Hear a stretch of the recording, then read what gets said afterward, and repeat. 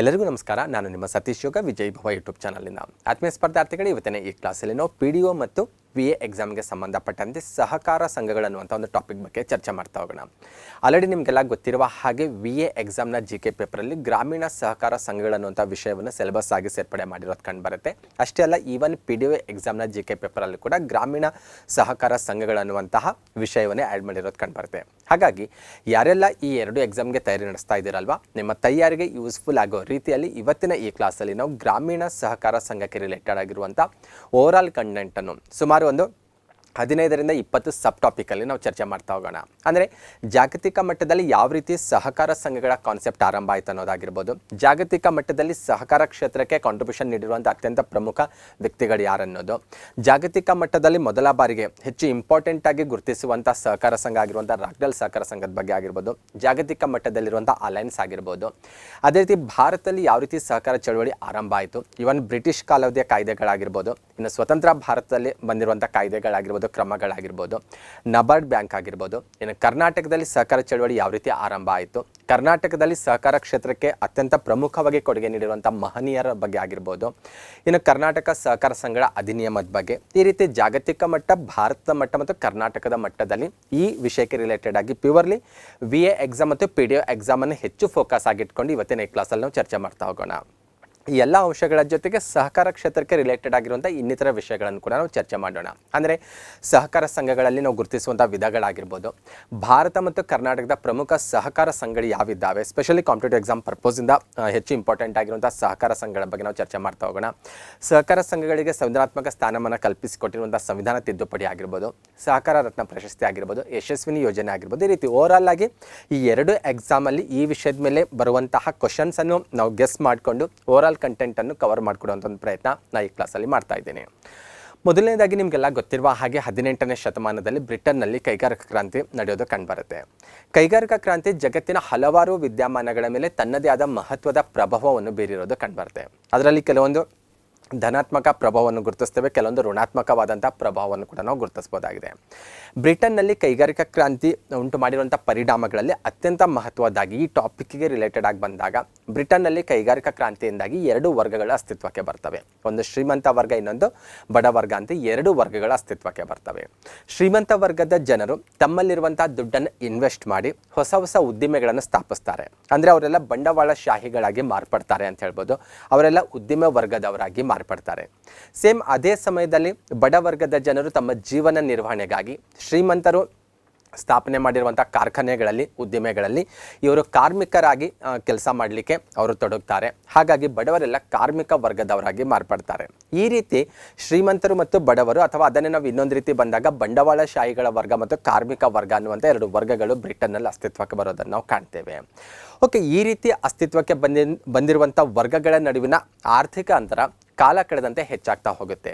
ಯಾರು ಶ್ರೀಮಂತರು ಬಂಡವಾಳವನ್ನು ಇನ್ವೆಸ್ಟ್ ಮಾಡಿ ಏನು ಅವರು ಕಾರ್ಖಾನೆಗಳನ್ನು ಸ್ಥಾಪಿಸಿರ್ತಾರಲ್ವ, ಅವರು ತಮ್ಮ ಕಾರ್ಖಾನೆಯ ಉತ್ಪಾದನೆಗಳನ್ನೆಲ್ಲ ಮಾರಾಟ ಮಾಡಿ ಅದರಿಂದ ಬಂದಿರುವಂಥ ಹಣವನ್ನೆಲ್ಲ ಅವರು ಕ್ರೋಢೀಕರಿಸಿಕೊಂಡು ಕಾಲ ಕಳೆದಂತೆ ಅವರು ಇನ್ನೂ ಹೆಚ್ಚು ಶ್ರೀಮಂತರಾಗ್ತಾ ಹೋಗ್ತಾರೆ. ಸೇಮ್ ಅದೇ ಸಮಯದಲ್ಲಿ ಬಡವರಾಗಿರುವಂಥ ಕಾರ್ಮಿಕ ವರ್ಗದ ಜನರು ಅತಿ ಕಡಿಮೆ ಹಣಕ್ಕೆ ಅವರು ಕೆಲಸವನ್ನು ಮಾಡಿಕೊಂಡು ಇನ್ನೂ ಬಡವರಾಗ್ತಾ ಹೋಗ್ತಾರೆ. ಹಾಗಾಗಿ ಬ್ರಿಟನ್ನಲ್ಲಿ ಶ್ರೀಮಂತರು ಮತ್ತು ಬಡವರ ನಡುವಿನ ಅಂತರ ಕಾಲ ಕಳೆದಂತೆ ಹೆಚ್ಚಾಗ್ತಾ ಹೋಗುತ್ತೆ. ಕೇವಲ ಆರ್ಥಿಕವಾಗಿ ಅವರ ನಡುವಿನ ಅಂತರ ಹೆಚ್ಚಾಗೋದಷ್ಟೇ ಅಲ್ಲ, ಸೇಮ್ ಅದೇ ಸಮಯದಲ್ಲಿ ಕಾರ್ಮಿಕರ ಮೇಲೆ ಬಂಡವಾಳಶಾಹಿಗಳ ದಬ್ಬಾಳಿಕೆ, ಶ್ರೀಮಂತರ ದಬ್ಬಾಳಿಕೆ ಕೂಡ ಹೆಚ್ಚಾಗ್ತಾ ಹೋಗುತ್ತೆ.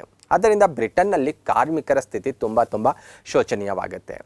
ಈ ಸಮಯದಲ್ಲಿ ಬ್ರಿಟನ್ನಲ್ಲಿ ಕಾರ್ಮಿಕರನ್ನು ಇಂತಹ ಒಂದು ಕೆಟ್ಟ ಪರಿಸ್ಥಿತಿಯಿಂದ ಅಥವಾ ಇಂಥ ಒಂದು ಶೋಚನೀಯ ಸ್ಥಿತಿಯಿಂದ ಮುಕ್ತಗೊಳಿಸುವಂಥ ಒಂದು ಆಲೋಚನೆ ರಾಬರ್ಟ್ ಓವೆನ್ ಅವರು ಮಾಡ್ತಾರೆ. ಅಂದರೆ ಕಾರ್ಮಿಕರ ಸ್ಥಿತಿಗತಿಯನ್ನು ಸುಧಾರಿಸುವಂಥ ಒಂದು ಪ್ರಯತ್ನವನ್ನು ಅವರು ಬ್ರಿಟನ್ನಲ್ಲಿ ಆರಂಭಿಸ್ತಾರೆ, ಅಥವಾ ಅಂಥ ಒಂದು ಪ್ರಯತ್ನವನ್ನು ಅವರು ಮಾಡಲಿಕ್ಕೆ ಮುಂದಾಗ್ತಾರೆ.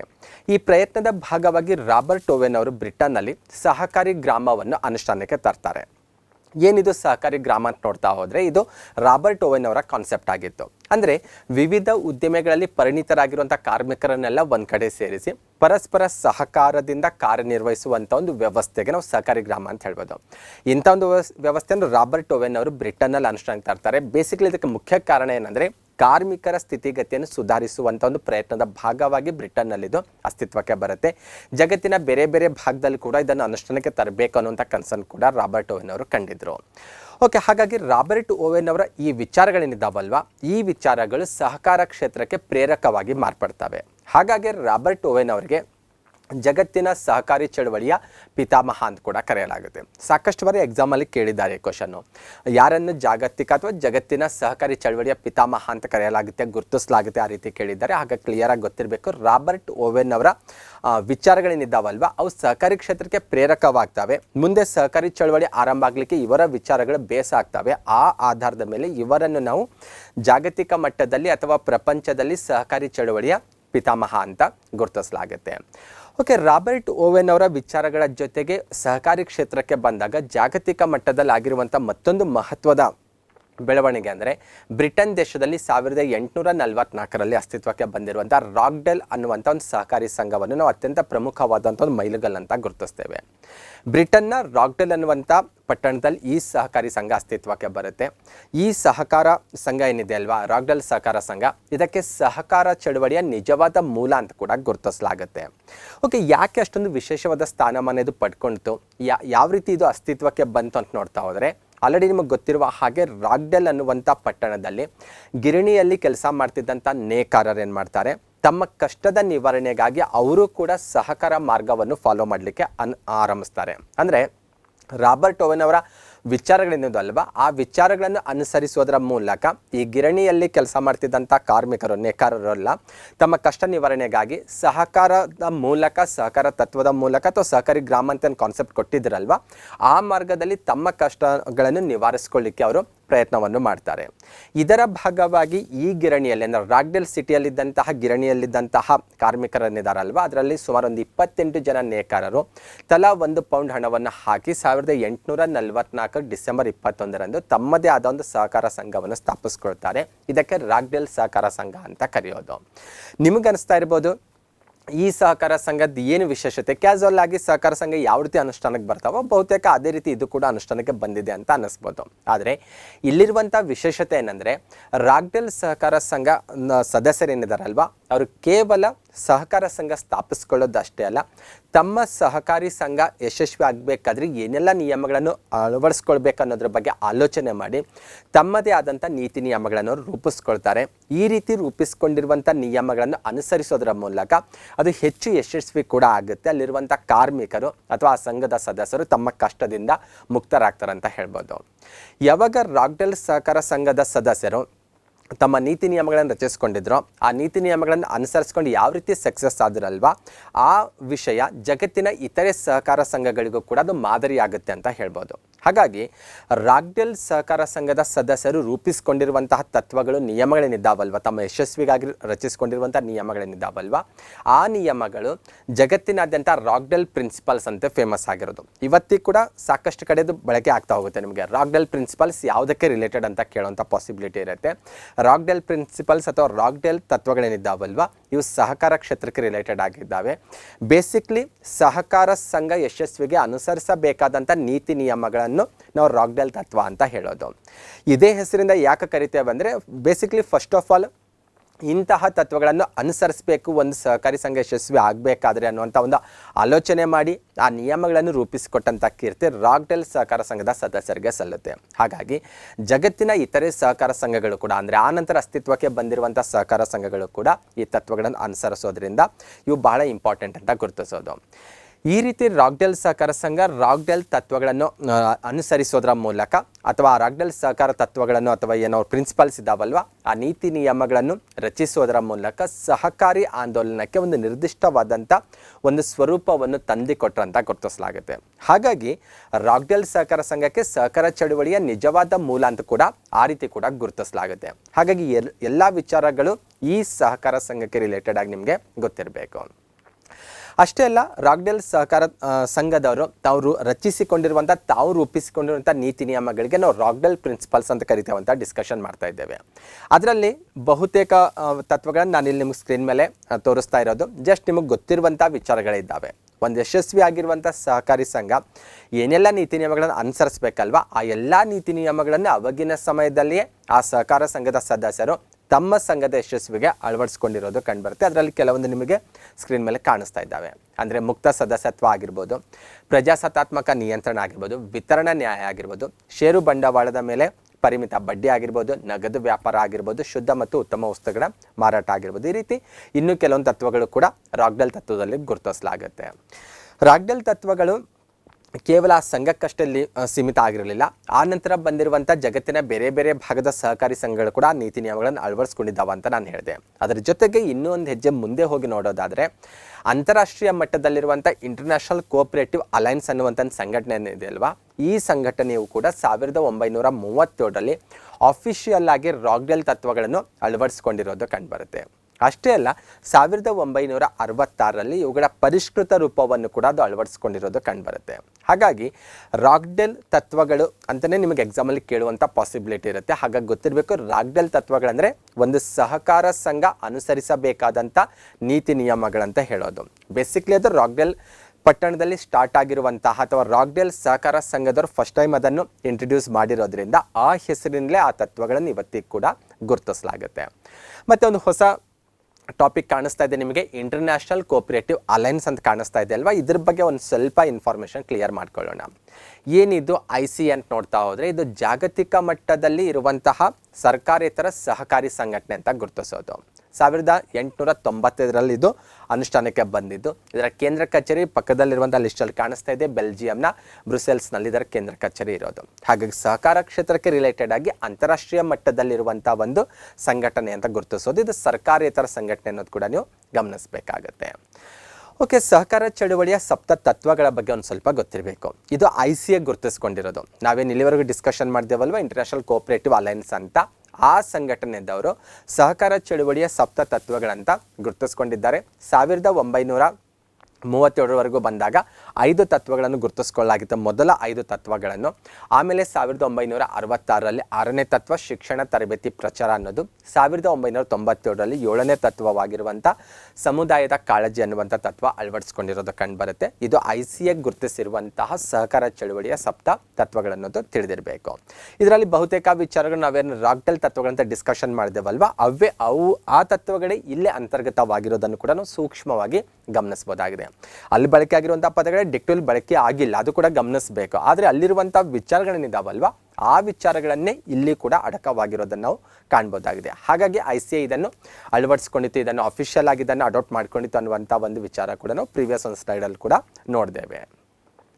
ಓಕೆ, ಕೈಗಾರಿಕಾ ಕ್ರಾಂತಿ ಆಯಿತು. ಕೈಗಾರಿಕಾ ಕ್ರಾಂತಿಯ ಪರಿಣಾಮವಾಗಿ ರಾಬರ್ಟ್ ಓವೆನ್ ಅವರು ಸಹಕಾರ ಗ್ರಾಮ ಅನ್ನುವಂಥ ಒಂದು ಕಾನ್ಸೆಪ್ಟ್ ಅಂತ ತರ್ತಾರೆ. ಆಮೇಲೆ ರಾಗ್ಡೆಲ್ ಸಹಕಾರ ಸಂಘ ಅನುಷ್ಠಾನಕ್ಕೆ ಬರುತ್ತೆ. ಅದರ ತತ್ವಗಳು ಕೂಡ ಫೇಮಸ್ ಆಗ್ತವೆ, ಬೇರೆ ಸಂಘಗಳು ಕೂಡ ಅದನ್ನು ಅನುಸರಿಸ್ತಾವೆ ಅಂತ ಹೇಳಿದ್ದೇವೆ. ಇವನ್ ICA ಬಗ್ಗೆ ಕೂಡ ನಾವು ಡಿಸ್ಕಷನ್ ಮಾಡಿದ್ದೇವೆ.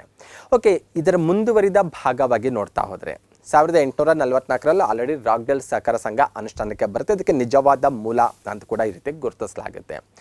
ಇದಾದ ನಂತರ 4-5 ವರ್ಷದಲ್ಲಿ ಬಂದಾಗ ಜರ್ಮನಿಯಲ್ಲಿ ಏನಾಗುತ್ತೆ, ಈ ಸಹಕಾರ ಸಂಘ ಏನು ಅಸ್ತಿತ್ವಕ್ಕೆ ಬಂದಿತ್ತಲ್ಲ ರಾಗ್ಡೆಲಲ್ಲಿ, ಆ ಸಹಕಾರ ಸಂಘದ ಕಾನ್ಸೆಪ್ಟನ್ನು ಒಂದು ಸ್ವಲ್ಪ ಮಾಡಿಫೈಡ್ ಆಗಿ ಜರ್ಮನ್ ದೇಶದಲ್ಲಿದ್ದಂಥ ಫೆಡ್ರಿಕ್ ವಿಲಿಯಂ ರೆಪಿಸನ್ ಅವರು ತಮ್ಮದೇ ಆದ ರೀತಿಯಲ್ಲಿ ಒಂದು ಹೊಸ ರೀತಿಯಲ್ಲಿ ಆ ಸಹಕಾರ ಸಂಘವನ್ನು ತಮ್ಮ ದೇಶದಲ್ಲಿ ಇಂಟ್ರೊಡ್ಯೂಸ್ ಮಾಡ್ತಾರೆ. ರೀಸನ್ನು ಅಥವಾ ಯಾವ ಉದ್ದೇಶಕ್ಕಾಗಿ ಅಂತ ನೋಡ್ತಾ ಹೋದರೆ, ಜರ್ಮನಿಯಲ್ಲಿದ್ದಂತಹ ರೈತರ ಸಮಸ್ಯೆಗಳಿಗೆ ಪರಿಹಾರವನ್ನು ಸೂಚಿಸುವಂಥ ಉದ್ದೇಶಕ್ಕಾಗಿ. ಅಂದರೆ ಜರ್ಮನ್ ದೇಶದಲ್ಲಿದ್ದಂತಹ ವ್ಯವಸಾಯ ಮಾಡ್ತಾ ಇರುವಂಥ ಜನರ ಉತ್ತಮ ಸ್ಥಿತಿಯನ್ನು ಮಾರ್ಪಡಲಿಕ್ಕೆ, ಅಂದರೆ ರೈತರ ಸ್ಥಿತಿಗತಿಯನ್ನು ಉತ್ತಮಪಡಿಸುವಂಥ ಉದ್ದೇಶಕ್ಕಾಗಿ ರಾಗ್ಡೆಲ್ ಸಹಕಾರ ಸಂಘ ಏನಿತ್ತಲ್ವ, ಅದೇ ಕಾನ್ಸೆಪ್ಟನ್ನು ತಮ್ಮದೇ ಆದ ರೀತಿಯಲ್ಲಿ ಒಂದು ಸ್ವಲ್ಪ ಅದನ್ನು ಮಾಡಿಫೈಡ್ ಮಾಡಿಕೊಂಡು ಅದನ್ನು ತಮ್ಮ ದೇಶದಲ್ಲಿ ಅದನ್ನು ಪರಿಚಯಿಸ್ತಾರೆ. ಅದು ಜರ್ಮನಿಯಲ್ಲಿ ಅದನ್ನು ಅಳವಡಿಸ್ಕೊಳ್ಳಾಗುತ್ತೆ. ಜರ್ಮನಿಯಲ್ಲಿ ರೈತರ ಸಮಸ್ಯೆ ಬಗೆಹರಿಸುವಲ್ಲಿ ಅದು ಸಕ್ಸಸ್ ಕೂಡ ಆಗುತ್ತೆ. ಯಾವಾಗ ಜರ್ಮನಿಯಲ್ಲಿ ವ್ಯವಸಾಯ ಸಹಕಾರ ಸಂಘಗಳು ಯಶಸ್ವಿ ಆಗ್ತಾವಲ್ವಾ, ಆ ನಂತರ ಯುರೋಪಿನ ಇತರ ದೇಶಗಳಿಗೂ ಕೂಡ ಈ ಮಾದರಿ ಸ್ಪ್ರೆಡ್ ಆಗ್ತಾ ಹೋಗುತ್ತೆ. ಅಂದರೆ ರೆಪಿಸನ್ ಮಾಡೆಲ್ ಅಂತಲೇ ಕರೆಯಲಾಗುತ್ತೆ ಇದಕ್ಕೆ. ರಾಗ್ಡೆಲ್ ಅನ್ನೋದು ಬೇಸಿಕ್ಲಿ ಇದ್ದದ್ದು. ಆ ಮಾಡೆಲನ್ನು ಇವರು ತಮ್ಮ ದೇಶಕ್ಕೆ ಅನುಕೂಲ ಆಗೋ ರೀತಿಯಲ್ಲಿ ಅದನ್ನು ತಮ್ಮದೇ ಆದ ರೀತಿಯಲ್ಲಿ ಏನು ಮಾಡ್ತಾರೆ, ಅದರ ಚಿತ್ರಣವನ್ನು ನೀಡ್ತಾರೆ. ಅದು ಜರ್ಮನಿಯಲ್ಲಿ ಅಳವಡಿಸ್ಕೊಳ್ತಾರೆ, ವ್ಯವಸಾಯ ಸಹಕಾರ ಸಂಘಗಳಾಗಿ ಅಳವಡಿಸ್ಕೊಳ್ತಾರೆ. ಜರ್ಮನಿಯಲ್ಲಿ ಸಕ್ಸಸ್ ಆಗುತ್ತೆ. ಅದಾದ ನಂತರ ಯುರೋಪಿನ ಇತರೆ ರಾಷ್ಟ್ರಗಳು ಕೂಡ ಅದನ್ನು ಅಳವಡಿಸ್ಕೊಳ್ತವೆ. ಈವನ್ ಭಾರತವು ಕೂಡ ಇದನ್ನು ಅಳವಡಿಸ್ಕೊಳ್ಳುವಂಥ ಒಂದು ಆಲೋಚನೆ ಮಾಡುತ್ತೆ ಅಂತ ಹೇಳ್ಬೋದು. ಈ ರೀತಿ ಬ್ರಿಟನ್ನಿಂದ ಆರಂಭವಾದಂಥ ಈ ಸಹಕಾರ ಸಂಘದ ಕಾನ್ಸೆಪ್ಟು ಮುಂದೆ ವ್ಯವಸಾಯ ಸಹಕಾರ ಸಂಘವಾಗಿ ಜರ್ಮನಿಯಲ್ಲಿ ರೆಪಿಸನ್ ಅನ್ನೋರು ಈ ಕಾನ್ಸೆಪ್ಟನ್ನು ನೀಡ್ತಾರೆ ಬಂದಾಗ ಅದಕ್ಕೆ ರೆಪಿಸನ್ ಮಾದರಿ ಅಂತಲೇ ನಾವು ಕರೆಯೋದು. ಆಮೇಲೆ ಅದು ಜಗತ್ತಿನ ಬೇರೆ ಬೇರೆ ರಾಷ್ಟ್ರಗಳಿಗೂ ಕೂಡ ಪರಿಚಯ ಆಗುತ್ತೆ. ಈವನ್ ಭಾರತವು ಕೂಡ ಅದನ್ನು ಅಳವಡಿಸಿಕೊಳ್ಳುವಂಥ ಒಂದು ಆಲೋಚನೆ ಮಾಡುತ್ತೆ ಅಂತ ಹೇಳ್ಬೋದು. ಈವನ್ ಬ್ರಿಟಿಷ್ ಕಾಲಾವಧಿಯಲ್ಲಿ ಭಾರತಕ್ಕೆ ಈ ಸಹಕಾರ ಸಂಘದ ಕಾನ್ಸೆಪ್ಟ್ ಕೂಡ ಬರುತ್ತೆ ಅಂತ ಹೇಳ್ಬೋದಾಗಿದೆ. ಓಕೆ, ಇದಿಷ್ಟು ವಿಚಾರ ನಿಮಗೆ ಕ್ಲಿಯರ್ ಆಗಿ ಗೊತ್ತಿರಬೇಕು. ಇನ್ನು ಸಹಕಾರದ ಮೂಲ ಮಂತ್ರ ಯಾವುದು ಅಂತ ನೋಡ್ತಾ ಹೋದ್ರೆ one for all and all for one ಅಂತ, ತಾನು ಎಲ್ಲರಿಗಾಗಿ ಎಲ್ಲರೂ ತನಗಾಗಿ ಅನ್ನೋದು. ಇದು ಕೂಡ ನಿಮಗೆ ಎಕ್ಸಾಮಲ್ಲಿ ಕೇಳುವಂಥ ಪಾಸಿಬಿಲಿಟಿ ಇರುತ್ತೆ. ಸಹಕಾರ ಚಳವಳಿಯ ಮೂಲ ಮಂತ್ರ ಯಾವುದಾದ್ರೂ ಅಥವಾ ಅದರ ಮೂಲ ತತ್ವ ಯಾವುದು ಅಂತ ಕೇಳ್ಬೋದು. ಇದು ಕ್ಲಿಯರ್ ಆಗಿ ನೀವು ನೆನ್ಪಿಟ್ಕೊಳ್ಬೇಕು. ಈ ಮೂಲ ಮಂತ್ರವನ್ನೇ ಬೇಸಾಗಿಟ್ಕೊಂಡು ಸಹಕಾರ ಸಂಘ ಅಂದರೆ ಏನು ಅನ್ನೋದಕ್ಕೂ ಕೂಡ ನಾವು ವ್ಯಾಖ್ಯಾನ ಮಾಡ್ಬೋದು. ಎಕ್ಸಾಮಲ್ಲಿ ಆಲ್ಮೋಸ್ಟ್ ಅಲ್ಲಿ ಕೇಳಲ್ಲ, ಡೆಫಿನೇಷನ್ ಕೇಳಲ್ಲ, ಭಾಳ ರೇರ್ ಅದು. ಆದರೂ ನಮಗೊಂದು ಐಡಿಯಾ ಇರಬೇಕು ನಿಮಗೆ. ಇನ್ ಕೇಸ್ ಡೆಫಿನೇಷನ್ನೇ ಕೇಳಿದ್ರು ಕೂಡ 4ರಲ್ಲಿ ಯಾವುದು ಸರಿಯಾದಂಥ ಡೆಫಿನೇಷನ್ ಅಂತ ಅನ್ನೋದನ್ನು ನಮಗೆ ಐಡೆಂಟಿಫೈ ಮಾಡಲಿಕ್ಕೆ ಬರಬೇಕು. ಓಕೆ, ಇಲ್ಲಿ ನೋಡಿದ್ರೆ ಗೊತ್ತಾಗ್ತಾ ಇದೆ, ತಾನು ಎಲ್ಲರಿಗಾಗಿ ಎಲ್ಲರೂ ತನಗಾಗಿ ಎಂಬ ತತ್ವದ ಮೇಲೆ ಜನಸಾಮಾನ್ಯರಿಂದ ರಚನೆ ಆದಂಥ ಒಂದು ಸಂಘಟನೆ ಅಥವಾ ಒಂದು ವ್ಯವಸ್ಥೆಗೆ ನಾವು ಸಹಕಾರಿ ಸಂಘ ಅಂತ ಕರಿಬೋದಾಗಿದೆ. ಈ ಕಂಟೆಂಟನ್ನು ಬೇಸಾಗಿಟ್ಕೊಂಡು ನೀವು ಆಪ್ಷನ್ಸಲ್ಲಿ ಏನು ಮಾಡಬೇಕು, ಇದಕ್ಕೆ ನಿಯರೆಸ್ಟ್ ಆನ್ಸರ್ ಇದೇ ಇರ್ಬೋದು ಅಥವಾ ಇದಕ್ಕೆ ನಿಯರೆಸ್ಟ್ ಅಥವಾ ಈ ಅರ್ಥವನ್ನು ಕೊಡುವಂತಹ ಆಪ್ಷನ್ಸ್ ಯಾವುದಿದೆ ಅನ್ನೋದನ್ನು ಅರ್ಥ ಮಾಡಿಕೊಂಡು ಸಹಕಾರಿ ಸಂಘ ಅಂದರೆ ಏನು ಅಂತ ಕ್ವಶನ್ ಬಂದರೆ ಅದಕ್ಕೆ ಆನ್ಸರ್ ಗುರುತಿಸುವಂಥ ಒಂದು ಪ್ರಯತ್ನ ನೀವು ಮಾಡಬೇಕಾಗತ್ತೆ. ಓಕೆ, ಆಲ್ರೆಡಿ ನಿಮಗೆ ನಾನು ಸ್ಟಾರ್ಟಿಂಗಲ್ಲೇ ಹೇಳಿದೆ, ಟೋಟಲ್ ಸಹಕಾರ ಸಂಘಗಳಿಗೆ ಅಥವಾ ಗ್ರಾಮೀಣ ಸಹಕಾರ ಸಂಘಗಳಿಗೆ ರಿಲೇಟೆಡ್ ಆಗಿರುವಂಥ ಕಂಟೆಂಟನ್ನು ನಾವು 3 ಹಂತದಲ್ಲಿ ಡಿಸ್ಕಷನ್ ಮಾಡ್ತಾ ಇದ್ದೇವೆ. ಜಾಗತಿಕ ಮಟ್ಟದಲ್ಲಿ ಏನೆಲ್ಲ ಬೆಳವಣಿಗೆ ಆಯಿತು ಅನ್ನೋದನ್ನು ಕ್ಲಿಯರ್ ಮಾಡ್ಕೊಂಡಿವೆ. ಕೈಗಾರಿಕಾ ಕ್ರಾಂತಿ ಆಗಿರ್ಬೋದು, ರಾಬರ್ಟ್ ಓವೆನ್ ಅವರ ಕಾನ್ಸೆಪ್ಟ್ ಆಗಿರ್ಬೋದು, ಅವರ ಸಹಕಾರಿ ಸಂಘದ ಕಾನ್ಸೆಪ್ಟ್ ಪರ್ಟಿಕ್ಯುಲರ್ ಆಗಿ ನೋಡೋದಾದ್ರಾಗಿರ್ಬೋದು, ರಾಕ್ಡೆಲ್ ಸಹಕಾರ ಸಂಘ ಅದರ ತತ್ವಗಳಾಗಿರ್ಬೋದು, ಈವನ್ ICA ಆಗಿರ್ಬೋದು. ಅದಾದ ನಂತರ ಜರ್ಮನಿಯಲ್ಲಿ ಯಾವ ರೀತಿ ಇದು ಮಾಡಿಫೈಡ್ ಆಯಿತು ಅಥವಾ ತಮ್ಮದೇ ಆದ ರೀತಿಯಲ್ಲಿ ಜರ್ಮನ್ ದೇಶದಲ್ಲಿ ಯಾವ ರೀತಿ ರೆಪಿಸನ್ ಅವರು ಇದನ್ನು ಅಳವಡಿಸ್ಕೊಂಡ್ರು, ಆ ನಂತರ ಅದು ಯುರೋಪ್ ಮತ್ತು ಈವನ್ ಬೇರೆ ಬೇರೆ ದೇಶಗಳಿಗೂ ಕೂಡ ಆ ವಿಚಾರ ಸ್ಪ್ರೆಡ್ ಆಯಿತು ಅಂತ ನಾನು ಹೇಳ್ದೆ ಅಲ್ವಾ. ಇದೆಲ್ಲವೂ ಕೂಡ ಜಾಗತಿಕ ಮಟ್ಟದಲ್ಲಿ ಸಹಕಾರ ಕ್ಷೇತ್ರಕ್ಕೆ ರಿಲೇಟೆಡ್ ಆಗಿ ಆಗಿರುವಂಥ ಬೆಳವಣಿಗೆ ಅಂತ ಗುರುತಿಸ್ಬೋದು. ನೆಕ್ಸ್ಟ್ ಒಂದು, ಭಾರತದಲ್ಲಿ ಯಾವ ರೀತಿ ಸಹಕಾರ ಚಳವಳಿ ಆರಂಭ ಆಯಿತು ಅನ್ನೋದನ್ನು ಕ್ಲಿಯರ್ ಮಾಡ್ಕೊಳ್ಳೋಣ. ಭಾರತದ ಮಟ್ಟಿಗೆ ಬಂದಾಗ ನಾವು 2 ಕಾಲಘಟ್ಟಗಳಾಗಿ ಡಿವೈಡ್ ಮಾಡ್ಬೋದು. ಒಂದು, ಸ್ವತಂತ್ರ ಪೂರ್ವದ ಕಾಲಾವಧಿಯಲ್ಲಿ ಯಾವ ರೀತಿ ಸಹಕಾರ ಚಳವಳಿ ಭಾರತದಲ್ಲಿ ಡೆವಲಪ್ಮೆಂಟ್ ಆಯ್ತು ಅನ್ನೋದು, ಸ್ವತಂತ್ರ ನಂತರದ ಕಾಲಾವಧಿಯಲ್ಲಿ ಯಾವ ರೀತಿ ಡೆವಲಪ್ಮೆಂಟ್ ಆಯ್ತು ಅನ್ನೋದು. ಈ 2 ಕಾಲಘಟ್ಟಗಳನ್ನು ಡಿವೈಡ್ ಮಾಡಿ ನಾವು ಅಧ್ಯಯನ ಮಾಡಿದ್ರೆ ಅವಾಗ ಅದರ ಬಗ್ಗೆ ಒಂದು ಸ್ಪಷ್ಟವಾಗಿ ನಾವು ಚಿತ್ರಣವನ್ನು ಪಡ್ಕೋಬೋದಾಗಿದೆ. ಮೊದಲನೇದಾಗಿ ಬ್ರಿಟಿಷ್ ಕಾಲಾವಧಿ ಅಂತ ಬಂದಾಗ ಅಥವಾ ಸ್ವತಂತ್ರ ಪೂರ್ವದ ಕಾಲಾವಧಿ ಅಂತ ಬಂದಾಗ ಆಲ್ರೆಡಿ ನಿಮಗೆ ಗೊತ್ತಿದೆ, ಇಂಡೋನೇಷ್ಯಲ್ಲಿ ಅಭ್ಯಾಸ ಮಾಡಿರ್ತೀರಾ. 19ನೇ ಶತಮಾನದ ಉತ್ತರಾರ್ಧದಲ್ಲಿ ಬಂದಾಗ ರೈತರ ಸ್ಥಿತಿ ಹಲವಾರು ಕಾರಣಗಳಿಂದ ಭಾರತದಲ್ಲಿ ಚಿಂತಾಜನಕವಾಗಿತ್ತು.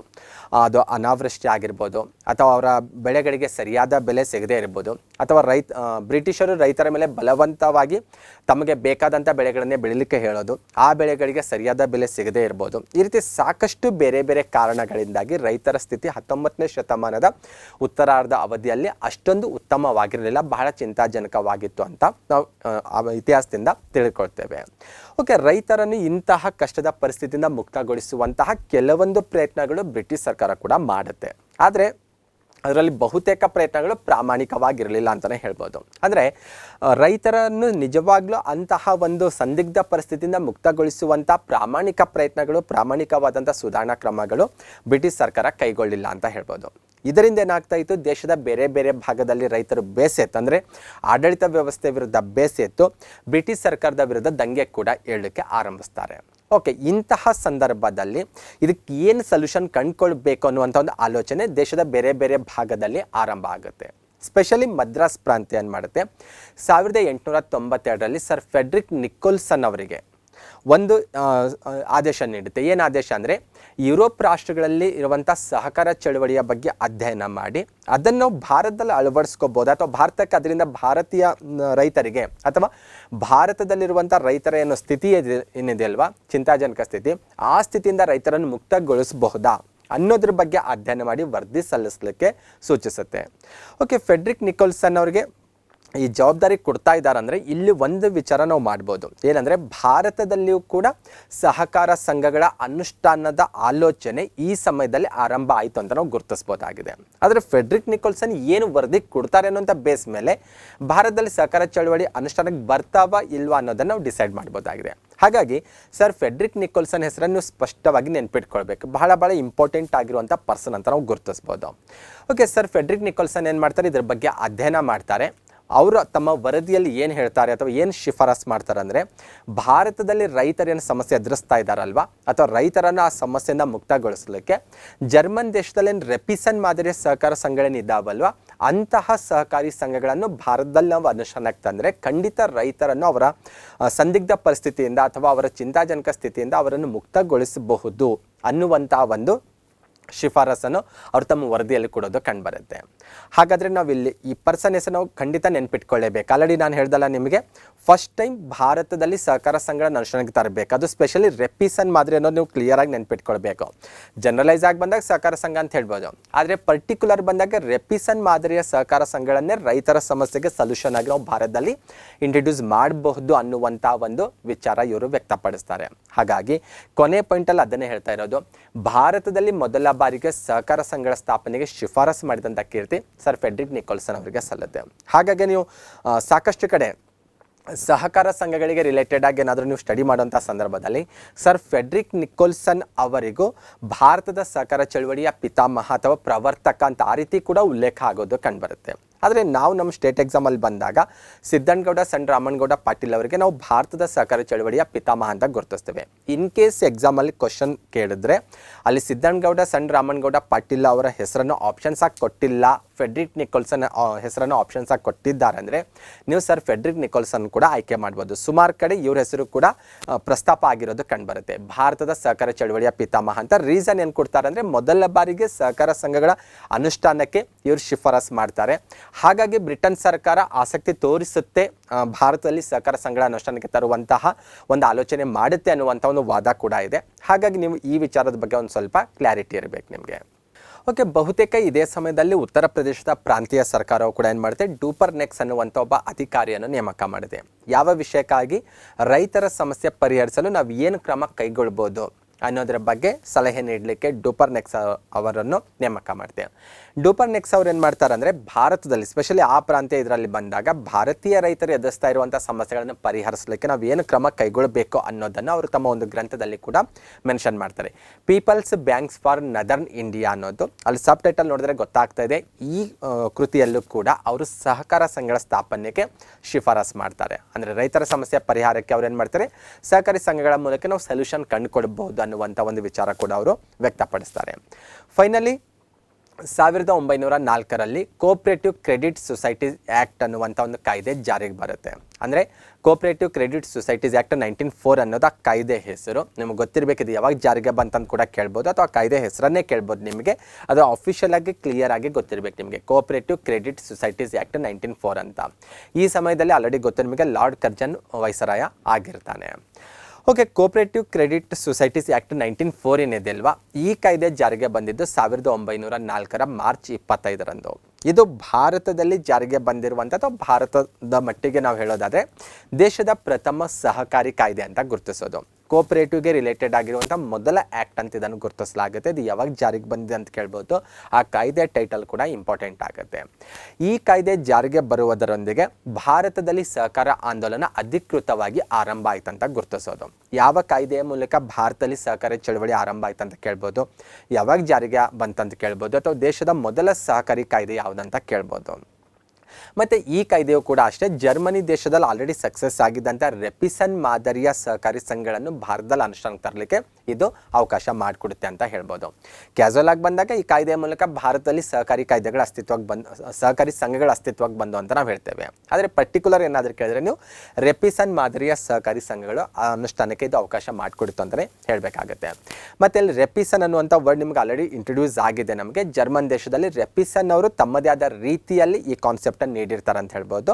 ಹಾಗಾಗಿ ರೆಪಿಸನ್ ಅನ್ನುವಂಥ ವರ್ಡ್ ಮೇಲಿನ ಮೇಲೆ ಬರ್ತಾ ಇದೆ, ಒಂದು ಸ್ವಲ್ಪ ಕ್ಲಾರಿಟಿ ಮಾಡ್ಕೊಳ್ಳೋಣ. ಆ್ಯಕ್ಚುಲಿ ರೆಪಿಸನ್ ಮಾದರಿಯ ಸಹಕಾರಿ ಸಂಘ ಅಂದರೆ ಯಾವ ರೀತಿ ಇರ್ತಾವೆ ಅನ್ನೋದು ಒಂದು ಸ್ವಲ್ಪ ಕ್ಲಾರಿಟಿ ಆಗಬೇಕು. ಸೇಮ್ ಅದೇ ಸಮಯದಲ್ಲಿ ಇದಕ್ಕೆ ಅಪೋಸಿಟ್ ಆಗಿ ಇನ್ನೊಂದು ರೀತಿಯ ಸಹಕಾರಿ ಸಂಘ ಕೂಡ ನಾವು ಗುರುತಿಸ್ಬೋದು, ಶೂಲ್ಜಿ ಡೆಲಿಷನ್ ಮಾದರಿಯ ಸಹಕಾರಿ ಸಂಘ ಅಂತ. ಎರಡೂ ಕೂಡ ಜರ್ಮನ್ ದೇಶದ ಚಿಂತಕರಿಂದಲೇ ರಚನೆ ಆಗಿರುವಂಥ ಸಹಕಾರಿ ಸಂಘಗಳಿಗೆ ರಿಲೇಟೆಡ್ ಆಗಿರುವಂಥ ಕಾನ್ಸೆಪ್ಟ್ ಅಂತ ಹೇಳ್ಬೋದು. ಒಂದು ರೆಪಿಸನ್ ಮಾದರಿಯ ಸಹಕಾರಿ ಸಂಘ, ಇನ್ನೊಂದು ಶೂಲ್ಜಿ ಡೆಲಿಷನ್ ಮಾದರಿಯ ಸಹಕಾರಿ ಸಂಘ ಅಂತ. ಎರಡರಲ್ಲಿರುವಂಥ ವ್ಯತ್ಯಾಸದ ಮೂಲಕ ನಾವು ಇವೆರಡು ಕಾನ್ಸೆಪ್ಟನ್ನು ಅರ್ಥ ಮಾಡ್ಕೋಬೋದು. ಬಹಳ ಡಿಫಿಕಲ್ಟ್ ಆದಂಥ ಕಾನ್ಸೆಪ್ಟ್ ಏನಿಲ್ಲ, ಭಾಳ ಸಿಂಪಲ್ ಆಗಿರುವಂಥದ್ದು. ಮೊದಲು ರೆಪಿಸನ್ ಮಾದರಿ ನೋಡ್ಕೊಂಡು ಹೋಗೋಣ. ರೆಪಿಸನ್ ಮಾದರಿ ಅಂತ ಬಂದಾಗ ಇದು ಜರ್ಮನಿಯ ಫೆಡ್ರಿಕ್ ವಿಲಿಯಂ ರೆಪಿಸನ್ ಅವರಿಂದ ರಚನೆ ಆಗಿರುವಂಥ ಅಥವಾ ಅವರ ಕಾನ್ಸೆಪ್ಟಲ್ಲಿ ಮೂಡಿರುವಂಥ ಒಂದು ಸಹಕಾರಿ ಸಂಘ ಅಂತ ಹೇಳ್ಬೋದು, ಅಥವಾ ಅವರ ಆಲೋಚನೆಯಲ್ಲಿ ಇದ್ದಂಥ ಒಂದು ಸಹಕಾರಿ ಸಂಘದ ಮಾದರಿ ಅಂತ ಗುರುತಿಸೋದು. ಸ್ಪೆಷಲಿ ರೆಪಿಸನ್ ಸಹಕಾರಿ ಸಂಘ ಏನಿದೆ ಅಲ್ವಾ, ಇದು ಗ್ರಾಮಾಂತರ ಪ್ರದೇಶಗಳಲ್ಲಿ ಸಂಘಟಿಸಲಾಗಿರುತ್ತೆ. ಆಲ್ರೆಡಿ ಸ್ಟಾರ್ಟಿಂಗಲ್ಲೇ ಬಂದಿತ್ತು. ಭಾರತೀಯ ರೈತರ ಸಮಸ್ಯೆ ಬಗೆಹರಿಸಬೇಕಾದ್ರೆ ನಾವು ಏನು ಮಾಡಬೇಕು ಅಂತ ಬಂದಾಗ ಅವ್ರ ಶಿಫಾರಸ್ನಲ್ಲಿ ಹೇಳಿದ್ದು ಆಲ್ರೆಡಿ ಕ್ಲಿಯರಾಗಿ ನಾವು ಡಿಸ್ಕಷನ್ ಮಾಡಿದ್ದೇವೆ, ಜರ್ಮನಿಯ ರೆಪಿಸನ್ ಮಾದರಿ ಅಂತ. ಭಾರತೀಯ ರೈತರಂದರೆ ಗ್ರಾಮಾಂತರ ಪ್ರದೇಶದಲ್ಲಿರುವಂಥ ರೈತರಂತ ಗುರುತಿಸೋದು. ಹಾಗಾಗಿ ಗ್ರಾಮಾಂತರ ಪ್ರದೇಶಗಳಲ್ಲಿ ಸಂಘಟಿಸಲಾಗುತ್ತೆ. ರೆಪಿಸನ್ ಮಾದರಿಯ ಸಹಕಾರಿ ಸಂಘದ ಕಾರ್ಯಕ್ಷೇತ್ರ ಏನಾಗಿರುತ್ತಲ್ವ, ಇದು ಗ್ರಾಮಾಂತರ ಪ್ರದೇಶಕ್ಕೆ ಸೀಮಿತ ಆಗಿರುತ್ತೆ, ಸದಸ್ಯರ ಹೊಣೆಗಾರಿಕೆ ಅಪರಿಮಿತ ಆಗಿರುತ್ತೆ ಅಂತ ಹೇಳೋದು. ಅದರ ಪಕ್ಕದಲ್ಲಿರುವಂಥ ಕಾಲಮ್ ಅಬ್ಸರ್ವ್ ಮಾಡಿದಾಗ ಇದಕ್ಕೆ ಅಪೋಸಿಟ್ ಆಗಿರುವಂಥದ್ದು ಶೂಲ್ಜಿ ಡೆಲಿಷನ್ ಮಾದರಿಯ ಸಹಕಾರ ಸಂಘ ಅಂದರೆ ಇದು ಶೂಲ್ಜಿ ಡೆಲಿಷನ್ ಅವರ ಕಾನ್ಸೆಪ್ಟ್ ಅಂತ ಹೇಳೋದು. ಇದು ನಗರ ಪ್ರದೇಶಗಳಲ್ಲಿ ಸಂಘಟಿಸಲಾಗುತ್ತೆ. ಸಂಘದ ಕಾರ್ಯಕ್ಷೇತ್ರ ನಗರ ಪ್ರದೇಶಕ್ಕೆ ಮಾತ್ರ ಸೀಮಿತ ಆಗಿರುತ್ತೆ, ಸದಸ್ಯರ ಹೊಣೆಗಾರಿಕೆ ಪರಿಮಿತ ಆಗಿರುತ್ತೆ. ಬಹುತೇಕ ಈ ಎರಡೂ ಮಾಡೆಲ್ ಏನಿದಾವಲ್ವ ಕೋಆಪರೇಟಿವ್ ಸೊಸೈಟಿಗೆ ರಿಲೇಟೆಡ್ ಆಗಿ ಇವು ಅಪೋಸಿಟ್ ಅಂತ ಹೇಳೋದು. ಗ್ರಾಮಾಂತರ ಪ್ರದೇಶ ರೈತರಿಗೆ ರಿಲೇಟೆಡ್ ಆಗಿರುವುದು ಅಥವಾ ಕೃಷಿ ಕ್ಷೇತ್ರಕ್ಕೆ ರಿಲೇಟೆಡ್ ಆಗಿರೋದು ಅಂದರೆ ಅದು ರೆಪಿಸನ್ ಮಾದರಿ ಅಂತ ಹೇಳೋದು. ನಗರ ಪ್ರದೇಶಕ್ಕೆ ಬಂದರೆ ಶೂಲ್ಜಿ ಡೆಲಿಷನ್ ಮಾದರಿ ಅಂತ ಗುರುತಿಸಬಹುದಾಗಿದೆ. ಓಕೆ, ಇಷ್ಟು ಬೇಸಿಕ್ ಇನ್ಫಾರ್ಮೇಷನ್ ನನ್ನ ಪ್ರಕಾರ ಸಾಕಾಗುತ್ತೆ. ಇನ್ನೂ ಸ್ವಲ್ಪ ಅವಶ್ಯಕತೆ ಅನಿಸಿದ್ರೆ ಇದಕ್ಕೆ ರಿಲೇಟೆಡ್ ಆಗಿರುವಂಥ ಸ್ವಲ್ಪ ಬುಕ್ಸನ್ನು ರೆಫರ್ ಮಾಡಿದ್ರೆ ಖಂಡಿತ ಹೆಚ್ಚು ಇನ್ಫಾರ್ಮೇಷನ್ ಕೂಡ ನೀವು ಗೇನ್ ಮಾಡ್ಕೋಬಹುದು. ಓಕೆ, 1904ರಲ್ಲಿ ಕಾಯ್ದೆ ಜಾರಿಗೆ ಬಂತು ಅಂತ ನಾವು ಅಭ್ಯಾಸ ಮಾಡ್ತಾ ಇದ್ದೇವೆ. ಓಕೆ, ಈ ಕಾಯ್ದೆ ಜಾರಿಗೆ ಬಂದ ನಂತರ ಆ ಕಾಯ್ದೆಯನ್ನು ಬೇಸ್ ಆಗಿಟ್ಕೊಂಡು ಅಥವಾ ಕಾಯ್ದೆಯನ್ನು ಆಧರಿಸಿ ದೇಶದ ಮೊದಲ ಸಹಕಾರಿ ಸಂಘ ನಮ್ಮ ರಾಜ್ಯದ ಇವತ್ತಿನ ಗದಗ ಜಿಲ್ಲೆಯ ಕಣಗಿನಹಾಳದಲ್ಲಿ ಅಸ್ತಿತ್ವಕ್ಕೆ ಬರುತ್ತೆ. ಕಣಗಿನಹಾಳ ಅನ್ನೋದು ಒಂದು ಗ್ರಾಮ, ಆ ಗ್ರಾಮದಲ್ಲಿ ಅಸ್ತಿತ್ವಕ್ಕೆ ಬರುತ್ತೆ. ಈ ಸಹಕಾರಿ ಸಂಘ ಅಸ್ತಿತ್ವಕ್ಕೆ ಬಂದಿದ್ದು 1905ರ ಮೇ 8ನೇ ತಾರೀಕಿನಂದು. ಆ ಡೇಟ್ ಕೂಡ ಎಕ್ಯುರೇಟ್ ಆಗಿ ನೆನ್ಪಿಟ್ಕೋಬೇಕು, ಆ ಪ್ಲೇಸ್ ಕೂಡ ಎಕ್ಯುರೇಟ್ ಆಗಿ ನೆನ್ಪಿಟ್ಕೋಬೇಕು. ಸಾಕಷ್ಟು ಬಾರಿ ಕಾಂಪಿಟೇಟಿವ್ ಎಕ್ಸಾಮಲ್ಲಿ ಕೇಳಿದ್ದಾರೆ, ಅದು ಕಾಮನ್ ಕಾಂಪಿಟೇಟಿವ್ ಎಕ್ಸಾಮಲ್ಲಿ ಕೂಡ ಸುಮಾರು ಸರಿ ಬಂದಿದೆ. ಇಲ್ಲಿ ಸಹಕಾರಿ ಸಂಘ ಅನ್ನೋದನ್ನೇ ನಿಮಗೆ ಟಾಪಿಕ್ ಆಗಿ ಕೊಟ್ಟಿರೋದ್ರಿಂದ ಈ ಕಂಟೆಂಟ್ ಮೇಲೆ ಕ್ವಶನ್ಸ್ ಬರುವಂಥ ಪಾಸಿಬಿಲಿಟಿ ಇರುತ್ತೆ. 1905ರಲ್ಲಿ ಅಸ್ತಿತ್ವಕ್ಕೆ ಕಣಗಿನಹಾಳದಲ್ಲಿ ಅಸ್ತಿತ್ವಕ್ಕೆ ಬಂದಿರುವಂತಹ ಏನು ದೇಶದ ಮೊದಲ ಸಹಕಾರಿ ಸಂಘ ಇದೆ ಅಲ್ವಾ, ಇದು 13 ಜನ ಸದಸ್ಯರನ್ನು ಒಳಗೊಂಡಿತ್ತು. ಈ ಸಹಕಾರಿ ಸಂಘವನ್ನು ಸ್ಥಾಪನೆ ಮಾಡಿದಂಥ ಕೀರ್ತಿ ಶ್ರೀ ಸಿದ್ದನಗೌಡ ಸಣ್ಣ ರಾಮನಗೌಡ ಪಾಟೀಲ್ ಅವರಿಗೆ ಸಲ್ಲುತ್ತೆ. ಅವರ ಭಾವಚಿತ್ರವನ್ನು ಕೂಡ ನೀವು ಸ್ಕ್ರೀನ್ ಮೇಲೆ ನೋಡ್ಬೋದಾಗಿದೆ. ಇಲ್ಲಿರುವಂಥ ಪ್ರತಿಯೊಂದು ಪಾಯಿಂಟ್ ಮೇಲೆ ಕೂಡ ಕ್ವಶನ್ಸ್ ಬಂದಿದೆ. ಸಿದ್ದನಗೌಡ ಸಣ್ಣ ರಾಮನಗೌಡ ಪಾಟೀಲ್ ಅವರ ಬಗ್ಗೆನೂ ಗೊತ್ತಿರಬೇಕು ನಿಮಗೆ, ಅವ್ರ ಹೆಸರು ಕೂಡ ಗೊತ್ತಿರಬೇಕು. ಎಲ್ಲಿ ಸಹಕಾರಿ ಸಂಘ ಅಸ್ತಿತ್ವಕ್ಕೆ ಬಂತು ದೇಶದ ಮೊದಲನೇದು ಅನ್ನೋದು ಕೂಡ ಗೊತ್ತಿರಬೇಕು. ಅದು ಪ್ರೆಸೆಂಟ್ ಯಾವ ಜಿಲ್ಲೆಯಲ್ಲಿದೆ ಅನ್ನೋದು ಗೊತ್ತಿರಬೇಕು. ಅವಾಗಿನ ಸಮಯದಲ್ಲಿ ಅದು ಧಾರವಾಡ ಜಿಲ್ಲೆಯಲ್ಲಿತ್ತು, ಪ್ರೆಸೆಂಟ್ ಅದು ಗದಗ ಜಿಲ್ಲೆಯಲ್ಲಿರುವಂಥ ಒಂದು ಗ್ರಾಮ. ಆ ಡೇಟ್ ಕೂಡ ನಿಮಗೆ ಎಕ್ಯುರೇಟ್ ಆಗಿ ಗೊತ್ತಿರಬೇಕು. ನೆಕ್ಸ್ಟ್ 1911ರವರೆಗೆ ಬಂದಾಗ ದೇಶದಲ್ಲಿ ಸರಿಸುಮಾರು ಒಂದು 5300 ಸಹಕಾರಿ ಸಂಘಗಳ ಅಸ್ತಿತ್ವದಲ್ಲಿತ್ತು. 1904ರಲ್ಲಿ ಕಾಯ್ದೆ ಜಾರಿಗೆ ಬಂತು. 1905ರಲ್ಲಿ ದೇಶದ ಮೊದಲ ಸಹಕಾರಿ ಸಂಘ ಕಣಗಿನಹಾಳದಲ್ಲಿ ಅಸ್ತಿತ್ವವಾಗಿ ಬರುತ್ತೆ. ಅಲ್ಲಿಂದ 1911ರವರೆಗಿನ ಕಾಲಾವಧಿಯಲ್ಲಿ ಬಂದಾಗ ಸುಮಾರು ಒಂದು 5-6 ವರ್ಷಗಳಲ್ಲಿ ಸುಮಾರು 5300 ಸಹಕಾರಿ ಸಂಘಗಳ ಅಸ್ತಿತ್ವಕ್ಕೆ ಬರ್ತವೆ. ಸುಮಾರು 3 ಲಕ್ಷ ಜನರು ಈ ಸಹಕಾರಿ ಸಂಘದ ಸದಸ್ಯರಾಗಿರ್ತಾರಂತ ನಮ್ಗೆ ಅಂಕಿಅಂಶಗಳು ಸಿಗ್ತವೆ. ಓಕೆ, ಇದಾದ ನಂತರದ ಅತ್ಯಂತ ಮಹತ್ವದ ಮೈಲುಗಲ್ಲು ಅಂತ ಗುರುತಿಸೋದು ಕೋಆಪರೇಟಿವ್ ಸೊಸೈಟೀಸ್ ಆಕ್ಟ್ 1912ಗೆ ಗುರುತಿಸ್ತೇವೆ ನಾವು. ಇದು ಬಹಳ ವಿಶೇಷವಾದಂಥ ಒಂದು ಕಾಯ್ದೆ ಅಂತ ಗುರುತಿಸ್ತೇವೆ. ಈ ಕಾಯ್ದೆ ಭಾರತದಲ್ಲಿ ಸಹಕಾರ ಚಳವಳಿಗೆ ಒಂದು ಹೊಸ ಚೈತನ್ಯವನ್ನೇ ತುಂಬಿಕೊಡುತ್ತೆ ಅಂತ ಹೇಳ್ಬೋದು. ಅಂದರೆ ಭಾರತದಲ್ಲಿ ಸಹಕಾರ ಚಳವಳಿ ಆಲ್ರೆಡಿ ಆರಂಭ ಆಗಿತ್ತು, 1904ರ ಕಾಯ್ದೆ ಮೂಲಕನೇ ಆರಂಭ ಆಗಿತ್ತು. ಆದರೆ ಈ ಕಾಯ್ದೆ ಏನು ಮಾಡುತ್ತೆ, ಅದಕ್ಕೆ ಇನ್ನೊಂದು ಹೊಸದಾದಂಥ ಒಂದು ಚೈತನ್ಯ ತಂದುಕೊಡುತ್ತೆ ಮತ್ತು ಸಹಕಾರ ಸಂಘಗಳ ಅನ್ನು ಹೆಚ್ಚು ಉನ್ನತ ಮಟ್ಟಕ್ಕೆ ತೆಗೆದುಕೊಂಡು ಹೋಗುತ್ತೆ ಅಂತ ಹೇಳ್ಬೋದು. ಯಾವ ರೀತಿ ಬದಲಾವಣೆ ಆಗುತ್ತೆ ಅಂತ ನೋಡ್ತಾ ಹೋದರೆ ಈ ಕಾಯ್ದೆ ದೇಶದಲ್ಲಿ ವಿವಿಧ ರೀತಿಯ ಸಹಕಾರ ಸಂಘಗಳ ರಚನೆಗೆ ಅವಕಾಶ ಮಾಡಿಕೊಡುತ್ತೆ. ಆ್ಯಕ್ಚುಲಿ 1904ರ ಕಾಯ್ದೆ ಏನಿತ್ತಲ್ವ, ಆ ಕಾಯ್ದೆ ವ್ಯವಸಾಯ ಪತ್ತಿಗೆ ಮಾತ್ರ ಸೀಮಿತವಾಗಿತ್ತು ಅಂತ ಹೇಳ್ಬೋದು. ಓಕೆ, ಅಲ್ಲಿ ಆಲ್ರೆಡಿ ರೆಪಿಸನ್ ಮಾದರಿ ಅಂತ ಕ್ಲಿಯರ್ ಆಗಿದೆ ಅಲ್ವಾ. ವ್ಯವಸಾಯ ಪತ್ತಿಗೆ ಆಗಿತ್ತ ಆಂದೋಲನ ಇಲ್ಲಿವರೆಗೂ, ಈ ಕಾಯ್ದೆ ಜಾರಿಗೆ ಬರೋವರೆಗೂ 1904 ಕಾಯ್ದೆ ಜಾರಿಗೆ ಬಂದಿರುವಂತಹ ದಿನದಿಂದ ಈ ಕಾಯ್ದೆ 12ರ ಕಾಯ್ದೆ ಜಾರಿಗೆ ಬರುವವರೆಗಿನ ಕಾಲಾವಧಿಯಲ್ಲಿ ಬಂದಾಗ ದೇಶದಲ್ಲಿ ವ್ಯವಸಾಯ ಕ್ಷೇತ್ರಕ್ಕೆ ಮಾತ್ರ ಸೀಮಿತ ಆಗಿತ್ತು ಅಂತ ಹೇಳ್ಬೋದು. ಆದರೆ ಈ ಕಾಯ್ದೆ ಏನು ಮಾಡುತ್ತೆ, ಬೇರೆ ಬೇರೆ ಕ್ಷೇತ್ರದಲ್ಲಿ ಕೂಡ ಸಹಕಾರ ಸಂಘಗಳನ್ನು ಸ್ಥಾಪಿಸಲಿಕ್ಕೆ ಇದು ಅವಕಾಶ ಮಾಡಿಕೊಡುತ್ತೆ. ಹಾಗಾಗಿ ಹೇಳೋದು, ಈ ಕಾಯ್ದೆ ಭಾರತದಲ್ಲಿ ಸಹಕಾರ ಆಂದೋಲನಕ್ಕೆ ಒಂದು ಹೊಸ ಚೈತನ್ಯ, ಒಂದು ಹೊಸ ರೂಪವನ್ನು ತಂದುಕೊಡ್ತು ಅಂತ ಹೇಳ್ಬೋದು. ಪತ್ತೇತರ ಮತ್ತು ವ್ಯವಸಾಯೇತರ ಸಹಕಾರ ಸಂಘಗಳೆಲ್ಲವೂ ಕೂಡ ದೇಶದಲ್ಲಿ ಇನ್ಮುಂದೆ ಈ ಕಾಯ್ದೆಯ ಪ್ರಕಾರ ಅನುಷ್ಠಾನಕ್ಕೆ ಬರಲಿಕ್ಕೆ ಆರಂಭಿಸ್ತಾವ ಅಂತ ಹೇಳ್ಬೋದು. ಹಾಗಾಗಿ ಈ ಕಾಯ್ದೆ ಕೂಡ ಅತ್ಯಂತ ಮಹತ್ವದಂತ ಗುರುತಿಸಲಾಗುತ್ತೆ. 1914ರಲ್ಲಿ ಇಡಿ ಮೆಕ್ಲಾಗನ್ ಸಮಿತಿಯನ್ನು ನೇಮಕ ಮಾಡಲಾಗುತ್ತೆ. ಸರ್ಕಾರವು ಸಹಕಾರ ಚಳವಳಿಯನ್ನು ಮತ್ತಷ್ಟು ಬಲಪಡಿಸಲಿಕ್ಕೆ ಏನು ಮಾಡಬೇಕು ಅನ್ನೋದ್ರ ಬಗ್ಗೆ ಅಧ್ಯಯನ ಮಾಡಲಿಕ್ಕೆ ಈ ಕಮಿಟಿಯನ್ನು ನೇಮಕ ಮಾಡಲಾಗುತ್ತೆ. ಸಹಕಾರ ಆಂದೋಲನ ಬೆಳವಣಿಗೆಗೆ ಮಹತ್ವಪೂರ್ಣವಾದ ಸಲಹೆಗಳನ್ನು ಕೂಡ ಈ ಸಮಿತಿ ಶಿಫಾರಸು ಮಾಡೋದು ಕಂಡುಬರುತ್ತೆ.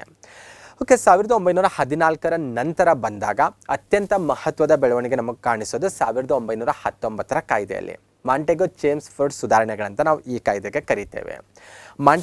ಚೇಮ್ಸ್ಫೋರ್ಡ್ ಸುಧಾರಣೆಗಳಲ್ಲಿ ಬಂದಾಗ ಸಾಕಷ್ಟು ವಿಷಯಗಳು ನಾವು ಸಂವಿಧಾನಾತ್ಮಕ ಬೆಳವಣಿಗೆಯಲ್ಲಿ ಕೂಡ ಅಭ್ಯಾಸ ಮಾಡ್ತೀವಿ. ಈವನ್ ಮಾಡರ್ನ್ ಇಂಡಿಯನ್ ಹಿಸ್ಟ್ರಿಯಲ್ಲಿ ಕೂಡ ನಾವು ಈ ಕಾಯ್ದೆ ಬಗ್ಗೆ ಸ್ಟಡಿ ಮಾಡ್ತೀವಿ. ಸಹಕಾರ ಕ್ಷೇತ್ರಕ್ಕೆ ರಿಲೇಟೆಡ್ ಆಗಿ ಬಂದಾಗ ಒಂದು ಪಾಯಿಂಟ್ ಈ ಕಾಯ್ದೆಯಲ್ಲಿ ಬಹಳ ಇಂಪಾರ್ಟೆಂಟ್ ಆಗುತ್ತೆ.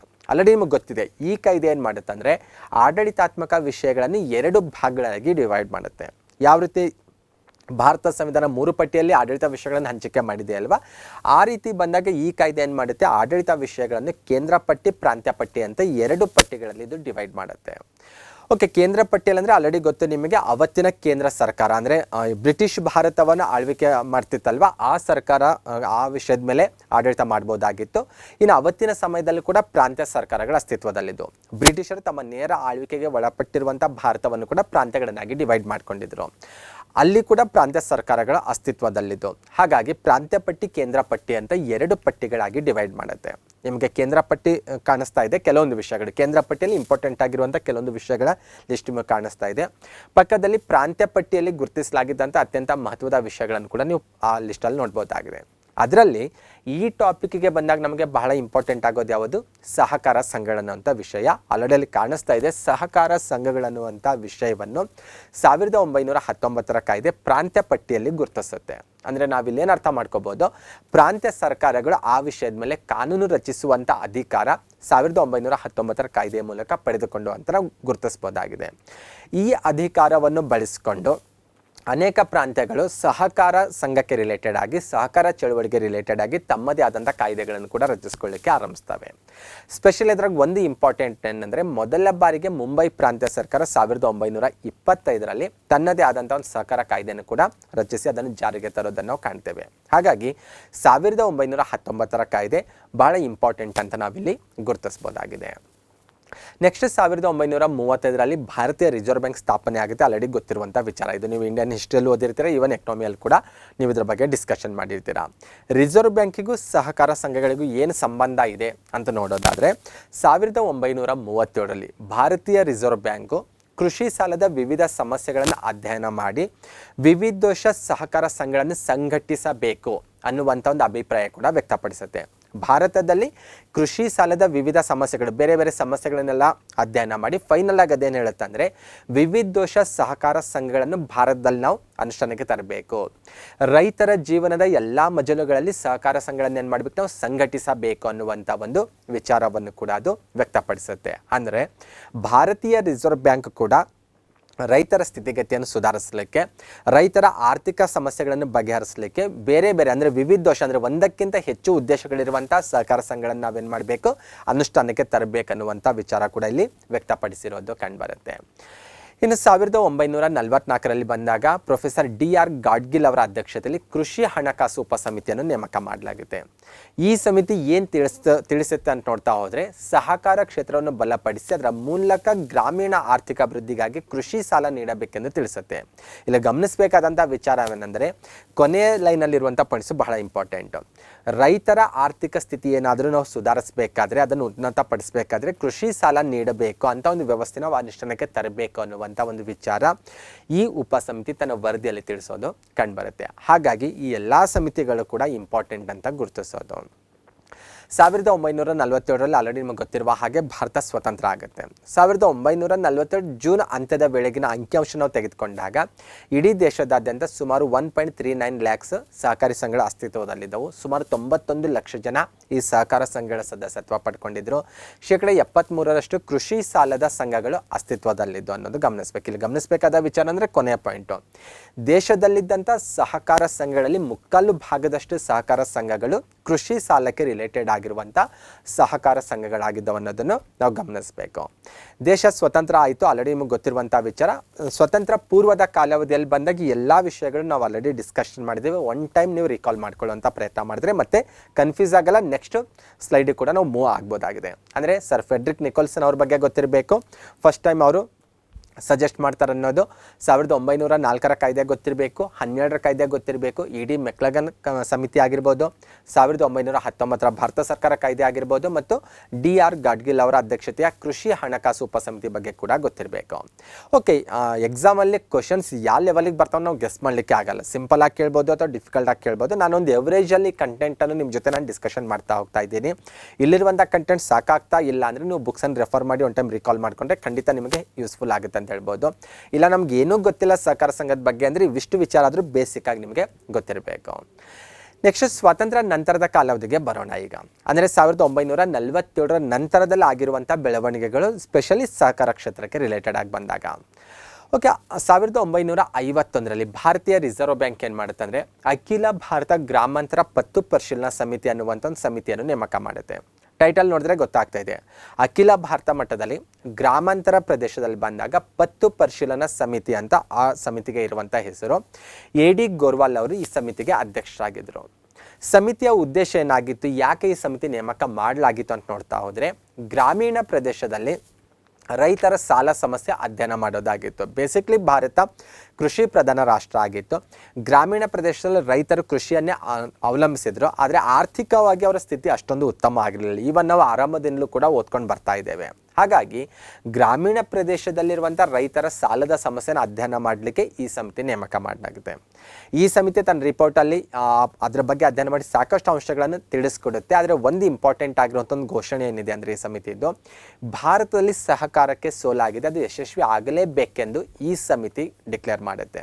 ಅಂದರೆ ನಾವೇನು ಸಹಕಾರ ಸಂಘಗಳನ್ನ ಅನುಷ್ಠಾನಕ್ಕೆ ತಂದು ರೈತರ ಸ್ಥಿತಿಗತಿ ಸುಧಾರಿಸಬೇಕನ್ನುವಂಥ ಪ್ರಯತ್ನ ಮಾಡ್ತಾ ಇದ್ದೇವಲ್ವಾ, ಆದರೆ ಭಾರತದಲ್ಲಿ ಸಹಕಾರ ಸಂಘಗಳು ಅಷ್ಟೊಂದು ನಿರೀಕ್ಷಿತ ಮಟ್ಟದಲ್ಲಿ ಸಕ್ಸಸ್ ಕಂಡಿಲ್ಲ.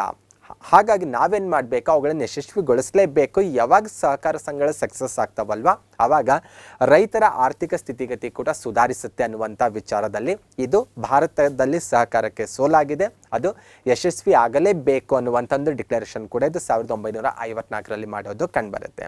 ಹಾಗಾಗಿ ಕೊನೆಯ ಪಾಯಿಂಟನ್ನೇ ಬೇಸಾಗಿಟ್ಕೊಂಡು ಎಕ್ಸಾಮಲ್ಲಿ ಕ್ವಶನ್ ಕೇಳುವಂಥ ಪಾಸಿಬಿಲಿಟಿ ಇರುತ್ತೆ. ಈ ರೀತಿ ಆದಂಥ ಘೋಷಣೆ ಯಾವ ಸಮಿತಿ ತನ್ನ ರಿಪೋರ್ಟಲ್ಲಿ ತಿಳಿಸಿತು ಅಂತ ಕೇಳ್ಬೋದು. ಹಾಗಾಗಿ ಅದು ಕ್ಲಿಯರ್ ಆಗಿ ನಿಮಗೆ ಗೊತ್ತಿರಬೇಕು. ಸಮಿತಿಯ ಹೆಸರು ಕೂಡ ಗೊತ್ತಿರಬೇಕು. AD ಗೋರ್ವಾಲ್ ಅವರ ಹೆಸರನ್ನು ಕೂಡ ನೀವು ನೆನ್ಪಿಟ್ಕೊಳ್ಬೇಕು.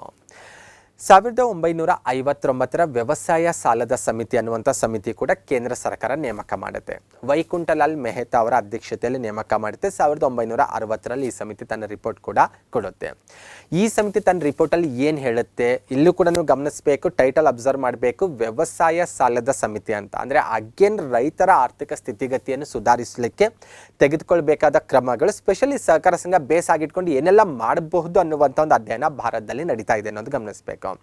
ಟೈಟಲ್ ನಮಗಿರೋದು ಗ್ರಾಮೀಣ ಸಹಕಾರ ಸಂಘ ಇರೋದು. ಇವೆಲ್ಲವೂ ಕೂಡ ಇಂಡೈರೆಕ್ಟ್ ಆಗಿ ಗ್ರಾಮೀಣ ಸಹಕಾರ ಸಂಘಕ್ಕೆ ರಿಲೇಟೆಡ್ ಆಗ್ತಾ ಇರೋದ್ರಿಂದ ಇವೆಲ್ಲದರ ಬಗ್ಗೆ ನಾನಿಲ್ಲಿ ನಿಮ್ಮ ಜೊತೆ ಡಿಸ್ಕಷನ್ ಮಾಡ್ತಾ ಇರೋದು. ಈ ಸಮಿತಿ ಏನು ಕೊಡುತ್ತೆ ತನ್ನ ರಿಪೋರ್ಟಲ್ಲಿ ಅಂತ ನೋಡ್ತಾ ಹೋದರೆ, ಗ್ರಾಮೀಣ ಭಾಗದಲ್ಲಿ ರೈತರ ಸಮಸ್ಯೆ ಅಥವಾ ರೈತರ ಆರ್ಥಿಕ ಸ್ಥಿತಿಗತಿ ಉತ್ತಮಪಡಿಸಬೇಕು, ಅವರ ಆರ್ಥಿಕವಾಗಿ ಅವರನ್ನು ಬಲಿಷ್ಠಗೊಳಿಸಬೇಕಾದ್ರೆ ಗ್ರಾಮೀಣ ಭಾಗದಲ್ಲಿರುವಂಥ ಸಹಕಾರ ಸಂಘಗಳಲ್ಲಿ ಏನು ಮಾಡಬೇಕು, ನಾವು ಹರಿಜನರನ್ನು, ಗಿರಿಜನ ಆಗಿರ್ಬೋದು, ಹಿಂದುಳಿದ ವರ್ಗ, ಕೃಷಿ ಕಾರ್ಮಿಕರನ್ನು ಹೆಚ್ಚಿನ ಸಂಖ್ಯೆಯಲ್ಲಿ ಸಂಘಗಳಲ್ಲಿ ತೊಡಗಿಸ್ಕೊಳ್ಬೇಕು. ಅಂದರೆ ಸಂಘದ ಸದಸ್ಯರಾಗಿ ಅವರನ್ನು ನಾವು ತೊಡಗಿಸ್ಕೊಂಡಾಗ ಅವರಿಗೆ ಏನಾಗುತ್ತೆ, ಆ ಸಂಘದ ಎಲ್ಲ ಸೌಲಭ್ಯಗಳು ಸಿಗ್ತವೆ, ಅವರ ಆರ್ಥಿಕ ಸ್ಥಿತಿಗತಿ ಸುಧಾರಿಸುತ್ತೆ ಅನ್ನುವಂಥ ಒಂದು ಸಲಹೆಯನ್ನು ಕೂಡ ಈ ಸಮಿತಿ ನೀಡುತ್ತೆ. ಇದನ್ನು ವಿಶೇಷವಾಗಿ ಗಮನಿಸಬೇಕು. ಆಲ್ರೆಡಿ ಆಲ್ರೆಡಿ ನಿಮಗೆ ಗೊತ್ತಿರುವಂಥ ವಿಚಾರ ಏನಂದರೆ, ಶೈಕ್ಷಣಿಕವಾಗಿ ಮುಂದೆ ಇರುವಂಥ ವರ್ಗ ಆಗಿರ್ಬೋದು, ಆರ್ಥಿಕವಾಗಿ ಉತ್ತಮ ಸ್ಥಾನದಲ್ಲಿರುವಂಥದ್ದಾಗಿರ್ಬೋದು, ಅಥವಾ ಮೇಲ್ವರ್ಗದ ಜನತೆ ನಾವು ಗುರುತಿಸ್ತೇವಲ್ವಾ, ಅವರು ಮಾತ್ರ ಸಹಕಾರಿ ಸಂಘದಲ್ಲಿ ಇನ್ವಾಲ್ವ್ ಆದರೆ ಸಾಕಾಗಲ್ಲ. ಇಲ್ಲಿ ಶೋಷಿತ ವರ್ಗದವರಾಗಿರ್ಬೋದು, ಯಾರು ಸಾಮಾಜಿಕ ನ್ಯಾಯದಿಂದ ವಂಚಿತರಾಗಿದ್ದಾರೋ, ಯಾರು ಸಮಾಜದಲ್ಲಿ ಪ್ರತ್ಯೇಕವಾಗಿ ನಾವು ಗುರುತಿಸ್ತೇವಲ್ವಾ, ಆ ವರ್ಗದ ಜನರು ಕೂಡ ಸಹಕಾರಿ ಸಂಘದಲ್ಲಿ ಬಂದಾಗ ಅವಾಗ ಆ ಆರ್ಥಿಕವಾಗಿ ಗ್ರಾಮೀಣ ಭಾಗದ ಜನರ ಸ್ಥಿತಿಗತಿ ಸುಧಾರಿಸಲಿಕ್ಕೆ ಸಾಧ್ಯ ಅನ್ನುವಂತಹ ಒಂದು ಅರ್ಥದಲ್ಲಿ ವ್ಯವಸಾಯ ಸಾಲದ ಸಮಿತಿ ಈ ಸಲಹೆಯನ್ನು ಕೊಡುತ್ತೆ. ಅದು ಬಹಳ ವಿಶೇಷವಾದಂಥ ಒಂದು ಬದಲಾವಣೆಗೆ ಕಾರಣ ಆಗುತ್ತೆ ಅಂತ ಹೇಳ್ಬೋದಾಗಿದೆ. ಓಕೆ, ನೆಕ್ಸ್ಟ್ ಒನ್ 1966ರಲ್ಲಿ ಬಂದಾಗ ಅಗೇನ್ ಮತ್ತೊಂದು ಸಮಿತಿಯನ್ನು ನೇಮಕ ಮಾಡಲಾಗುತ್ತೆ, ಅಖಿಲ ಭಾರತ ಗ್ರಾಮಾಂತರ ಸಾಲ ಪುನರ್ ಪರಿಶೀಲನಾ ಸಮಿತಿ ಅಂತ. ಸೇಮ್ ನಾವು ಪ್ರೀವಿಯಸ್ RBI ನೇಮಕ ಮಾಡಿರುವಂಥ ಸಮಿತಿ ಬಗ್ಗೆ ಡಿಸ್ಕಷನ್ ಮಾಡಿದೆವಲ್ವಾ, ಇದರದೇ ಪುನರ್ ಪರಿಶೀಲನಾ ಸಮಿತಿ ಅಂತ ಗುರುತಿಸ್ಬೋದು. ಅಖಿಲ ಭಾರತ ಗ್ರಾಮಾಂತರ ಪತ್ತು ಪರಿಶೀಲನಾ ಸಮಿತಿ ಅಂತ ನಾವು ಡಿಸ್ಕಷನ್ ಮಾಡಿದೆವಲ್ವಾ, ಅದರ ಮುಂದುವರಿದ ಭಾಗದ ರೀತಿಯಲ್ಲೇ ಇದನ್ನು ಗುರುತಿಸ್ಬೋದು. ಅಖಿಲ ಭಾರತ ಗ್ರಾಮಾಂತರ ಸಾಲ ಪುನರ್ ಪರಿಶೀಲನಾ ಸಮಿತಿ ಅಂತ. ಭಾರತೀಯ ರಿಸರ್ವ್ ಬ್ಯಾಂಕ್ ಗ್ರಾಮಾಂತರ ಸಾಲ ಸಹಕಾರ ಸಂಘಗಳ ಸಾಲ ವ್ಯವಸ್ಥೆಯನ್ನು ಏನು ಮಾಡಬೇಕು, ಬಲಪಡಿಸಬೇಕು ಅನ್ನುವಂತಹ ಒಂದು ಅಂಶವನ್ನು ಈ ಸಮಿತಿ ತನ್ನ ರಿಪೋರ್ಟಲ್ಲಿ ಕೊಡೋದು ಕಂಡುಬರುತ್ತೆ. ಹಾಗಾಗಿ ವೆಂಕಟಪ್ಪಯ್ಯ ಸಮಿತಿ ಅಂತ ಕೂಡ ಕರೆಯಲಾಗುತ್ತೆ, ಬಿಕಾಸ್ ಅವರೇ ಈ ಸಮಿತಿಗೆ ಮುಖ್ಯಸ್ಥರಾಗಿದ್ದರು. ಎಕ್ಸಾಮಲ್ಲಿ ನಿಮಗೆ ಯಾವ ರೀತಿ ಆದರೂ ಕೇಳ್ಬೋದು. 1966ರಲ್ಲಿ ನೇಮಕ ಆದಂಥ ಒಂದು ಸಮಿತಿ ಇದಾಗಿದೆ. ನೆಕ್ಸ್ಟ್ ಮತ್ತೊಂದು ವೆರಿ ಇಂಪಾರ್ಟೆಂಟ್ ಆಗಿರೋದು, ಆಲ್ಮೋಸ್ಟ್ ಅಲ್ಲಿ ನೀವು ಇಂಡಿಯನ್ ಎಕನಾಮಿಯಲ್ಲಿ ಕೂಡ ಸ್ಟಡಿ ಮಾಡಿರ್ತೀರ, ಶಿವರಾಮನ್ ಸಮಿತಿ ಅಂತ. ಈ ಸಮಿತಿಗೆ ಕ್ರಾಫಿಕಾರ್ಡ್ ಸಮಿತಿ ಅಂತ ಕೂಡ ಕರೆಯಲಾಗುತ್ತೆ. 1978ರಲ್ಲಿ ನೇಮಕ ಮಾಡಲಾಗುತ್ತೆ. ಬಿ ಶಿವರಾಮನ್ ಅವರು ಈ ಸಮಿತಿಗೆ ಮುಖ್ಯಸ್ಥರಾಗಿರ್ತಾರೆ. ಹಾಗಾಗಿ ಇದಕ್ಕೆ ಶಿವರಾಮನ್ ಸಮಿತಿ ಅಂತ ಕೂಡ ಕರೆಯಲಾಗುತ್ತೆ. ಈ ಸಮಿತಿ ಏನೆಲ್ಲ ಶಿಫಾರಸು ಮಾಡುತ್ತೆ ಅಥವಾ ಇದರ ಬಹುಮುಖ್ಯ ಉದ್ದೇಶ ಏನಾಗಿತ್ತು ಅಂತ ನೋಡ್ತಾ ಹೋದರೆ, ಕೃಷಿ ಮತ್ತು ಗ್ರಾಮೀಣಾಭಿವೃದ್ಧಿಗಾಗಿ ಸಾಂಸ್ಥಿಕ ಸಾಲ ಸೌಲಭ್ಯವನ್ನು ನೀಡುವ ಬಗ್ಗೆ ಅಧ್ಯಯನ ಮಾಡೋದು ಈ ಸಮಿತಿಯ ಬಹುಮುಖ್ಯ ಉದ್ದೇಶ ಆಗಿತ್ತು. ಕ್ರಾಫಿಕಾರ್ಡ್ ಅನ್ನುವಂಥ ಏನು ನಿಮಗೆ ವರ್ಡ್ ಕಾಣಿಸ್ತಾ ಇದೆ ಅಲ್ವಾ, ಅದರ ವಿಸ್ತೃತ ರೂಪ ಕೂಡ ನೀವಿಲ್ಲಿ ಅಬ್ಸರ್ವ್ ಮಾಡ್ಬೋದಾಗಿದೆ. ನಿಮಗೆ ಎಕ್ಸಾಮಲ್ಲಿ ಅದು ಕೂಡ ಕೇಳ್ಬೋದು. ಶಿವರಾಮನ್ ಸಮಿತಿಯ ಇನ್ನೊಂದು ಹೆಸರು ಏನಾಗಿತ್ತು ಅಂತ ಕೇಳ್ಬೋದು. ಬೇಸಿಕ್ಲಿ ಕ್ರಾಫಿಕಾರ್ಡ್ ಅನ್ನೋದು ಈ ಸಮಿತಿಯ ಹೆಸರಾಗಿತ್ತು. ಶಿವರಾಮನ್ ಅವರು ಈ ಸಮಿತಿಗೆ ಮುಖ್ಯಸ್ಥರಾಗಿರೋದ್ರಿಂದ ಇದಕ್ಕೆ ಬಿ ಶಿವರಾಮನ್ ಸಮಿತಿ ಅಂತ ಕೂಡ ಕರೆಯಲಾಗುತ್ತೆ. ಓಕೆ, ಈ ಸಮಿತಿ ತನ್ನ ರಿಪೋರ್ಟಲ್ಲಿ ಏನು ಹೇಳುತ್ತೆ ಅಂತ ನೋಡ್ತಿದ್ರೆ ಸಾಕಷ್ಟು ಅಂಶಗಳಿಂದ ಶಿಫಾರಸು ಮಾಡುತ್ತೆ. ಅದರಲ್ಲಿ ಇಂಪಾರ್ಟೆಂಟಾಗಿ ಒಂದು 2-3 ಇದ್ದಾವೆ ಇಲ್ಲಿ ಬಂದಾಗ. ಫಸ್ಟ್ ಆಫ್ ಆಲ್ ಲ್ಯಾಂಪ್ಸ್ ಸಹಕಾರ ಸಂಘಗಳನ್ನು ಬಲಪಡಿಸಬೇಕಂತ ಹೇಳುತ್ತೆ. ಇದು ಬಹಳ ಇಂಪಾರ್ಟೆಂಟ್ ಆಗಿರೋದು. ಓಕೆ, ಲ್ಯಾಂಪ್ಸ್ ಸಹಕಾರ ಸಂಘ ಅನ್ನೋದು ಒಂದು ವರ್ಡ್ ನೆನ್ಪಿಟ್ಕೊಳ್ಳಿ, ಮುಂದೆ ಬರುತ್ತೆ. ಸಹಕಾರ ಸಂಘಗಳ ಬಗ್ಗೆ ನಾವು ಡಿಸ್ಕಷನ್ ಮಾಡುವಂಥ ಸಂದರ್ಭದಲ್ಲಿ ಅಲ್ಲಿ ಬಂದಾಗ ಅದ್ರ ಬಗ್ಗೆ ಕ್ಲಾರಿಟಿ ಸಿಗುತ್ತೆ. ಅಲ್ಲಿವರೆಗೂ ಒಂದು ಸ್ವಲ್ಪ ವೇಟ್ ಮಾಡಿ. ಸೆಕೆಂಡ್ ಒನ್ ವೆರಿ ಇಂಪಾರ್ಟೆಂಟ್ ಆಗಿರುವಂಥ ಪಾಯಿಂಟ್, ಆಲ್ರೆಡಿ ನಿಮಗೆ ಗೊತ್ತಿರುವಂಥ ವಿಚಾರ, ಇಂಡಿಯನ್ ಎಕನಾಮಿಯಲ್ಲಿ ಅಭ್ಯಾಸ ಮಾಡಿರ್ತೀರಿ. ಈ ಸಮಿತಿ ತನ್ನ ಶಿಫಾರಸಲ್ಲಿ ಸೂಚಿಸಿರುವಂಥ ಇನ್ನೊಂದು ಪ್ರಮುಖ ವಿಚಾರ ಏನಂದರೆ, ದೇಶದಲ್ಲಿ ಸಮಗ್ರ ಗ್ರಾಮೀಣ ಅಭಿವೃದ್ಧಿಗಾಗಿ ರಾಷ್ಟ್ರೀಯ ಗ್ರಾಮೀಣ ಅಭಿವೃದ್ಧಿ ಬ್ಯಾಂಕ್ ಸ್ಥಾಪನೆ ಆಗಬೇಕು ಅಂತ ಶಿಫಾರಸು ಮಾಡುತ್ತೆ.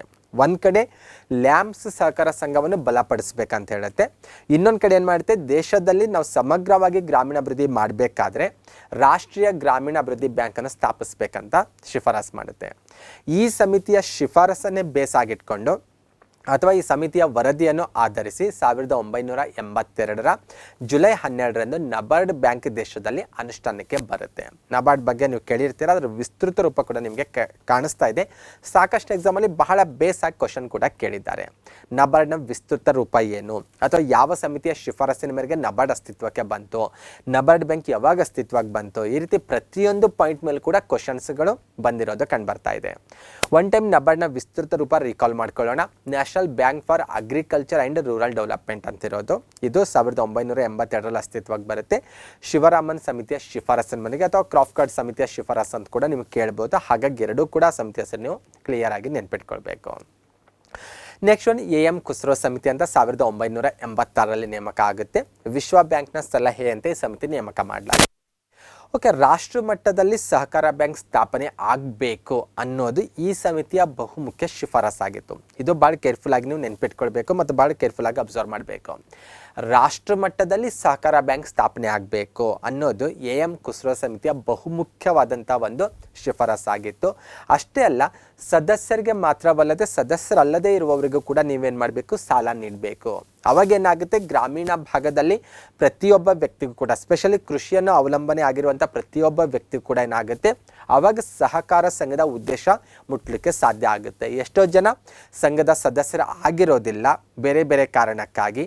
ಅಂಥ ಸಮಯದಲ್ಲಿ ಅವರ ಸ್ಥಿತಿಗತಿ ಸುಧಾರಿಸಬೇಕಾದ್ರೆ ಅವರಿಗೂ ಕೂಡ ಸಹಕಾರ ಸಂಘದಿಂದ ಅಥವಾ ಸಹಕಾರಿ ಬ್ಯಾಂಕ್ನಿಂದ ಏನು ಮಾಡಬೇಕು, ಹಣಕಾಸಿನ ನೆರವು ದೊರಕಬೇಕು.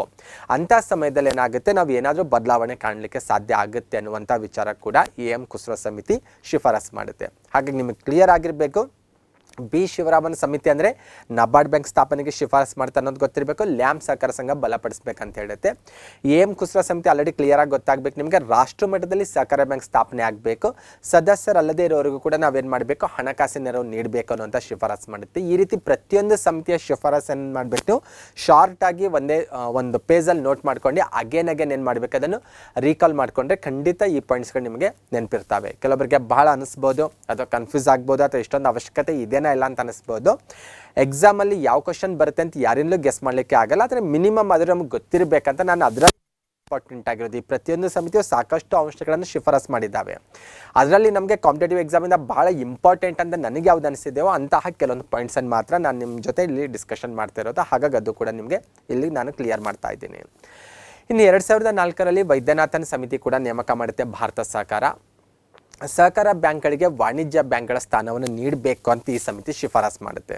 ಸಹಕಾರ ಬ್ಯಾಂಕ್ಗಳನ್ನಿದ್ದಾವಲ್ವ ಅವುಗಳಿಗೆ ವಾಣಿಜ್ಯ ಬ್ಯಾಂಕ್ಗಳಿಗೆ ಏನು ಸ್ಥಾನಮಾನ ಇದೆ ಅಲ್ವಾ, ಆ ಸ್ಥಾನವನ್ನು ನೀಡಬೇಕಂತ ಹೇಳುತ್ತೆ. ಅದ್ರ ಜೊತೆಗೆ ನಬಾರ್ಡ್ಗೆ ರಿಲೇಟೆಡ್ ಆಗಿ ಒಂದು ಶಿಫಾರಸು ಮಾಡುತ್ತೆ. ಇದು ಏನು ಮಾಡುತ್ತೆ ಅಂದರೆ, ನಬಾರ್ಡು ಇನ್ನೂ ಹೆಚ್ಚು ಪರಿಣಾಮಕಾರಿಯಾಗಿ ಕಾರ್ಯನಿರ್ವಹಿಸಬೇಕಾದ್ರೆ ಅದಕ್ಕೆ ಹೆಚ್ಚಿನ ಅಧಿಕಾರ ನೀಡಬೇಕು.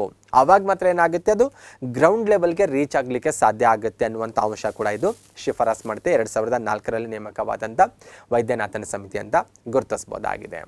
ಓಕೆ, ಇದಿಷ್ಟು ದೇಶದ ಮಟ್ಟದಲ್ಲಿ ಆಗಿರುವಂತಹ ಸಹಕಾರ ಸಂಘಗಳಿಗೆ ರಿಲೇಟೆಡ್ ಆಗಿರುವಂಥ ಒಂದು ಬೆಳವಣಿಗೆ ಆಗಿದೆ. ಓಕೆ, ನೆಕ್ಸ್ಟ್ ನಾವೀಗ ಕರ್ನಾಟಕದಲ್ಲಿ ಆಗಿರುವಂತಹ ಸಹಕಾರ ಸಂಘ ಅಥವಾ ಸಹಕಾರ ಚಳವಳಿಯ ಬೆಳವಣಿಗೆ ಬಗ್ಗೆ ನೋಡ್ತಾ ಹೋಗೋಣ. ಅಂದರೆ ಫಸ್ಟ್ ಆಫ್ ಆಲ್ ನಾವು ಪ್ರಪಂಚದಲ್ಲಿ ಜಾಗತಿಕ ಮಟ್ಟದಲ್ಲಿ ಆಗಿರುವಂಥ ಬೆಳವಣಿಗೆ ಕ್ಲಿಯರ್ ಮಾಡ್ಕೊಂಡಿದ್ದೇವೆ. ಎರಡನೇ ಹಂತದಲ್ಲಿ ಭಾರತದಲ್ಲಿ ಆಗಿರುವಂಥ ಸಹಕಾರ ಚಳವಳಿಯ ಬೆಳವಣಿಗೆ ಬಗ್ಗೆ ಕ್ಲಿಯರ್ ಮಾಡ್ಕೊಂಡಿದ್ದೇವೆ. ನೆಕ್ಸ್ಟ್ ನಾವೀಗ ಹೋಗ್ತಾ ಇರೋದು ಕರ್ನಾಟಕದಲ್ಲಿ ಆಗಿರುವಂಥ ಸಹಕಾರ ಚಳವಳಿಯ ಬೆಳವಣಿಗೆ ಯಾವ ರೀತಿ ಆಗಿದೆ ಅನ್ನೋದನ್ನು ನೋಡ್ತಾ ಹೋಗೋಣ. ನಿಮಗೆಲ್ಲ ಗೊತ್ತಿರುವ ಹಾಗೆ ದೇಶದ ಮೊದಲ ಸಹಕಾರಿ ಸಂಘ 1905 ಮೇ 8ನೇ ತಾರೀಕಿನಂದು ಇವತ್ತಿನ ಗದಗ ಜಿಲ್ಲೆಯ ಕಣಗಿನಹಾಳದಲ್ಲಿ ಅಸ್ತಿತ್ವಕ್ಕೆ ಬರುತ್ತೆ. ಆಲ್ರೆಡಿ ಇದ್ರ ಬಗ್ಗೆ ನಾವು ಭಾರತದ ಸಹಕಾರ ಚಳವಳಿಯ ಆರಂಭದಲ್ಲಿ ಕೂಡ ಡಿಸ್ಕಷನ್ ಮಾಡಿದ್ದೇವೆ, ಆ ಟಾಪಿಕಲ್ಲಿ ಕೂಡ. ಅಗೇನ್ ಇದು ಕರ್ನಾಟಕದಲ್ಲಿ ಅಸ್ತಿತ್ವಕ್ಕೆ ಬಂದಿರೋದ್ರಿಂದ ಕರ್ನಾಟಕದಲ್ಲಿನ ಸಹಕಾರ ಚಳವಳಿಯ ವಿಷಯದಲ್ಲಿ ಕೂಡ ನಾವು ಇದೇ ಸ್ಲೈಡಿಂದ ಅಥವಾ ಇದೇ ಪಾಯಿಂಟಿಂದ ಸ್ಟಾರ್ಟ್ ಮಾಡ್ತಾ ಇರೋದು. ಓಕೆ, 1905ರಲ್ಲಿ ಕಣಗಿನಹಾಳದಲ್ಲಿ ಅಸ್ತಿತ್ವಕ್ಕೆ ಬಂದಿರುವಂಥ ಸಹಕಾರಿ ಸಂಘದಲ್ಲಿ ಒಟ್ಟು 13 ಜನ ಸದಸ್ಯರಿದ್ದರು. ಅಂದರೆ 13 ಜನ ಸದಸ್ಯರಿಂದ ಈ ಸಹಕಾರಿ ಸಂಘ ಅನುಷ್ಠಾನಕ್ಕೆ ಬಂತು ಅನ್ನುವಂಥ ಮಾಹಿತಿ ಕೂಡ ನಮಗೆ ಇತಿಹಾಸದಿಂದ ತಿಳಿದು ಬರುತ್ತೆ. 1905ರಲ್ಲಿ ಕಣಗಿನಹಾಳದಲ್ಲಿ ಅಸ್ತಿತ್ವಕ್ಕೆ ಬಂದಿರುವಂಥ ಸಹಕಾರಿ ಸಂಘದ ಹೆಸರು ಕಣಗಿನಹಾಳ ವ್ಯವಸಾಯ ಸೇವಾ ಸಹಕಾರಿ ಬ್ಯಾಂಕ್ ಲಿಮಿಟೆಡ್ ಅಂತ ಆಗಿತ್ತು. ಇದು ಕೂಡ ನಿಮಗೆ ಕ್ಲಿಯರ್ ಆಗಿ ಗೊತ್ತಿರಬೇಕು. ಅಥೆಂಟಿಕ್ ಆಗಿ ಅದರ ನೇಮ್, ಅಫಿಷಿಯಲ್ ನೇಮ್ ಏನಿತ್ತು ಅಂತ ಕೂಡ ಕೇಳುವಂಥ ಪಾಸಿಬಿಲಿಟಿ ಇರುತ್ತೆ. ಓಕೆ, ಈ ಸಹಕಾರಿ ಸಂಘ 1904ರಲ್ಲಿ ಭಾರತದಲ್ಲಿ ಜಾರಿಗೆ ಬಂದಿರುವಂಥ ಸಹಕಾರಿ ಕಾಯ್ದೆ ಏನಿದೆ ಅಲ್ವಾ, ಆ ಕಾಯ್ದೆಯನ್ನು ಆಧರಿಸಿ ಅಸ್ತಿತ್ವಕ್ಕೆ ಬಂದಿರುವಂಥ ಸಹಕಾರಿ ಸಂಘ ಆಗಿದೆ. ಇದು ದೇಶದ ಮೊದಲ ಸಹಕಾರಿ ಸಂಘ ಅನ್ನುವಂಥ ಕೀರ್ತಿ ಕೂಡ ಇದು ಪಾತ್ರವಾಗಿದೆ. ಈ ಸಹಕಾರಿ ಸಂಘವನ್ನು ಸ್ಥಾಪಿಸಿದಂಥ ಕೀರ್ತಿ ಆಲ್ರೆಡಿ ನಾವು ಅಭ್ಯಾಸ ಮಾಡಿದ್ದೇವೆ, ಶ್ರೀ ಸಿದ್ದನಗೌಡ ಸಣ್ಣ ರಾಮನಗೌಡ ಪಾಟೀಲ್ ಅವರಿಗೆ ಸಲ್ಲುತ್ತೆ. ಓಕೆ, ಈ ಸಹಕಾರಿ ಸಂಘ ದೇಶದ ಮೊದಲ ಸಹಕಾರಿ ಸಂಘವನ್ನು ಸ್ಥಾಪನೆ ಮಾಡಿರುವಂಥ ಕೀರ್ತಿ ಅವರಿಗೆ ಸಲ್ಲುತ್ತೆ. ಈ ಮಹನೀಯರಿಗೆ ಭಾರತದ ಸಹಕಾರಿ ಆಂದೋಲನದ ಮೂಲ ಪುರುಷ ಅಂತ ಕೂಡ ನಾವು ಕರಿತೀವಿ. ಈ ಕಾರಣಕ್ಕಾಗಿ ಭಾರತದ ಸಹಕಾರಿ ಚಳವಳಿಯ ಮೂಲ ಪುರುಷ ಅಂತ ಕೂಡ ಗುರುತಿಸಲಾಗುತ್ತೆ. ಆದರೆ ಕೆಲವೊಂದು ಕಡೆ ಸರ್ ಫೆಡ್ರಿಕ್ ನಿಕೋಲ್ಸನ್ ಹೆಸರು ಕೂಡ ಪ್ರಸ್ತಾಪ ಆಗಿರೋದು ಕಂಡು ಬರ್ತಾ ಇದೆ. ಎಕ್ಸಾಮಲ್ಲಿ ಆಲ್ರೆಡಿ ನಮ್ಮ ಸ್ಟೇಟ್ ಎಕ್ಸಾಮಲ್ಲಿ ಆಲ್ಮೋಸ್ಟ್ ಆಲ್ ಪ್ರೀವಿಯಸ್ ಎಕ್ಸಾಮ್ ಆಗಿರ್ಬೋದು, ಈವನ್ ಕರ್ನಾಟಕ ಸರ್ಕಾರದ ಅಧಿಕೃತ ಸಹಕಾರ ಇಲಾಖೆ ವೆಬ್ಸೈಟಿಗೆ ಹೋದರೂ ಕೂಡ ಅಲ್ಲಿ ಕೂಡ ಭಾರತದ ಸಹಕಾರಿ ಚಳವಳಿಯ ಪಿತಾಮಹ ಅಂತ ಶ್ರೀ ಸಿದ್ದನಗೌಡ ಸಣ್ಣರಾಮನಗೌಡ ಪಾಟೀಲ್ ಅವರ ಹೆಸರೇ ಉಲ್ಲೇಖ ಆಗಿರೋದು ಕಂಡು ಬರುತ್ತೆ. ನಮ್ಮ ಸ್ಟೇಟ್ ಎಕ್ಸಾಮಲ್ಲಿ ಆಲ್ಮೋಸ್ಟ್ ಅಲ್ಲಿ ಇವ್ರ ಹೆಸರನ್ನೇ ಕೊಟ್ಟಿರ್ತಾರೆ. ಇನ್ ಕೇಸ್ ಇವ್ರ ಹೆಸರು ಇಲ್ಲ ಅಂದರೆ ಅವಾಗ ನಿಕಲ್ಸನ್ ಹೆಸರಿದ್ರೆ ನೀವು ಅವರ ಹೆಸರನ್ನು ಆಯ್ಕೆ ಮಾಡ್ಕೋಬಹುದಾಗಿದೆ. ಓಕೆ, ಕ್ವಶನ್ ಅನ್ನು ಸ್ವಲ್ಪ ಬೇಸ್ ಆಗಿಟ್ಕೊಂಡು ಅಥವಾ ಕ್ವಶನಲ್ಲಿ ಏನಾದರೂ ಕೀವರ್ಡ್ ಬಳಸಿದ್ರೆ ಅದನ್ನು ಬೇಸ್ ಆಗಿಟ್ಕೊಂಡು ಆನ್ಸರ್ ಮಾಡುವಂಥ ಒಂದು ಪ್ರಯತ್ನ ನೀವು ಮಾಡಬೇಕು. ನೆಕ್ಸ್ಟ್, ಕಣಗಿನಹಾಳದಲ್ಲಿ ಸ್ಥಾಪನೆಯಾದಂಥ ಈ ಸಹಕಾರಿ ಸಂಘ ಏನಿದೆ ಅಲ್ವಾ, 1905ರಲ್ಲಿ ಅಸ್ತಿತ್ವಕ್ಕೆ ಬಂದಿದ್ದು. 2005ರಲ್ಲಿ ಶತಮಾನೋತ್ಸವ ಕೂಡ ಆಚರಿಸಿಕೊಂಡಿದೆ. ಕಣಗಿನಹಾಳವನ್ನು ಕರ್ನಾಟಕ ಸರ್ಕಾರ 2005ರಲ್ಲಿ ಬಂದಾಗ ಮಾದರಿ ಗ್ರಾಮ ಅಂತ ಕೂಡ ಅದನ್ನು ಡಿಕ್ಲೇರ್ ಮಾಡಿದೆ. 100 ವರ್ಷಗಳು ಕಂಪ್ಲೀಟ್ ಆದಂಥ ಸಮಯದಲ್ಲಿ ಬಂದಾಗ 2005ರಲ್ಲಿ ಕಣಗಿನಹಾಳವನ್ನು ಮಾದರಿ ಗ್ರಾಮ ಅಂತ ಕರ್ನಾಟಕ ಸರ್ಕಾರ ಡಿಕ್ಲೇರ್ ಮಾಡಿರೋದು ಕೂಡ ನಾವಿಲ್ಲಿ ಸ್ಮರಿಸಬಹುದಾಗಿದೆ. ಇನ್ನು ಕರ್ನಾಟಕದಲ್ಲಿ ಪಟ್ಟಣ ಸಹಕಾರಿ ಸಂಘಗಳು ಯಾವಾಗ ಸ್ಥಾಪನೆ ಅದು ಎಲ್ಲಿ ಅಸ್ತಿತ್ವಕ್ಕೆ ಬಂತು ಅಂತ ನೋಡ್ತಾ ಹೋದರೆ ಇದು ಕೂಡ ಅಸ್ತಿತ್ವಕ್ಕೆ ಬಂದಿದ್ದು ಗದಗ್ನಲ್ಲಿ ಅಂತ ಗುರುತಿಸೋದು. ಅಂದರೆ ಗದಗ್ ನಗರದ ಭಾಗವಾಗಿರುವಂಥ ಬೆಟಗೇರಿ, ಗದಗ್ ಬೆಟಗೇರಿ ಅವಳಿ ನಗರಗಳಂತ ಈ ರೀತಿ ಗುರುತಿಸ್ತೇವೆ. ಬೆಟಗೇರಿಯಲ್ಲಿ 1905 ಅಕ್ಟೋಬರ್ 18ರಂದು ಅಸ್ತಿತ್ವಕ್ಕೆ ಬರುತ್ತೆ. ಬೇಸಿಕ್ಲಿ ನೇಕಾರರ ಅನುಕೂಲಕ್ಕಾಗಿ ಅಸ್ತಿತ್ವಕ್ಕೆ ಬಂದಿರುವಂಥ ಪಟ್ಟಣ ಸಹಕಾರಿ ಸಂಘ ಇದಾಗಿದೆ. ಇದು ರಾಜ್ಯದ ಮೊದಲ ವ್ಯವಸಾಯೇತರ ಸಹಕಾರಿ ಸಂಘ. ಕಣಗಿನಹಾಳದಲ್ಲಿ ಅಸ್ತಿತ್ವಕ್ಕೆ ಬಂದಿರುವಂಥ ಸಹಕಾರಿ ಸಂಘ ಏನಾಗಿತ್ತು, ರೈತರಿಗಾಗಿ ಅಸ್ತಿತ್ವಕ್ಕೆ ಬಂದಿರುವಂಥ ವ್ಯವಸಾಯ ಸಹಕಾರಿ ಬ್ಯಾಂಕ್ ಅಂತ ನಾವು ಅದನ್ನು ಡಿಸ್ಕಷನ್ ಮಾಡುವಂಥ ಸಂದರ್ಭದಲ್ಲಿ ಅಥೆಂಟಿಕ್ ನೇಮ್ ಏನಿದೆ ಅನ್ನೋದು ಕೂಡ ನಾವು ಡಿಸ್ಕಷನ್ ಮಾಡಿದ್ದೇವೆ, ಅಥವಾ ಈ ಸ್ಲೈಡಲ್ಲಿ ನೀವು ನೋಡ್ಬೋದು. ಕಣಗಿನಹಾಳ ವ್ಯವಸಾಯ ಸೇವಾ ಸಹಕಾರಿ ಬ್ಯಾಂಕ್ ಲಿಮಿಟೆಡ್ ಅಂತಲೇ ಆಗಿತ್ತು. ಆ ಟೈಟಲಲ್ಲೇ ಗೊತ್ತಾಗುತ್ತೆ ಆ ಸಹಕಾರಿ ಸಂಘ ಯಾವುದಕ್ಕೆ ರಿಲೇಟೆಡ್ ಆಗಿದೆ ಅಂತ. ಬೆಟಗೇರಿಯಲ್ಲಿ ಅಸ್ತಿತ್ವಕ್ಕೆ ಬಂದಿರುವಂಥ ಪಟ್ಟಣ ಪ್ರದೇಶದ ಮೊದಲ ಸಹಕಾರಿ ಸಂಘ ಅಂತ ಗುರುತಿಸ್ತೇವಲ್ವ ನಮ್ಮ ರಾಜ್ಯ ಮಟ್ಟದಲ್ಲಿ ಬಂದಾಗ, ಇದು ರಾಜ್ಯದ ಮೊದಲ ವ್ಯವಸಾಯೇತರ ಸಹಕಾರ ಸಂಘ ಕೂಡ ಆಗಿತ್ತು. ವ್ಯವಸಾಯ ಕ್ಷೇತ್ರವನ್ನು ಹೊರತುಪಡಿಸಿ ಇತರ ಕ್ಷೇತ್ರಕ್ಕೆ ಸಂಬಂಧಪಟ್ಟಂಥ ಮೊದಲ ಸಹಕಾರಿ ಸಂಘ ಅಂತ ಇದನ್ನು ಗುರುತಿಸಲಾಗುತ್ತೆ. ಇದನ್ನು ರಿವಿಂಗ್ಟನ್ ಅವರಿಂದ ಸ್ಥಾಪಿಸಲ್ಪಟ್ಟಿತ್ತು ಅಂತ ಕೂಡ ನಮಗೆ ಗೊತ್ತಾಗುತ್ತೆ. ಓಕೆ, ಇದಿಷ್ಟು ಮಾಹಿತಿ ಕೂಡ ನಿಮಗೆ ಗೊತ್ತಿರಬೇಕು. ಇದು ರಾಜ್ಯದ ಮೊದಲ ಪಟ್ಟಣ ಸಹಕಾರಿ ಸಂಘ ಅನ್ನೋದು ಗೊತ್ತಿರಬೇಕು. ಅದರ ಜೊತೆಗೆ ರಾಜ್ಯದ ಮೊದಲ ವ್ಯವಸಾಯೇತರ ಸಹಕಾರಿ ಸಂಘ ಅನ್ನೋದು ಕೂಡ ನಿಮಗೆ ಗೊತ್ತಿರಬೇಕು. ಇದು ಕೂಡ ಅಸ್ತಿತ್ವಕ್ಕೆ ಬಂದಿದ್ದು ಇವತ್ತಿನ ಗದಗ್ ಜಿಲ್ಲೆಯ ಭಾಗವಾಗಿರುವಂಥ ಬೆಟಗೇರಿಯಲ್ಲಿ. ಮೊದಲ ಸಹಕಾರಿ ಸಂಘ, ದೇಶದ ಮೊದಲ ಸಹಕಾರಿ ಸಂಘ ಅಂತ ಗುರುತಿಸ್ತೇವಲ್ವಾ, ಅದು ಕೂಡ ಅಸ್ತಿತ್ವಕ್ಕೆ ಬಂದಿದ್ದು ಇವತ್ತಿನ ಗದಗ್ ಜಿಲ್ಲೆಯ ಕಣಗಿನಹಾಳ ಅನ್ನುವಂಥ ಗ್ರಾಮದಲ್ಲಿ. ಓಕೆ, ಎರಡು ವಿಚಾರ ಕ್ಲಿಯರ್ ಆಗಿ ನಿಮಗೆ ಗೊತ್ತಿರಬೇಕು. ಇನ್ನು KH ಪಾಟೀಲ್ ಅವರಿಗೆ ಸಹಕಾರಿ ಭೀಷ್ಮ ಅಂತ ಕೂಡ ಕರಿತೇವೆ. ಇವ್ರ ಬಗ್ಗೆ ಕೂಡ ಒಂದು ಸ್ವಲ್ಪ ನಿಮಗೆ ಮಾಹಿತಿ ಇರಬೇಕು. ಯಾವ ಉದ್ದೇಶಕ್ಕಾಗಿ ಈ ರೀತಿ ಕರೆಯಲಾಗುತ್ತೆ, ಇದಕ್ಕೇನು ಮುಖ್ಯ ಕಾರಣ ಅಂತ ನೋಡ್ತಾ ಹೋದರೆ, ಅನೇಕ ದಶಕಗಳ ಹಿಂದೆ ಧಾರವಾಡ ಪ್ರದೇಶದಲ್ಲಿ ಬಂದಿರುವಂಥ ಸಹಕಾರಿ ಸಂಘಗಳೇನಿದ್ದಾವಲ್ವ, ಸ್ಪೆಷಲಿ ಗ್ರಾಮೀಣ ಭಾಗದಲ್ಲಿ ರೈತರಿಗೆ ರಿಲೇಟೆಡ್ ಆಗಿ ಬಂದಿರುವಂಥ ಸಹಕಾರಿ ಸಂಘಗಳೇನಿದ್ದಾವಲ್ವ, ಆ ಸಹಕಾರಿ ಸಂಘಗಳಲ್ಲಿ ಅನೇಕ ಸಹಕಾರಿ ಸಂಘಗಳು ಇವತ್ತಿಗೆ ಕೂಡ ಧಾರವಾಡ ಏರಿಯಾದಲ್ಲಿ ಕಾರ್ಯನಿರ್ವಹಿಸ್ತಾ ಇದ್ದಾವೆ. ಇವತ್ತಿನ ಗದಗ್ ಜಿಲ್ಲೆ ಭಾಗದಲ್ಲಿ ಇವತ್ತೆಲ್ಲ ನಾವು ಗುರುತಿಸೋದು, ಆದರೆ ಬೇಸಿಕ್ಲಿ ಅವೆಲ್ಲವೂ ಅಸ್ತಿತ್ವಕ್ಕೆ ಬಂದಾಗ ಅವತ್ತಿನ ಸಮಯದಲ್ಲಿ ಅವೆಲ್ಲವೂ ಕೂಡ ಧಾರವಾಡ ಜಿಲ್ಲೆಯ ಭಾಗವಾಗಿರುವಂಥ ಪ್ರದೇಶ ಅಂತ ಗುರುತಿಸೋದು. ಹಾಗಾಗಿ ಇವತ್ತಿಗೂ ಕೂಡ ಈ ಸಹಕಾರಿ ಸಂಘಗಳು ಯಶಸ್ವಿಯಾಗಿ ಕಾರ್ಯನಿರ್ವಹಿಸ್ತಾ ಇದ್ದಾವೆ. ಅನೇಕ ದಶಕಗಳ ಹಿಂದಿನ ಸಹಕಾರಿ ಸಂಘಗಳೆಂದರೆ ಅದಕ್ಕೆ ಬಹುಮುಖ್ಯ ಕಾರಣ ಅದಕ್ಕೆ ಬೆಂಬಲವಾಗಿ ನಿಂತಹ KH ಪಾಟೀಲ್ ಅವರಂತ ಗುರುತಿಸೋದು. ಹಾಗಾಗಿ KH ಪಾಟೀಲ್ ಅವರಿಗೆ ಸಹಕಾರಿ ಭೀಷ್ಮ ಅಂತ ಕೂಡ ಕರೆಯಲಾಗುತ್ತೆ. ಅಷ್ಟೇ ಅಲ್ಲ, ಇವತ್ತಿನ ಗದಗ ಜಿಲ್ಲೆಗೆ ನಾವು ಸಹಕಾರಿ ಸಂಸ್ಕೃತಿಯ ಪ್ರಯೋಗ ಜಿಲ್ಲೆ ಅಂತ ಕೂಡ ಕರೆಯುತ್ತೇವೆ. ಆ ರೀತಿ ಕೂಡ ಅದನ್ನು ಗುರುತಿಸಲಾಗುತ್ತೆ. ಏನು ರೀಸನ್ ಇದಕ್ಕಂತ ನೋಡ್ತಾ ಹೋದರೆ, ಗದಗ ಜಿಲ್ಲೆಯ ಬೇರೆ ಬೇರೆ ಪ್ರದೇಶದಲ್ಲಿ ಬೇರೆ ಬೇರೆ ಕ್ಷೇತ್ರಕ್ಕೆ ಸಂಬಂಧಪಟ್ಟಂಥ ಅನೇಕ ರೀತಿಯ ಸಹಕಾರಿ ಸಂಘಗಳು ಅಸ್ತಿತ್ವಕ್ಕೆ ಬರ್ತವೆ. ಅವು ಸಕ್ಸಸ್ ಕೂಡ ಆಗ್ತವೆ.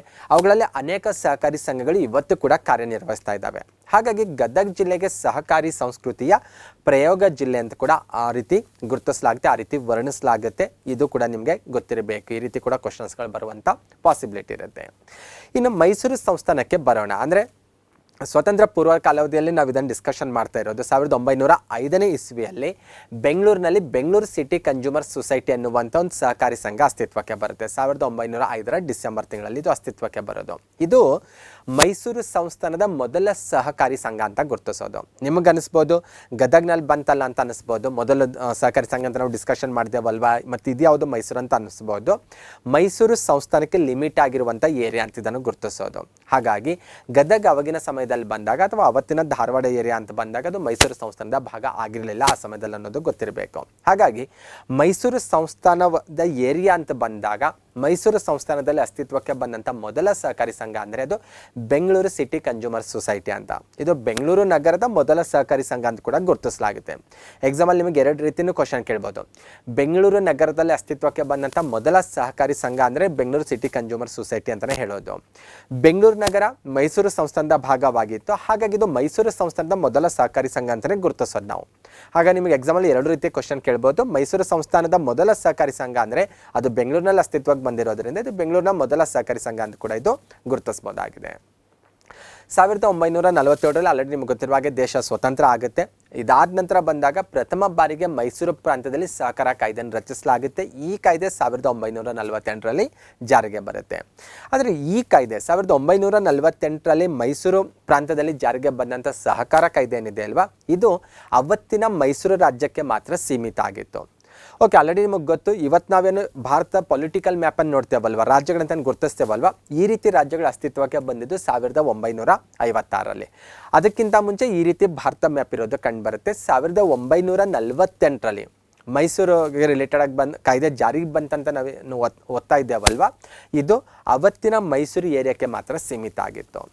ದೇಶ ಸ್ವತಂತ್ರ ಆಗುತ್ತೆ, ಅದ್ರ ಜೊತೆಗೆ ಭಾಷಾವಾರು ರಾಜ್ಯ ರಚನೆ ಮಾಡಬೇಕನ್ನುವಂಥ ಬೇಡಿಕೆ ಕೂಡ ಹೆಚ್ಚಾಗ್ತಾ ಹೋಗುತ್ತೆ. ಫೈನಲಿ 1956ರಲ್ಲಿ ದೇಶದಲ್ಲಿ ಭಾಷಾವಾರು ರಾಜ್ಯಗಳ ಅಸ್ತಿತ್ವಕ್ಕೆ ಬರ್ತವೆ. ಅದರಲ್ಲಿ ಏಕೀಕೃತ ಮೈಸೂರು ರಾಜ್ಯ ಕೂಡ ಒಂದಾಗಿತ್ತು.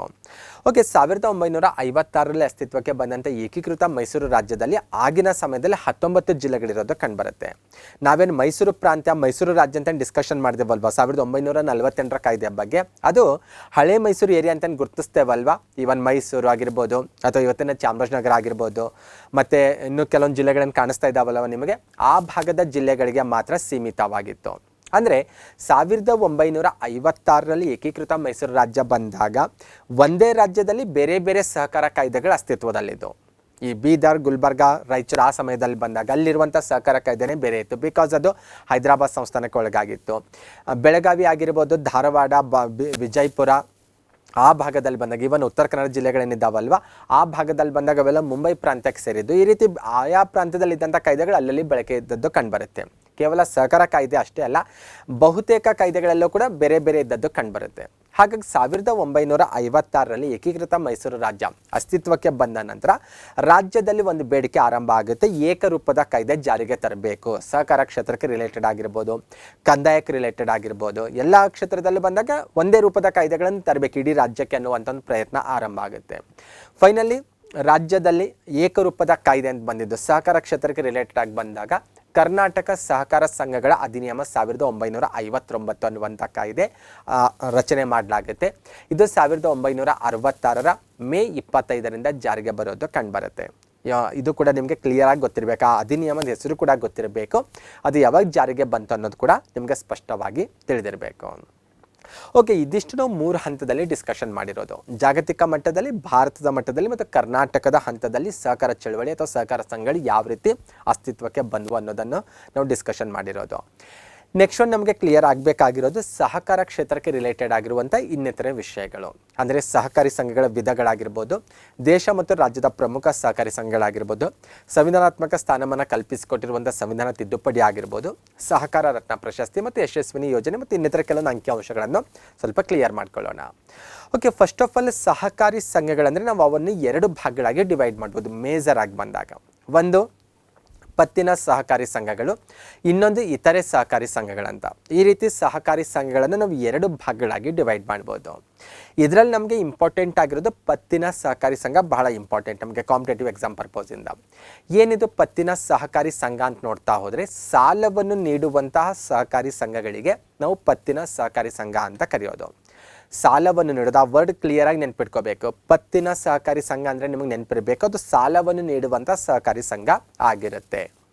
ಇತರೆ ಸಹಕಾರಿ ಸಂಘ ಅಂದರೆ ಅದು ಸಾಲವನ್ನು ನೀಡೋದಿಲ್ಲ, ಅದನ್ನು ಬಿಟ್ಟು ಬೇರೆ ವಿಷಯಕ್ಕೆ ರಿಲೇಟೆಡ್ ಆಗಿರೋದು. ಅಂದರೆ ಹಣಕಾಸಿನ ವಿಷಯವನ್ನು ಹೊರತುಪಡಿಸಿ ಅಂದರೆ ಗುರುತಿಸ್ಬೋದು ನಾವು ಕಾಮನ್ ಆಗಿ ಬಂದಾಗ. ಇತರ ವಿಷಯಕ್ಕೆ ಸಂಬಂಧಿಸಿದ ಸಹಕಾರಿ ಸಂಘಗಳಂತ ಗುರುತಿಸೋದು. ನಮಗೆ ಕಾಂಪಿಟೇಟಿವ್ ಎಕ್ಸಾಮಿನ ಇಂಪಾರ್ಟೆಂಟ್ ಆಗಿರೋದು ಪತ್ತಿನ ಸಹಕಾರಿ ಸಂಘಗಳು ಅನ್ನೋದು. ಇವು ಸಾಲವನ್ನು ನೀಡುವಂಥ ಸಹಕಾರಿ ಸಂಘಗಳಾಗಿರ್ತವೆ. ನೆಕ್ಸ್ಟ್ ಒಂದು ಏನು ಮಾಡೋಣ, ಈಗ ಪತ್ತಿನ ಸಹಕಾರಿ ಸಂಘಗಳಿದ್ದಾವಲ್ವ, ಇದನ್ನು ನಾವೇನು ಮಾಡ್ಬೋದು, ಮತ್ತೆ ನಾವು ಡಿವೈಡ್ ಮಾಡ್ತಾ ಹೋಗ್ಬೋದು.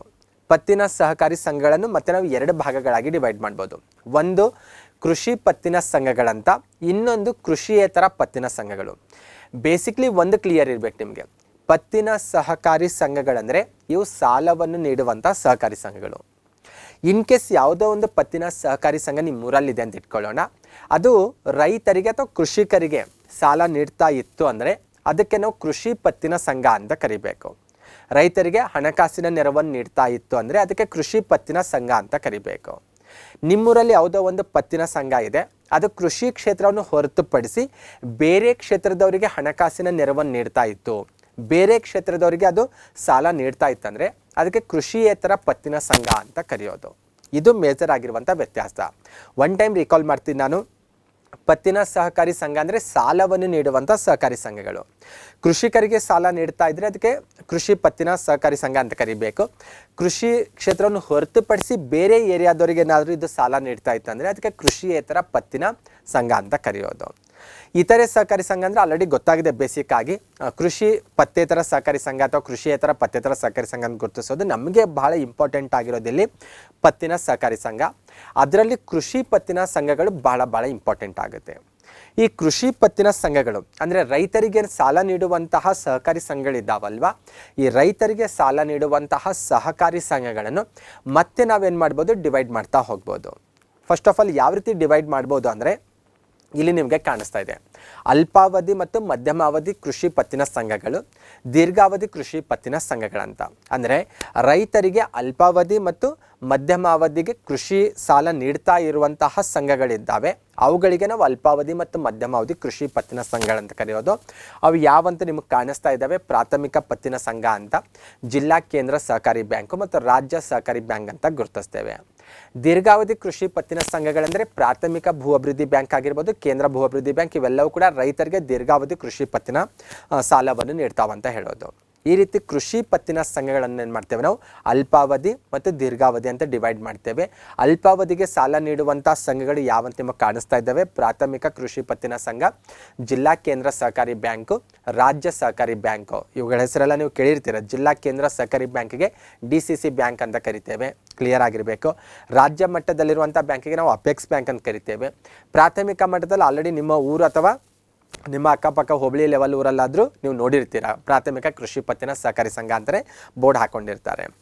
ದೀರ್ಘಾವಧಿ ಕೃಷಿ ಪತ್ತಿನ ಸಂಘಗಳಂದರೆ ದೀರ್ಘಾವಧಿಗೆ ಸಾಲವನ್ನು ನೀಡುವಂಥ ಪತ್ತಿನ ಸಂಘಗಳು, ಪ್ರಾಥಮಿಕ ಭೂ ಅಭಿವೃದ್ಧಿ ಬ್ಯಾಂಕ್ ಆಗಿರ್ಬೋದು, ಕೇಂದ್ರ ಭೂ ಅಭಿವೃದ್ಧಿ ಬ್ಯಾಂಕ್ ಆದರೂ ಇದರಲ್ಲಿ ನಾವು ಗುರುತಿಸ್ಬೋದಾಗಿದೆ. ಇದರಲ್ಲಿ ನಮಗೆ ಇಂಪಾರ್ಟೆಂಟ್ ಆಗಿರೋದಂದರೆ ಯಾವುದು, ಅಲ್ಪಾವಧಿ ಮತ್ತು ಮಧ್ಯಮಾವಧಿಗೆ ಕೃಷಿ ಸಾಲವನ್ನು ನೀಡುವಂಥ ಸಂಘಗಳು ನಮಗೆ ಇಂಪಾರ್ಟೆಂಟ್ ಆಗ್ತವೆ. ಮತ್ತು ಯಾಕೆ ಈ ಕೃಷಿ ಪತ್ತಿನ ಸಂಘಗಳು ಬೇಕು ನಮಗೆ ಅಂತ ನೋಡ್ತಾ ಹೋದರೆ, ಭಾರತ ನಿಮಗೆಲ್ಲರಿಗೂ ಗೊತ್ತಿರುವ ಹಾಗೆ ಕೃಷಿ ಪ್ರಧಾನ ದೇಶವಾಗಿದೆ. ರೈತರು ಸಾಲವನ್ನು ಮಾಡಿ ತಮ್ಮ ಕೃಷಿ ಚಟುವಟಿಕೆ ಆರಂಭಿಸೋದನ್ನು ನಾವು ನೋಡ್ತೀವಿ. ಇವತ್ತಿಗೂ ಕೂಡ ಅಷ್ಟೇ ಸುಮಾರು ಜನ ರೈತರು ಗ್ರಾಮೀಣ ಭಾಗದಲ್ಲಿ ಬಂದಾಗ ಸಾಲವನ್ನು ಮಾಡೇ ತಮ್ಮ ಕೃಷಿ ಕಾರ್ಯಚಟುವಟಿಕೆ ಜೂನ್ ಜುಲೈ ತಿಂಗಳಲ್ಲಿ ಆರಂಭಿಸ್ತಾರೆ. ಸಾಲವನ್ನು ಎಲ್ಲಿಂದ ತರಬೇಕಂತ ನೋಡ್ತಾ ಹೋದಾಗ ನಾವು ಸ್ವಲ್ಪ ಒಂದು 15-20 ವರ್ಷ ಹಿಂದೆ ಹೋದಾಗ ಸಾಮಾನ್ಯವಾಗಿ ಊರಲ್ಲಿರುವಂಥ ಶ್ರೀಮಂತರ ಹತ್ರನೋ ಅಥವಾ ಯಾರಾದರೂ ಧನಿಕರ ಹತ್ರನೋ ಹೋಗಿ ಅವರು ಕೊಡುವಂತಹ ಬಡ್ಡಿ ದರಕ್ಕೆ ಒಪ್ಕೊಂಡು ನಾವು ಸಾಲ ತರಬೇಕಾಗಿತ್ತು. ಅದಕ್ಕೆ ಅಲ್ಟರ್ನೇಟ್ ಆಗಿ ಕೃಷಿ ಪತ್ತಿನ ಸಂಘಗಳು ಬಂದಿರೋದು ಕಂಡುಬರುತ್ತೆ. ಕೃಷಿಕರಿಗೆ ಕಡಿಮೆ ಬಡ್ಡಿ ದರದಲ್ಲಿ ಸುಲಭ ಕಂತುಗಳಲ್ಲಿ ಸಾಲವನ್ನು ಅವರಿಗೆ ಪುನರ್ ನೀಡಲಿಕ್ಕೆ ಅವಕಾಶ ಮಾಡಿಕೊಡ್ಲಿಕ್ಕೆ ಕೃಷಿ ಪತ್ತಿನ ಸಹಕಾರಿ ಸಂಘಗಳು ಬಹಳ ಭಾರತದ ಗ್ರಾಮೀಣ ಭಾಗಕ್ಕೆ ಅವಶ್ಯಕತೆ ಇದಾವಂತ ಹೇಳ್ಬೋದು. ಇವತ್ತಿಗೂ ಕೂಡ ಅಷ್ಟೇ ಅನೇಕ ಜನ ರೈತರು ಕೃಷಿ ಪತ್ತಿನ ಸಹಕಾರಿ ಸಂಘಗಳ ಮೂಲಕನೇ ತಮ್ಮ ಹಣಕಾಸಿನ ನೆರವನ್ನು ಪಡೆದುಕೊಂಡು ಕೃಷಿ ಕಾರ್ಯಚಟುವಟಿಕೆ ಆರಂಭಿಸೋದನ್ನು ಕೂಡ ನಾವು ನೋಡ್ತೇವೆ. ಹಾಗಾಗಿ ಫಸ್ಟ್ ಕ್ಲಿಯರ್ ಆಗಿರಬೇಕು. ಹಾಗೆ ನಾನು ರಿಕಾಲ್ ಮಾಡ್ತೀನಿ, ಕೃಷಿ ಪತ್ತಿನ ಸಂಘಗಳಂತ ಬಂದಾಗ ಅಲ್ಪಾವಧಿ ಮತ್ತು ದೀರ್ಘಾವಧಿ ಅಂತ ಗುರುತಿಸ್ತೇವೆ. ಅಲ್ಪಾವಧಿಯಲ್ಲಿ ನಾವು 3 ಬ್ಯಾಂಕನ್ನು ಗುರುತಿಸ್ತೇವೆ, ದೀರ್ಘಾವಧಿಯಲ್ಲಿ 1-2 ಬ್ಯಾಂಕನ್ನು ಗುರುತಿಸ್ತೇವೆ. ಆದರೆ ನಮಗೆ ಬಹಳ ಇಂಪಾರ್ಟೆಂಟ್ ಆಗಿರೋದು ಅಲ್ಪಾವಧಿ ಕೃಷಿ ಪತ್ತಿನ ಸಂಘದಲ್ಲಿರುವಂತಹ 3 ಬ್ಯಾಂಕ್ಗಳು ನಮಗೆ ಬಹಳ ಇಂಪಾರ್ಟೆಂಟ್. ಅವುಗಳ ಬಗ್ಗೆ ಒಂದು ಸ್ವಲ್ಪ ಎಕ್ಸ್ಟ್ರಾ ಇನ್ಫಾರ್ಮೇಷನ್ ನಮಗೆ ಗೊತ್ತಿರಬೇಕು. ಫಸ್ಟ್ ಆಫ್ ಆಲ್ ಪ್ರಾಥಮಿಕ ಕೃಷಿ ಪತ್ತಿನ ಸಹಕಾರಿ ಸಂಘ ಅಂತ ಕರೆಯೋದು, PACS ಅಂತ ಇದಕ್ಕೆ ಇಂಗ್ಲೀಷಲ್ಲಿ ಹೇಳೋದು, primary agriculture credit cooperative society ಅಂತ. ಆಲ್ಮೋಸ್ಟ್ ಅಲ್ಲಿ ನಿಮ್ಮ ಗ್ರಾಮ ಅಥವಾ ಕೆಲವು ಗ್ರಾಮಗಳ ಜನರೆಲ್ಲ ಸೇರಿಕೊಂಡು ಇವನ್ನು ರಚನೆ ಮಾಡ್ಕೊಂಡಿರೋದು ಕಂಡುಬರುತ್ತೆ. ಗ್ರಾಮೀಣ ಮಟ್ಟದಲ್ಲಿ ಕೃಷಿಕರು ಸೇರಿ ಷೇರು ಹಾಕುವ ಮೂಲಕ ಪ್ರಾಥಮಿಕ ಕೃಷಿ ಪತ್ತಿನ ಸಹಕಾರಿ ಸಂಘಗಳನ್ನು ಸ್ಥಾಪನೆ ಮಾಡ್ಕೊಂಡಿರ್ತಾರೆ ಅಂತ ಹೇಳ್ಬೋದು. ಮತ್ತು ಪ್ರಾಥಮಿಕ ಕೃಷಿ ಪತ್ತಿನ ಸಹಕಾರಿ ಸಂಘಗಳಿಗೆ DCC ಬ್ಯಾಂಕ್ನ ತಾಯಿ ಬೇರು ಅಂತ ಕೂಡ ಕರೆಯಲಾಗುತ್ತೆ. ಅಂದರೆ ಅತ್ಯಂತ ತಳ ಹಂತದಲ್ಲಿ, ಅತ್ಯಂತ ತಳಮಟ್ಟದಲ್ಲಿ ಕಾರ್ಯನಿರ್ವಹಿಸುವಂಥ ಈ ಸಹಕಾರಿ ಸೊಸೈಟಿಗಳನ್ನು ನಾವಿಲ್ಲಿ ನೋಡ್ಬೋದಾಗಿದೆ. ಅತ್ಯಂತ ತಳಹಂತದಲ್ಲಿ ಗ್ರಾಮೀಣ ಭಾಗದಲ್ಲಿ ಈ ಸಂಘಗಳನ್ನು ನಾವು ನೋಡ್ಬೋದಾಗಿದೆ. ಇವುಗಳ ಮೇಲಿನ ಹಂತದಲ್ಲಿ ಬಂದಾಗ ಅಂದರೆ ಪ್ರಾಥಮಿಕ ಕೃಷಿ ಪತ್ತಿನ ಸಹಕಾರಿ ಸಂಘಗಳೇನಿದ್ದಾವಲ್ವ ಅವುಗಳ ಮೇಲಿನ ಹಂತದಲ್ಲಿ ನಾವು ಜಿಲ್ಲಾ ಕೇಂದ್ರ ಸಹಕಾರಿ ಬ್ಯಾಂಕನ್ನು ನೋಡ್ತೇವೆ. ಇವುಗಳಿಗೆ DCC ಬ್ಯಾಂಕ್ ಅಂತ ಕರೀತಾರೆ, ಡಿಸ್ಟ್ರಿಕ್ಟ್ ಸೆಂಟ್ರಲ್ ಕೋಆಪರೇಟಿವ್ ಬ್ಯಾಂಕ್ ಅಂತ ಹೇಳೋದು. DCC ಬ್ಯಾಂಕ್ ಏನು ಮಾಡುತ್ತೆ ಅಂತ ನೋಡ್ತಾ ಹೋದರೆ ಪ್ರಾಥಮಿಕ ಕೃಷಿ ಪತ್ತಿನ ಸಹಕಾರಿ ಸಂಘಗಳಿಗೆ ಹಣಕಾಸಿನ ನೆರವನ್ನು ನೀಡುತ್ತೆ, ಅಗತ್ಯ ಮಾರ್ಗದರ್ಶನ ನೀಡುತ್ತೆ ಮತ್ತು ಅವುಗಳನ್ನು ನಿಯಂತ್ರಿಸುತ್ತೆ ಅಂತ ಹೇಳ್ಬೋದು. ಓಕೆ, DCC ಬ್ಯಾಂಕ್ನ ಮೇಲಿನ ಹಂತದಲ್ಲಿ ಹೋದಾಗ ನಾವು ಇನ್ನೊಂದು ರೀತಿಯ ಬ್ಯಾಂಕನ್ನು ಕೂಡ ನೋಡ್ತೇವೆ, ರಾಜ್ಯ ಸಹಕಾರಿ ಬ್ಯಾಂಕನ್ನು ನೋಡ್ತೇವೆ. SACB ಅಂತ ಹೇಳೋದು ರಾಜ್ಯ ಮಟ್ಟದಲ್ಲಿರುವಂಥ ಬ್ಯಾಂಕ್ ಆಗಿದೆ. ಇದಕ್ಕೆ ಕಾಮನ್ ಆಗಿ ಅಪೆಕ್ಸ್ ಬ್ಯಾಂಕ್ ಅಂತ ಕರಿತೇವೆ. ಈ ಬ್ಯಾಂಕ್ ಏನು ಕೆಲಸ ಮಾಡುತ್ತೆ ಅಂದರೆ DCC ಬ್ಯಾಂಕ್ಗಳಿಗೆ ಮಾರ್ಗದರ್ಶನ ನೀಡುತ್ತೆ, ಆರ್ಥಿಕ ನೆರವು ನೀಡುತ್ತೆ ಮತ್ತು ಅವುಗಳನ್ನು ಮೇಲ್ವಿಚಾರಣೆ ಕೂಡ ಇದು ಮಾಡುತ್ತೆ ಅಂತ ಹೇಳ್ಬೋದಾಗಿದೆ. ಓಕೆ, ಕರ್ನಾಟಕದಲ್ಲಿ ಪ್ರಸ್ತುತ ಎಷ್ಟು DCC ಬ್ಯಾಂಕ್ ಇದ್ದಾವೆ ಅಂತ ಕೂಡ ನಿಮಗೆ ಗೊತ್ತಿರಬೇಕು. ಪ್ರೆಸೆಂಟ್ 21 DCC ಬ್ಯಾಂಕ್ಗಳನ್ನು ನಾವು ನಮ್ಮ ಸ್ಟೇಟಲ್ಲಿ ನೋಡ್ತೇವೆ. ಕೆಲವೊಂದು ಜಿಲ್ಲೆಗಳಲ್ಲಿ ಯಾವ ರೀತಿ ಇದೆ ಅಂದರೆ ಎರಡೆರಡು ಜಿಲ್ಲೆಗಳಿಗೂ ಸೇರಿ ಒಂದೇ DCC ಬ್ಯಾಂಕ್ ಇರೋದು ಕೂಡ ಕಂಡು ಬರುತ್ತೆ. ಹಾಗಾಗಿ ನಿಮಗೆ ಬೇಸಿಕ್ ಆಗಿ ಲಿಸ್ಟ್ ಇದೆ, ಆ ಲಿಸ್ಟನ್ನು ಒಂದು ಸ್ವಲ್ಪ ನೀಟಾಗಿ ಓದ್ಕೊಳ್ಳಿ. ಎಲ್ಲೆಲ್ಲಿ DCC ಬ್ಯಾಂಕ್ ಇದ್ದಾವೆ ಅನ್ನೋಂಥ ಮಾಹಿತಿ ನಿಮಗೆ ಗೊತ್ತಿರಬೇಕು. ಈ DCC ಬ್ಯಾಂಕ್ನ ಮೇಲ್ ಹಂತದಲ್ಲಿ ಯಾವುದಿರುತ್ತೆ, ರಾಜ್ಯ ಸಹಕಾರಿ ಬ್ಯಾಂಕ್ ಇರುತ್ತೆ. ಇದಕ್ಕೆ ಅಪೆಕ್ಸ್ ಬ್ಯಾಂಕ್ ಅಂತ ಕೂಡ ಕರೆಯುತ್ತೇವೆ, ಅದು ಕೂಡ ನಿಮಗೆ ಗೊತ್ತಿರಬೇಕು. ಓಕೆ, ಈ ಸ್ಲೈಡಲ್ಲಿ ನೀವು ಕ್ಲಿಯರ್ ಪಿಕ್ಚರ್ ತೆಗೆದುಕೊಳ್ಬೋದು. ನಾವು ಡಿಸ್ಕಷನ್ ಮಾಡ್ತಾರೆ ನಿಮ್ಗೆ ಕ್ಲಿಯರಾಗಿ ಗೊತ್ತಿರಬೇಕು. ನಾವು ಡಿಸ್ಕಷನ್ ಮಾಡ್ತಾ ಇರೋದು ಯಾವುದು, ಅಲ್ಪಾವಧಿ ಮತ್ತು ಮಧ್ಯಮಾವಧಿ ಕೃಷಿ ಪತ್ತಿನ ಸಂಘಗಳಂತ. ಇದರಲ್ಲಿ 3 ಬ್ಯಾಂಕ್ಗಳಿರೋದು ಕಂಡು ಬರ್ತಾವಲ್ವಾ. ಓಕೆ, ಇದರಲ್ಲಿ ಬಂದಾಗ ಎಲ್ಲಕ್ಕಿಂತ ತಳಮಟ್ಟದಲ್ಲಿ ಬಂದಾಗ ಪ್ರಾಥಮಿಕ ಕೃಷಿ ಪತ್ತಿನ ಸಹಕಾರ ಸಂಘಗಳಿರ್ತವೆ. ಅವುಗಳ ಮೇಲ್ಹಂತದಲ್ಲಿ ಬಂದಾಗ ಜಿಲ್ಲಾ ಕೇಂದ್ರ ಸಹಕಾರಿ ಬ್ಯಾಂಕ್ ಇರುತ್ತೆ. ಹಂತದಲ್ಲಿ ಬಂದಾಗ ರಾಜ್ಯ ಸಹಕಾರಿ ಬ್ಯಾಂಕ್ ಇರೋದು ಕಂಡುಬರುತ್ತೆ. ಇದು ಕ್ಲಿಯರ್ ಆಗಿರಬೇಕು. ರಾಜ್ಯ ಸಹಕಾರಿ ಬ್ಯಾಂಕ್ನ ಕೇಂದ್ರ ಕಚೇರಿ ಬೆಂಗಳೂರಲ್ಲಿದೆ. ಜಿಲ್ಲಾ ಕೇಂದ್ರ ಸಹಕಾರಿ ಬ್ಯಾಂಕ್ ಗೊತ್ತು, 21 DCC ಬ್ಯಾಂಕ್ಗಳಿದ್ದಾವೆ ಕರ್ನಾಟಕದಲ್ಲಿ ಬಂದಾಗ. ಪ್ರಾಥಮಿಕ ಕೃಷಿ ಪತ್ತಿನ ಸಹಕಾರಿ ಸಂಘ ಗ್ರಾಮೀಣ ಭಾಗದಲ್ಲಿ ಇರುವಂಥವಂತ ಗುರುತಿಸ್ಬೋದಾಗಿದೆ. ನಬಾರ್ಡ್ ಬಗ್ಗೆ ಆಲ್ರೆಡಿ ನಾವು ಡಿಸ್ಕಷನ್ ಮಾಡಿದ್ವಿ, ಹಾಗೆ ಒಂದು ಟೈಮ್ ರೀಕಾಲ್ ಮಾಡ್ಕೊಳ್ಳೋಣ. ನಬಾರ್ಡ್ ಕೃಷಿ ಪತ್ತಿನ ಕೇಂದ್ರ ಬ್ಯಾಂಕ್ ಆಗಿರುತ್ತೆ, ಇದು ಕೂಡ ಕ್ಲಿಯರ್ ಆಗಿರಬೇಕು. ಕೃಷಿ ಮತ್ತು ಗ್ರಾಮೀಣಾಭಿವೃದ್ಧಿಗೆ ಹಣಕಾಸಿನ ನೆರವನ್ನು ನೀಡುವಂಥ ಒಂದು ಬ್ಯಾಂಕ್ ಆಗಿರುತ್ತೆ. ಇದು ಗ್ರಾಮೀಣ ಕೃಷಿ ಸಾಲ ಸೌಲಭ್ಯವನ್ನು ನಬಾರ್ಡ್ಗೆ ವರ್ಗಾಯಿಸಲಾಗಿದೆ. ಇದು ಅಸ್ತಿತ್ವಕ್ಕೆ ಬಂದ ನಂತರ ಅದು ಕೂಡ ನಿಮಗೆ ಗೊತ್ತಿರಬೇಕು. ಮತ್ತು ರೈತರಿಗೆ ಅಗತ್ಯವಾದಂತಹ ಸಾಲವನ್ನು ಪ್ರಾಥಮಿಕ ಸಹಕಾರಿ ಸಂಘಗಳು ಮತ್ತು ಪ್ರಾದೇಶಿಕ ಬ್ಯಾಂಕ್ಗಳ ಮೂಲಕ ಇದು ಪೂರೈಸುತ್ತೆ ಅಂತ ಹೇಳ್ಬೋದು. ರೈತರಿಗೆ 2 ರೀತಿ ಹಣಕಾಸಿನ ನೆರವು ದೊರಕುತ್ತೆ. ಒಂದು, ಪ್ರಾದೇಶಿಕ ಬ್ಯಾಂಕ್ಗಳ ಮೂಲಕವೂ ಕೂಡ ಅವರು ಹಣಕಾಸಿನ ನೆರವನ್ನು ಪಡ್ಕೊಳ್ಬೋದು. ಪ್ರಾಥಮಿಕ ಸಹಕಾರಿ ಸಂಘಗಳ ಮೂಲಕವೂ ಕೂಡ ಅವರು ಹಣಕಾಸಿನ ನೆರವನ್ನು ಪಡ್ಕೊಳ್ಬಹುದಾಗಿದೆ. 2 ಮಾಹಿತಿ ನಿಮಗೆ ಗೊತ್ತಿರಬೇಕು. ಸಹಕಾರಿ ಕ್ಷೇತ್ರ ಇರೋದ್ರಿಂದ ನಾವಿಲ್ಲಿ ಪ್ರಾಥಮಿಕ ಸಹಕಾರಿ ಸಂಘಗಳ ಬಗ್ಗೆನೇ ಹೆಚ್ಚು ಫೋಕಸ್ ಆಗಿ ಹಣಕಾಸಿನ ನೆರವಿನ ವಿಚಾರದಲ್ಲಿ ಬಂದಾಗ ಅವುಗಳಿಗೆ ಆದ್ಯತೆ ನೀಡಿ ನಾವಿಲ್ಲಿ ಡಿಸ್ಕಷನ್ ಮಾಡ್ತಾ ಇದ್ದೇವೆ. ನಬಾರ್ಡ್ನ ವಿಸ್ತೃತ ರೂಪ ಆಲ್ರೆಡಿ ಗೊತ್ತಾಗಿದೆ, ಡಿಸ್ಕಷನ್ ಮಾಡಿದ್ದೇವೆ ನಾವು. ನಬಾರ್ಡ್ ಯಾವಾಗ ಅಸ್ತಿತ್ವವಾಗಿ ಬಂತು ಅನ್ನೋದು ಕೂಡ ಕ್ಲಿಯರ್ ಮಾಡ್ಕೊಂಡಿದ್ದೇವೆ. ನಬಾರ್ಡ್ನ ಕೇಂದ್ರ ಕಚೇರಿ ಮುಂಬೈನಲ್ಲಿದೆ. ಆ ಮಾಹಿತಿ ಒಂದು ಸ್ವಲ್ಪ ನಿಮಗೆ ಕ್ಲಿಯರ್ ಆಗಿ ತಿಳಿದಿರಬೇಕು. ಓಕೆ, ನೆಕ್ಸ್ಟ್ ಇಲ್ಲಿ ಕೃಷಿ ಸಾಲದ ಬಗ್ಗೆ ಡಿಸ್ಕಷನ್ ಮಾಡ್ತಾ ಇರೋದ್ರಿಂದ ಕೃಷಿ ಸಾಲದ ಅವಧಿಯ ಆಧಾರದ ಮೇಲೆ ನಾವು 3 ಪ್ರಕಾರದ ಸಾಲಗಳನ್ನಾಗಿ ವರ್ಗೀಕರಿಸ್ಬೋದು. ಅಲ್ಪಾವಧಿ ಸಾಲ, ಮಧ್ಯಮಾವಧಿ ಸಾಲ ಮತ್ತು ದೀರ್ಘಾವಧಿ ಸಾಲ ಅಂತ. ಓಕೆ, ಎಲ್ಲ ಸಾಲಕ್ಕಿರುವಂಥ ಕಂಡೀಷನ್ಸ್ ಅಥವಾ ಎಲ್ಲ ಸಾಲಗಳಿಗಿರುವಂಥ ಪಾಯಿಂಟ್ಸ್ಗಳೆಲ್ಲವೂ ಕೂಡ ನಬಾರ್ಡ್ ಕಾಯ್ದೆಯಲ್ಲಿರುವಂಥ ಅಂಶಗಳನ್ನು ಬೇಸಾಗಿಟ್ಕೊಂಡು ಈ ಪಾಯಿಂಟ್ಸನ್ನು ನಾನಿಲ್ಲಿ ಲಿಸ್ಟ್ ಔಟ್ ಮಾಡ್ಕೊಂಡಿರೋದು. ಅಲ್ಪಾವಧಿ ಸಾಲಕ್ಕೆ ಬೆಳೆ ಸಾಲ ಅಂತ ಕೂಡ ಕರೀತಾರೆ. ಅಂದರೆ 1 ವರ್ಷದಲ್ಲಿ ಬೆಳೆದು ಫಲ ನೀಡುವಂಥ ಬೆಳೆಗಳನ್ನು ಬೆಳಿಲಿಕ್ಕೆ ನೀಡುವಂಥ ಸಾಲಕ್ಕೆ ಅಲ್ಪಾವಧಿ ಸಾಲ ಅಂತ ಕರೆಯೋದು, ಕ್ರಾಪ್ ಲೋನ್ ಅಂತ ಹೇಳೋದು. ಓಕೆ, ಅಂದರೆ 1 ವರ್ಷದಲ್ಲಿ ಬೆಳೆದು ಫಲ ನೀಡಬೇಕು, ಅದನ್ನು ಬಳಸ್ಕೊಂಡು ರೈತ ಏನು ಮಾಡಬೇಕು, ಆ ಸಾಲವನ್ನು ಅಥವಾ ವಾಪಸ್ ಮಾಡ್ಬೋದು. 1 ವರ್ಷದಲ್ಲಿ ಬೆಳೆದು ಫಲ ನೀಡುವಂಥ ಬೆಳೆಗಳನ್ನು ಬೆಳೆಯಲು ನೀಡುವಂತಹ ಸಾಲಕ್ಕೆ ನಾವು ಅಲ್ಪಾವಧಿ ಸಾಲ ಅಂತ ಕರೆಯೋದು. ಸಾಲ ಮರುಪಾವತಿ ಮಾಡಲಿಕ್ಕೆ ಎಷ್ಟು ಟೈಮ್ ಇರುತ್ತೆ ಅಂದರೆ 12 ತಿಂಗಳಿಂದ 18 ತಿಂಗಳಿರುತ್ತೆ. ಅಂದರೆ 1 ರಿಂದ 1.5 ವರ್ಷವರೆಗೂ ಕಾಲಾವಧಿ ನೀಡಲಾಗುತ್ತೆ. ಇದರಲ್ಲಿ 2 ರೂಪದಲ್ಲಿ ಸಾಲ ನೀಡಲಾಗುತ್ತೆ, ಎ ಘಟಕ ಮತ್ತು ಬಿ ಘಟಕ ಅಂತ. ಎ ಘಟಕ ಅಂದರೆ ನಗದು ರೂಪದಲ್ಲಿ, ಅಂದರೆ ದುಡ್ಡಿನ ರೂಪದಲ್ಲೇ ಸಾಲ ನೀಡೋದು. ಬಿ ಘಟಕ ಅಂದ್ರೆ ಏನು, ವಸ್ತುಗಳ ಮೂಲಕ ಸಾಲ ನೀಡೋದು. ಅಂದರೆ ಬೀಜಗಳ ಮೂಲಕ ಆಗಿರ್ಬೋದು, ರಸಗೊಬ್ಬರದ ಮೂಲಕ, ಕೀಟನಾಶಕದ ಮೂಲಕ ಸಾಲವನ್ನು ನೀಡೋದಾಗಿರ್ಬೋದು. ಈ ರೀತಿ ಅಲ್ಪಾವಧಿ ಸಾಲದಲ್ಲಿ ಬಂದಾಗ ಎ ಘಟಕ ಮತ್ತು ಬಿ ಘಟಕ ಅಂತ ಕೂಡ ಗುರುತಿಸಲಾಗುತ್ತೆ. ಇದು ನಬಾರ್ಡ್ ಕಾಯ್ದೆ ಅಡಿಯಲ್ಲಿ ಇರುವಂಥ ಅಂಶಗಳನ್ನು ನಾನು ಇಲ್ಲಿ ತೆಗೆದುಕೊಂಡು ನಿಮ್ಮ ಜೊತೆ ಡಿಸ್ಕಷನ್ ಮಾಡ್ತಾ ಇದ್ದೀನಿ. ಇನ್ನು ಮಧ್ಯಮಾವಧಿ ಸಾಲ ಅಂದ್ರೆ ಏನು, ರೈತರಿಗೆ ಕೃಷಿ ಉತ್ಪಾದನೆ ಹೆಚ್ಚಿಸಲಿಕ್ಕಾಗಿರ್ಬೋದು, ಭೂ ಸುಧಾರಣಾ ಕಾರ್ಯ ಕೈಗೊಳ್ಳೋಕ್ಕಾಗಿರ್ಬೋದು, ಸಣ್ಣ ಪ್ರಮಾಣದ ನೀರಾವರಿ ಸೌಲಭ್ಯ ಕಲ್ಪಿಸ್ಕೊಳ್ಳೋಕ್ಕಾಗಿರ್ಬೋದು, ಯಂತ್ರೋಪಕರಣ ಖರೀದಿ ಮಾಡಲಿಕ್ಕೆ, ಹೈನುಗಾರಿಕೆ ಮಾಡಲಿಕ್ಕೆ, ದನದ ಕೊಟ್ಟಿಗೆ ನಿರ್ವಹಿಸಲಿಕ್ಕೆ, ಇಂತಹ ಉದ್ದೇಶಕ್ಕಾಗಿ ನೀಡುವಂತಹ ಸಾಲಕ್ಕೆ ಮಧ್ಯಮಾವಧಿ ಸಾಲ ಅಂತ ಗುರುತಿಸೋದು. ಅಂದರೆ ನಬಾರ್ಡ್ ಆಲ್ರೆಡಿ ಗೊತ್ತಾಗಿದೆ ನಿಮಗೆ, ಕೋಆಪರೇಟಿವ್ ಸೊಸೈಟಿ ಮೂಲಕ ಸಾಲ ನೀಡುತ್ತೆ, ಅದು ಹಣಕಾಸಿನ ನೆರವು ನೀಡುತ್ತೆ. ಪ್ರಾದೇಶಿಕ ಬ್ಯಾಂಕ್ಗಳ ಮೂಲಕನೂ ಕೂಡ ಅದು ಹಣಕಾಸಿನ ನೆರವು ನೀಡುತ್ತೆ ಅಲ್ವಾ. ಅಲ್ಲಿ ಬಂದಾಗ ಮಧ್ಯಮಾವಧಿ ಸಾಲದ ಉದ್ದೇಶ ಬಹುತೇಕ ಇವುಗಳಿಗಾಗಿ ನೀಡುವಂಥ ಸಾಲ ಆಗಿರುತ್ತೆ. ಜಮೀನಿನ ಆಧಾರದ ಮೇಲೆ 18 ತಿಂಗಳಿಗಿಂತ ಕಡಿಮೆ ಇಲ್ಲದ ಅವಧಿ ಮತ್ತು 7 ವರ್ಷ ಮೀರದಂತೆ ಸಾಲವನ್ನು ನೀಡಲಾಗುತ್ತೆ. ಆಲ್ರೆಡಿ ಅಂದರೆ ಗೊತ್ತಾಗಿದೆ ನಿಮಗೆ, 12 ತಿಂಗಳಿಂದ 18 ತಿಂಗಳಂತ. 18 ತಿಂಗಳಿಗಿಂತ ಜಾಸ್ತಿ ಇರುತ್ತೆ ಮಧ್ಯಮಾವಧಿ ಸಾಲದ ಅವಧಿ ಅಂತ ಬಂದಾಗ ಮಾಡಲಿಕ್ಕೆ. 7 ವರ್ಷದವರೆಗೂ ಕಾಲಾವಕಾಶ ಇರುತ್ತೆ ಅಂತ ಹೇಳ್ಬೋದು. ನಬಾರ್ಡ್ ಕಾಯ್ದೆ 1981 ತೆಗೆದ್ರೆ ಅಲ್ಲಿ ನಿಮ್ಗೆ ಕಾಲಮ್ ವೈಸ್ ಈ ಸಾಲದ ಬಗ್ಗೆ, ಆ ಸಾಲಕ್ಕಿರುವಂಥ ಟರ್ಮ್ ಕಂಡೀಷನ್ಸ್ ಏನಿದಾವೆ ಅನ್ನೋಂಥ ಮಾಹಿತಿ ನಿಮಗೆ ಸಿಗುತ್ತೆ. ಅಲ್ಲಿಂದಲೇ ಈ ಪಾಯಿಂಟ್ಸನ್ನು ತೆಗೆದುಕೊಂಡಿರೋದು.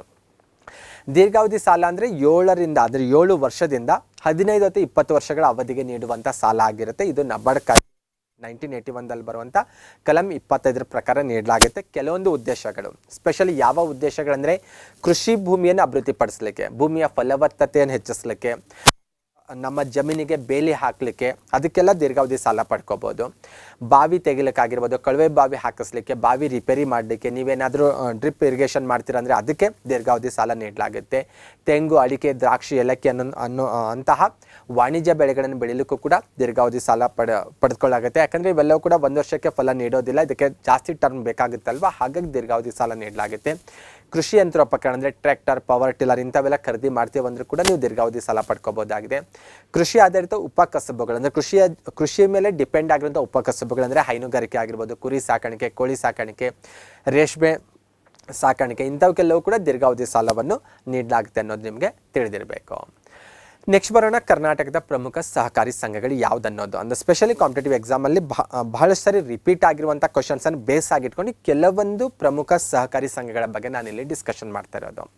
ಮೊದಲನೇದಾಗಿ ಹುಕ್ಕೇರಿ ಗ್ರಾಮೀಣ ವಿದ್ಯುತ್ ಸಹಕಾರಿ ಸಂಘ ಅಂತ. ಇದು ಬೇಸಿಕ್ಲಿ ಗ್ರಾಮೀಣ ಭಾಗದಲ್ಲಿ ಇರುವಂತಹ ವಿದ್ಯುತ್ ಶಕ್ತಿ ಸಹಕಾರ ಸಂಘ ಅಂತ ಗುರುತಿಸೋದು. ಯಾವ ರೀತಿ ಇವತ್ತು ನೀವು ಬೆಸ್ಕಾಮು, ಚೆಸ್ಕಾಮು, ಹೆಸ್ಕಾಮ್ ಎಲ್ಲ ಕೇಳಿರ್ತೀವಲ್ವ, ಆ ರೀತಿ ಕಾರ್ಯನಿರ್ವಹಿಸುವಂಥ ಒಂದು ಸಹಕಾರಿ ಸಂಘ ಆಗಿದೆ. ಇದು ಕೂಡ ಗ್ರಾಮೀಣ ಸಹಕಾರಿ ಸಂಘ ಅನ್ನೋದು ಗಮನಿಸಬೇಕು. ಆಲ್ಮೋಸ್ಟ್ ಅಲ್ಲಿ ನಾನು ಡಿಸ್ಕಷನ್ ಮಾಡ್ತಿರುವಂಥ ಸಹಕಾರಿ ಸಂಘಗಳಲ್ಲಿ ಬಹುತೇಕ ಗ್ರಾಮೀಣ ಸಹಕಾರಿ ಸಂಘಗಳನ್ನೇ ಹೆಚ್ಚು ಫೋಕಸ್ ಮಾಡ್ತಾ ಇರೋದು. ಅವುಗಳನ್ನು ಹೊರತುಪಡಿಸಿ ಏನಾದರೂ ಭಾಳ ವಿಶೇಷವಾಗಿರುವಂಥ ಸಂಘಗಳಿದ್ರೆ ಅವುಗಳ ಬಗ್ಗೆ ಮಾತ್ರ ಇಲ್ಲಿ ಪ್ರಸ್ತಾಪ ಮಾಡ್ತಾ ಇರೋದು. ಹುಕ್ಕೇರಿ ಗ್ರಾಮೀಣ ವಿದ್ಯುತ್ ಸಹಕಾರಿ ಸಂಘ ಇದು ವಿದ್ಯುತ್ ಶಕ್ತಿ ಸಹಕಾರ ಸಂಘ ಅಂತ ಗುರುತಿಸೋದು. ಗ್ರಾಮೀಣ ಭಾಗದ ವಿದ್ಯುತ್ ಶಕ್ತಿ ಸಹಕಾರ ಸಂಘ ಅಂತ ಗುರುತಿಸೋದು. 1969ರಲ್ಲಿ ಇದು ನೋಂದಣಿ ಆಗಿದೆ. ಬೆಳಗಾವಿ ಜಿಲ್ಲೆಗೆ ಸೇರಿರೋದು. ಭಾರತದಲ್ಲಿ ನೋಂದಣಿಯಾದ ಮೊದಲ ಗ್ರಾಮೀಣ ವಿದ್ಯುತ್ ಸಹಕಾರ ಸಂಘ ಅಂತ ಇದನ್ನು ಗುರುತಿಸೋದು. ಹಾಗಾಗಿ ಬಹಳ ವಿಶೇಷವಾದದ್ದು. ಅದರ ಜೊತೆ ಗಮನಿಸಬೇಕಾದಂಥ ವಿಚಾರ ಏನಂದರೆ, ಇಡೀ ಬೆಳಗಾವಿ ಜಿಲ್ಲೆಯಲ್ಲಿರುವಂಥ ಹುಕ್ಕೇರಿ ತಾಲೂಕಿನ ಇಡೀ ಏರಿಯಾ ಆಗಿರ್ಬೋದು, ಬೆಳಗಾವಿ, ಗೋಕಾಕ್ ಮತ್ತು ಚಿಕ್ಕೋಡಿ ತಾಲೂಕಿನ ಕೆಲವು ಗ್ರಾಮಗಳಿಗೆ ಇದು ವಿದ್ಯುತ್ ಪೂರೈಕೆ ಮಾಡುತ್ತೆ ಅಂತ ಹೇಳ್ಬೋದು. ಯಾವ ರೀತಿ ನಮ್ಮ ಮನೆಗಳಿಗೆ ಬೆಸ್ಕಾಮ್ ಆಗಿರ್ಬೋದು ಅಥವಾ ಹೆಸ್ಕಾಮ್ ಆಗಿರ್ಬೋದು, ಜಸ್ಕಾಮ್ ಏನೋ ವಿದ್ಯುತ್ ಪೂರೈಕೆ ಆಗುತ್ತಲ್ವ, ಆ ರೀತಿ ಕೆಲಸ ಮಾಡುವಂಥ ಒಂದು ಸಹಕಾರಿ ಸಂಘ ಅಂತ ಗುರುತಿಸಲಾಗುತ್ತೆ. ಈ ಸಂಸ್ಥೆಯು 6 ವಲಯಗಳನ್ನು ಹೊಂದಿದೆ. ಹುಕ್ಕೇರಿ ನಗರ, ಹುಕ್ಕೇರಿ ಗ್ರಾಮೀಣ, ಸಂಕೇಶ್ವರ ಅರ್ಬನ್ ಮತ್ತು ರೂರಲ್ ಆಗಿರ್ಬೋದು, ಯಮಕನ ಮರ್ದಿ ಆಗಿರ್ಬೋದು, ಹಿಟ್ಕಲ್ ಆಣೆಕಟ್ಟು, ಇವೆಲ್ಲವೂ ಕೂಡ 6 ವಲಯಗಳಂತ ಈ ಸಂಸ್ಥೆಯಲ್ಲಿರೋದು ಕಂಡುಬರುತ್ತೆ. ನೆಕ್ಸ್ಟ್ ಸಾರಿಗೆ ಸಹಕಾರ ಸಂಘಗಳ ಬಗ್ಗೆ ಒಂದು ಸ್ವಲ್ಪ ಇನ್ಫಾರ್ಮೇಷನ್ ಇರಬೇಕು. ಕರ್ನಾಟಕದಲ್ಲಿ 15 ಸಾರಿಗೆ ಸಹಕಾರ ಸಂಘಗಳು ನೋಂದಾಯಿಸಿಕೊಂಡಿದ್ದಾವೆ. ಆ ಪೈಕಿ 9 ಸಾರಿಗೆ ಸಹಕಾರ ಸಂಘಗಳು ಪ್ರೆಸೆಂಟ್ ಕಾರ್ಯನಿರ್ವಹಿಸ್ತಾ ಇದ್ದಾವೆ. ಸ್ಪೆಷಲಿ ಬಹಳ ಫೇಮಸ್ ಆಗಿರೋದು, ಇಡೀ ಸ್ಟೇಟಲ್ಲಿ ಬಂದಾಗ ಬಹಳ ವಿಶೇಷವಾಗಿ ಗುರುತಿಸೋದಂದರೆ ಸಾರಿಗೆ ಸಹಕಾರ ಸಂಘ ನಿಯಮಿತ ಕೊಪ್ಪ ಅಂತ. ಚಿಕ್ಕಮಗಳೂರು ಜಿಲ್ಲೆಯ ಕೊಪ್ಪ ಏನು ಏರಿಯಾ ಇದೆಯಲ್ವ, ಆ ಭಾಗದಲ್ಲಿ ಸಾರಿಗೆ ಸಹಕಾರ ಸಂಘ ನಿಗಮ ಕೊಪ್ಪ ಅಂತ ಇರುವಂತಹ ಈ ಹೆಸರಿನ ನೋಂದಾಯಿತವಾಗಿರುವಂಥ ಸಹಕಾರ ಸಂಘ ಏನಿದೆ ಅಲ್ವ, ಇದು ಬಹಳ ವಿಶೇಷವಾದಂಥದ್ದು. ಸ್ಪೆಷಲಿ ಚಿಕ್ಕಮಗಳೂರು ಜಿಲ್ಲೆಯ ಗ್ರಾಮೀಣ ಪ್ರದೇಶದಲ್ಲಿ ಬಂದಾಗ 55% ಮಾರ್ಗಗಳನ್ನು ಈ ಸಹಕಾರ ಸಂಘದಲ್ಲಿರುವಂತಹ ಬಸ್ಗಳ ಮೂಲಕ ಕನೆಕ್ಟಿವಿಟಿ ಇರೋದು ಕಂಡುಬರುತ್ತೆ. ಕೋವಿಡಲ್ಲಿ ಬಂದಾಗ ಭಾಳ ದೊಡ್ಡ ಸಮಸ್ಯೆ ಫೇಸ್ ಮಾಡಿದ್ರು ಸುಮಾರು ಸಾರಿಗೆ ಸಹಕಾರ ಸಂಘದವರೆಲ್ಲ ಬಂದಾಗ. ಆದರೆ ಇವತ್ತಿಗೂ ಕೂಡ ಅದು ಸೇವೆ ಮುಂದುವರಿಸ್ಕೊಂಡು ಬರ್ತಾ ಇದೆ ಅನ್ನೋದು ಕೂಡ ಗಮನಿಸಬೇಕು. ಮತ್ತು ಇಲ್ಲಿರುವಂಥ ಅಂಶಗಳಲ್ಲಿ ಬಂದಾಗ ಬಹಳಷ್ಟು ಅಂಶಗಳು ನಾನು ಕರ್ನಾಟಕ ಕೈಪಿಡಿ ಆಗಿರ್ಬೋದು, ಕರ್ನಾಟಕ ಸರ್ಕಾರದ ಸಹಕಾರ ಇಲಾಖೆ, ಇನ್ನೂ ಕೆಲವೊಂದು ಅಧಿಕೃತವಾದಂಥ ಮೂಲಗಳಿಂದ ಪಡೆದುಕೊಂಡಿರುವಂಥ ಮಾಹಿತಿಯನ್ನು ನಾನು ಇಲ್ಲಿ ಶೇರ್ ಮಾಡ್ಕೊಳ್ತಾ ಇರೋದು. ಇದನ್ನು ಹೊರತುಪಡಿಸಿ ಇನ್ನೂ ಮಾಹಿತಿ ನಿಮಗೆ ಅವೈಲೇಬಲ್ ಇದ್ದರೆ ಅದನ್ನು ಕೂಡ ಆ್ಯಡ್ ಮಾಡ್ಕೋಬೋದು. ನಾನು ಆ ಬುಕ್ಕಲ್ಲಿ ಮೆನ್ಷನ್ ಆಗಿರುವಂತಹ ಏನು ಸಾರಿಗೆ ಸಹಕಾರ ಸಂಘ ಕೊಪ್ಪ ಇದೆ ಅಲ್ವಾ, ಇದೊಂದೇ ಅಲ್ಲಿ ಉಲ್ಲೇಖ ಆಗಿರೋದು. ಹಾಗಾಗಿ ಅದೊಂದರ ಬಗ್ಗೆನೇ ಡಿಸ್ಕಷನ್ ಮಾಡ್ತಾ ಇದ್ದೀನಿ. ಇದನ್ನು ಹೊರತುಪಡಿಸಿ ರಾಜ್ಯದ ಇತರೆ ಭಾಗದಲ್ಲೇನಾದರೂ ಸಾರಿಗೆ ಸಹಕಾರ ಸಂಘ ಇನ್ನೂ ಚೆನ್ನಾಗಿ ವರ್ಕ್ ಮಾಡೋವಿದ್ರೆ ಅವುಗಳ ಬಗ್ಗೆನೂ ಕೂಡ ನೀವೇನು ಮಾಡಬೇಕು, ಸ್ವಲ್ಪ ಇನ್ಫಾರ್ಮೇಷನ್ ಕಲೆಕ್ಟ್ ಮಾಡಿ ನೆನ್ಪಿಟ್ಕೊಂಡ್ರೆ ಖಂಡಿತ ನಿಮಗೆ ಎಕ್ಸಾಮಲ್ಲಿ ಯೂಸ್ ಆಗ್ಬೋದು. ನೆಕ್ಸ್ಟ್ ಕ್ರೀಡಾ ಉತ್ತೇಜನ ಮತ್ತು ಅಭಿವೃದ್ಧಿ ಸಹಕಾರ ಸಂಘ ಚಂದರ್ಗಿ ಅಂತ. ಬೆಳಗಾವಿ ಜಿಲ್ಲೆಯಲ್ಲಿರುವಂಥ ಒಂದು ಪ್ಲೇಸ್ ಇದು. ಕ್ರೀಡಾ ಶಾಲೆ ಚಂದರ್ಗಿ ಅಂತಲೇ ಫೇಮಸ್ ಆಗಿರೋದು. ಕ್ರೀಡೆಯನ್ನು ಉತ್ತೇಜನ ಮಾಡೋದು, ಅದರ ಜೊತೆಗೆ ಅಭಿವೃದ್ಧಿ ಸಹಕಾರ ಸಂಘ ಅಂತ ಗುರುತಿಸೋದು. ಅಂದರೆ ಶಿಕ್ಷಣದ ಜೊತೆಗೆ ಮಕ್ಕಳಿಗೆ ಕ್ರೀಡೆಯನ್ನು ಕೂಡ ಕಲಿಸುವಂತಹ ಒಂದು ಉದ್ದೇಶ ಇಟ್ಕೊಂಡು ಅಸ್ತಿತ್ವಕ್ಕೆ ಬಂದಿರುವಂಥ ಸಹಕಾರಿ ಸಂಘ 1984ರಲ್ಲಿ ಆರಂಭಗೊಂಡಿದೆ. ಬೆಳಗಾವಿ ಜಿಲ್ಲೆಯ ರಾಮದುರ್ಗ ಬಳಿಯ ಚಂದರ್ಗಿಯಲ್ಲಿರೋದು ಕಂಡುಬರುತ್ತೆ. ಕ್ರೀಡಾ ಉತ್ತೇಜಕ ಮತ್ತು ಅಭಿವೃದ್ಧಿ ಸಂಘ ಆಗಿದೆ. ಅದಕ್ಕೆ ಸ್ಪೋಕೋ ಸಂಸ್ಥೆ ಅಂತ ಕೂಡ ಗುರುತಿಸಲಾಗುತ್ತೆ. ಈ ಮಾಹಿತಿ ಕೂಡ ಗೊತ್ತಿರಬೇಕು. ಇನ್ನು ಹುಬ್ಬಳ್ಳಿಯ ಕಾಟನ್ ಸೇಲ್ಸ್ ಸೊಸೈಟಿ ಅಂತ. ಹುಬ್ಬಳ್ಳಿಯಲ್ಲಿ 1915ರಲ್ಲಿ ಇದು ಅಸ್ತಿತ್ವಕ್ಕೆ ಬರುತ್ತೆ. ಈ ಸೊಸೈಟಿ ಅಸ್ತಿತ್ವಕ್ಕೆ ಬಂದಿದ್ದು ಏನು ವಿಶೇಷತೆ ಅಂದರೆ, ದೇಶದ ಮೊದಲನೇ ಸಹಕಾರ ವಲಯದ ಹತ್ತಿ ಮಾರಾಟ ಸಹಕಾರ ಸಂಘ ಅಂತ ಇದನ್ನು ಗುರುತಿಸಲಾಗುತ್ತೆ. ಇವತ್ತಿಗೂ ಕೂಡ ಇದು ಕಾರ್ಯನಿರ್ವಹಿಸ್ತಾ ಇದೆ. ಇದನ್ನು ನಾವು ವಿಶೇಷವಾಗಿ ಗಮನಿಸಬೇಕಾಗತ್ತೆ. ನೆಕ್ಸ್ಟ್ ಒಂದು ಹಿರಣ್ಯಕೇಶಿ ಸಹಕಾರಿ ಸಕ್ಕರೆ ಕಾರ್ಖಾನೆ ಅಂತ ಸಂಕೇಶ್ವರದಲ್ಲಿರೋದು. ಬೆಳಗಾವಿ ಜಿಲ್ಲೆ ಸಂಕೇಶ್ವರದಲ್ಲಿರುವಂಥ ಒಂದು ಸಹಕಾರಿ ಸಕ್ಕರೆ ಕಾರ್ಖಾನೆ ಇದು. ಯಾಕೆ ವಿಶೇಷತೆ ಅಂದರೆ, ದೇಶದ ಸಹಕಾರಿ ವಲಯದ ಸಕ್ಕರೆ ಕಾರ್ಖಾನೆಗಳಲ್ಲಿ ಅತ್ಯುತ್ತಮವಾದಂತಹ ಸಹಕಾರಿ ಸಕ್ಕರೆ ಕಾರ್ಖಾನೆ ಅಂತ ಇದನ್ನು ಗುರುತಿಸಲಾಗುತ್ತೆ. ಹಾಗಾಗಿ ಇದು ಬಹಳ ವಿಶೇಷ ಅಂತ ನಾವಿಲ್ಲಿ ಹೇಳ್ತಾ ಇರೋದು. ಶ್ರೀ ಜಗದ್ಗುರು ಗುರುಸಿದ್ದೇಶ್ವರ ಸಹಕಾರಿ ಆಸ್ಪತ್ರೆ ಅಂತ ಬೆಳಗಾವಿ ಜಿಲ್ಲೆಯ ಗೋಕಾಕ್ ಬಳಿಯ ಘಟಪ್ರಭಾದಲ್ಲಿ ಇದು ಇರೋದು ಕಂಡುಬರುತ್ತೆ. 1951ರಲ್ಲಿ ಇದು ಸ್ಥಾಪನೆ ಆಗಿದ್ದು. ಏನು ವಿಶೇಷತೆ ಅಂದರೆ ಭಾರತದ ಮೊದಲ ಸಹಕಾರಿ ಕ್ಷೇತ್ರದ ಆಸ್ಪತ್ರೆ ಅನ್ನುವಂಥ ಕೀರ್ತಿಗೆ ಇದು ಪಾತ್ರವಾಗಿದೆ. ಅದು ಎಲ್ಲಿದೆ ಅನ್ನುವಂಥ ಮಾಹಿತಿ ನಿಮಗೆ ಗೊತ್ತಿರಬೇಕು. ಇನ್ನು ಹೆಚ್ಚು ಫೇಮಸ್ ಆಗಿರೋದು ಮತ್ತು ನಿಮಗೆಲ್ಲ ಗೊತ್ತಿರುವಂತಹ ಮತ್ತೊಂದು ಸಹಕಾರ ಸಂಸ್ಥೆ ಅಂದರೆ ಕರ್ನಾಟಕ ಹಾಲು ಮಹಾಮಂಡಳಿ ಅಂತ KMF ಅಂತ ಕರೆಯೋದು. ಇದು ತನ್ನ ಉತ್ಪನ್ನಗಳನ್ನು ನಂದಿನಿ ಅನ್ನುವಂಥ ಬ್ರ್ಯಾಂಡ್ ನೇಮಲ್ಲಿ ಮಾರಾಟ ಮಾಡ್ತದೆ. ಇದು ಕರ್ನಾಟಕಕ್ಕಷ್ಟೇ ಅಲ್ಲ, ಭಾರತಕ್ಕಷ್ಟೇ ಅಲ್ಲ, ಇಡೀ ಜಗತ್ತಿಗೆ ಚಿರಪರಿಚಿತ ಆಗಿರುವಂಥ ಒಂದು ಬ್ರ್ಯಾಂಡ್ ಅಂತ ಹೇಳ್ಬೋದು. ಯಾವ ರೀತಿ ಇದು ವಿನ್ಯಾಸ ಆಗಿದೆ KMF ಸಂಸ್ಥೆ ಅಂದರೆ ಇದು 3 ಹಂತದಲ್ಲಿ ವಿನ್ಯಾಸ ಆಗಿರೋದು ಕಂಡುಬರುತ್ತೆ. ಎಲ್ಲಕ್ಕಿಂತ ಕೆಳ ಹಂತದಲ್ಲಿ ಬಂದಾಗ, ಪ್ರಾಥಮಿಕ ಹಂತದಲ್ಲಿ ಬಂದಾಗ ಹಾಲು ಉತ್ಪಾದಕರ ಸಹಕಾರ ಸಂಘಗಳಿರೋದು ಕಂಡುಬರುತ್ತೆ. ಅದರ ಮೇಲ್ ಹಂತದಲ್ಲಿ ಬಂದಾಗ ಜಿಲ್ಲಾ ಮಟ್ಟದಲ್ಲಿ ಸಹಕಾರಿ ಹಾಲು ಒಕ್ಕೂಟಗಳಿರೋದು ಕಂಡುಬರುತ್ತೆ. ಇನ್ನು ರಾಜ್ಯ ಮಟ್ಟದಲ್ಲಿ ಬಂದಾಗ ಸಹಕಾರಿ ಹಾಲು ಮಹಾಮಂಡಳಿ ಇರೋದು ಕಂಡುಬರುತ್ತೆ. ಈ ಸಂಸ್ಥೆ 3 ಹಂತದಲ್ಲಿ ವಿನ್ಯಾಸ ಆಗಿರೋದು ಕಂಡುಬರುತ್ತೆ. ಯಾವ ರೀತಿ ನಾವು ಪತ್ತಿನ ಸಹಕಾರಿ ಬ್ಯಾಂಕ್ ನೋಡಿದೆವಲ್ವ, ಗ್ರಾಮ ಮಟ್ಟದಲ್ಲಿ, ಜಿಲ್ಲಾ ಮಟ್ಟದಲ್ಲಿ, ರಾಜ್ಯ ಮಟ್ಟದಲ್ಲಿ ಅಂತ ಬಹುತೇಕ ಅದಕ್ಕೆ ಹೋಲಿಕೆ ಮಾಡ್ಬೋದು. ಗ್ರಾಮ ಮಟ್ಟದಲ್ಲಿ ಹಾಲು ಉತ್ಪಾದಕರ ಸಹಕಾರಿ ಸಂಘಗಳಿದ್ದಾವೆ, ಜಿಲ್ಲಾ ಮಟ್ಟದಲ್ಲಿ ಸಹಕಾರಿ ಹಾಲು ಒಕ್ಕೂಟಗಳಿದ್ದಾವೆ, ರಾಜ್ಯ ಮಟ್ಟದಲ್ಲಿ ಸಹಕಾರಿ ಹಾಲು ಮಹಾಮಂಡಳಿ ಇರೋದು ಕಂಡುಬರುತ್ತೆ.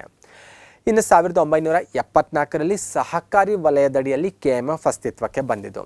ಕರ್ನಾಟಕ ಹಾಲು ಮಹಾಮಂಡಳಿ ಸಹಕಾರ ವಲಯದಡಿಯಲ್ಲಿ 1974ರಲ್ಲಿ ಅಸ್ತಿತ್ವಕ್ಕೆ ಬಂದಿದೆ. ಇದರ ಉತ್ಪನ್ನಗಳು ನಂದಿನಿ ಅನ್ನುವಂಥ ಹೆಸರಲ್ಲಿ ಬ್ರ್ಯಾಂಡಲ್ಲಿ ಇರೋದು ಮಾರ್ಕೆಟಲ್ಲಿ ಇರೋದು ಕಂಡುಬರುತ್ತೆ. ನಂದಿನಿ ಹಾಲಾಗಿರ್ಬೋದು, ಮೊಸರಾಗಿರ್ಬೋದು, ತುಪ್ಪ ಆಗಿರ್ಬೋದು, ಈವನ್ ಸಾಕಷ್ಟು ಉತ್ಪನ್ನಗಳು ನಂದಿನಿ ಬ್ರ್ಯಾಂಡಲ್ಲಿ KMF ಅನುಷ್ಠಾನಕ್ಕೆ ತಂದಿರೋದನ್ನು ನಾವು ಕಾಣ್ಬೋದಾಗಿದೆ. ಪ್ರೆಸೆಂಟ್ ಕರ್ನಾಟಕದಲ್ಲಿ 16 ಜಿಲ್ಲಾ ಸಹಕಾರಿ ಹಾಲು ಒಕ್ಕೂಟಗಳಿದ್ದಾವೆ ಅಂತ ನಾವು ಆಲ್ರೆಡಿ ಡಿಸ್ಕಷನ್ ಮಾಡ್ತೀವಿ. ಅವು ಯಾವ ಅನ್ನೋದು ನಿಮಗೆ ಲಿಸ್ಟ್ ಕಾಣಿಸ್ತಾ ಇದೆ. ಒನ್ ಟೈಮ್ ನೀಟಾಗಿ ನೀವು ಅಬ್ಸರ್ವ್ ಮಾಡ್ಕೋಬೇಕು. ಎಕ್ಸಾಮಲ್ಲಿ ಕೇಳ್ಬೋದು, 4 ಆಪ್ಷನ್ಸ್ ಕೊಡ್ತಾರೆ ನಿಮಗೆ, ಯಾವುದಿದೆ ಯಾವುದಿಲ್ಲ ಅಂತ ಕೇಳ್ಬೋದು. ಹಾಗೆ ಕ್ಲಿಯರಾಗಿ ಗೊತ್ತಿರಬೇಕು ನಿಮಗೆ ಯಾವ ಯಾವ ಜಿಲ್ಲಾ ಸಹಕಾರಿ ಹಾಲು ಒಕ್ಕೂಟಗಳು ಕರ್ನಾಟಕದಲ್ಲಿ ಅಸ್ತಿತ್ವದಲ್ಲಿದ್ದಾವೆ ಅನ್ನೋಂಥ ಮಾಹಿತಿ ನಿಮಗೆ ಗೊತ್ತಿರಬೇಕು. ನೆಕ್ಸ್ಟ್ ಕರ್ನಾಟಕ ಹಾಲು ಮಹಾಮಂಡಳಿಗೆ ರಿಲೇಟೆಡ್ ಆಗಿ ಬಂದಾಗ ಸಹಕಾರಿ ಹೈನು ಉದ್ಯಮದಲ್ಲಿ ಬಂದಾಗ ದೇಶದಲ್ಲಿ ಇದು 2ನೇ ಸ್ಥಾನದಲ್ಲಿದೆ. ಅಮೂಲ್ ನಂತರದ ಸ್ಥಾನದಲ್ಲಿ ನಾವಿರೋದಂತ ಆಲ್ರೆಡಿ ಗೊತ್ತಿರುವಂಥ ವಿಚಾರ. ದಕ್ಷಿಣ ಭಾರತದಲ್ಲಿ ಬಂದಾಗ ಹಾಲು ಶೇಖರಣೆ ಮತ್ತು ಮಾರಾಟದಲ್ಲಿ ಬಂದಾಗ KMF ಮೊದಲ ಸ್ಥಾನದಲ್ಲಿದೆ ಅನ್ನೋದು ಕೂಡ ನಿಮಗೆ ಗೊತ್ತಿರಬೇಕು. ಅದರ ಜೊತೆಗೆ KMF ನಿಯಂತ್ರಣದಲ್ಲಿ ಇನ್ನೂ ಕೆಲವೊಂದು ಘಟಕಗಳು ಕೂಡ ಇದ್ದಾವೆ. ಅವುಗಳ ಪಟ್ಟಿ ಕೂಡ ನಿಮಗೆ ಕಾಣಿಸ್ತಿದೆ. ಒನ್ ಟೈಮ್ ನೋಡ್ಕೊಳ್ಳಿ. ನಿಮಗೆ ಎಕ್ಸಾಮಲ್ಲಿ ಕೇಳ್ಬೋದು, ಹೇಳೋಕ್ಕಾಗಲ್ಲ. ಹಾಗಾಗಿ ಮದರ್ ಡೈರಿ ಇದೆ ಯಲಹಂಕದಲ್ಲಿರೋದು, ನಂದಿನಿ ಹೈಟೆಕ್ ಪ್ರಾಡಕ್ಟ್ಸ್ ಪ್ಲಾಂಟ್ಸ್ ಚನ್ನರಾಯಪಟ್ಟಣದಲ್ಲಿರೋದು, ಈ ರೀತಿ ಸಾಕಷ್ಟು ಬೇರೆ ಬೇರೆ ಘಟಕಗಳು ಕೂಡ ಇದ್ದಾವೆ. ಈವನ್ ಐಸ್ ಕ್ರೀಮ್ ಘಟಕ ಕೂಡ ಇದೆ ಬಳ್ಳಾರಿಯಲ್ಲಿ ಬಂದಾಗ.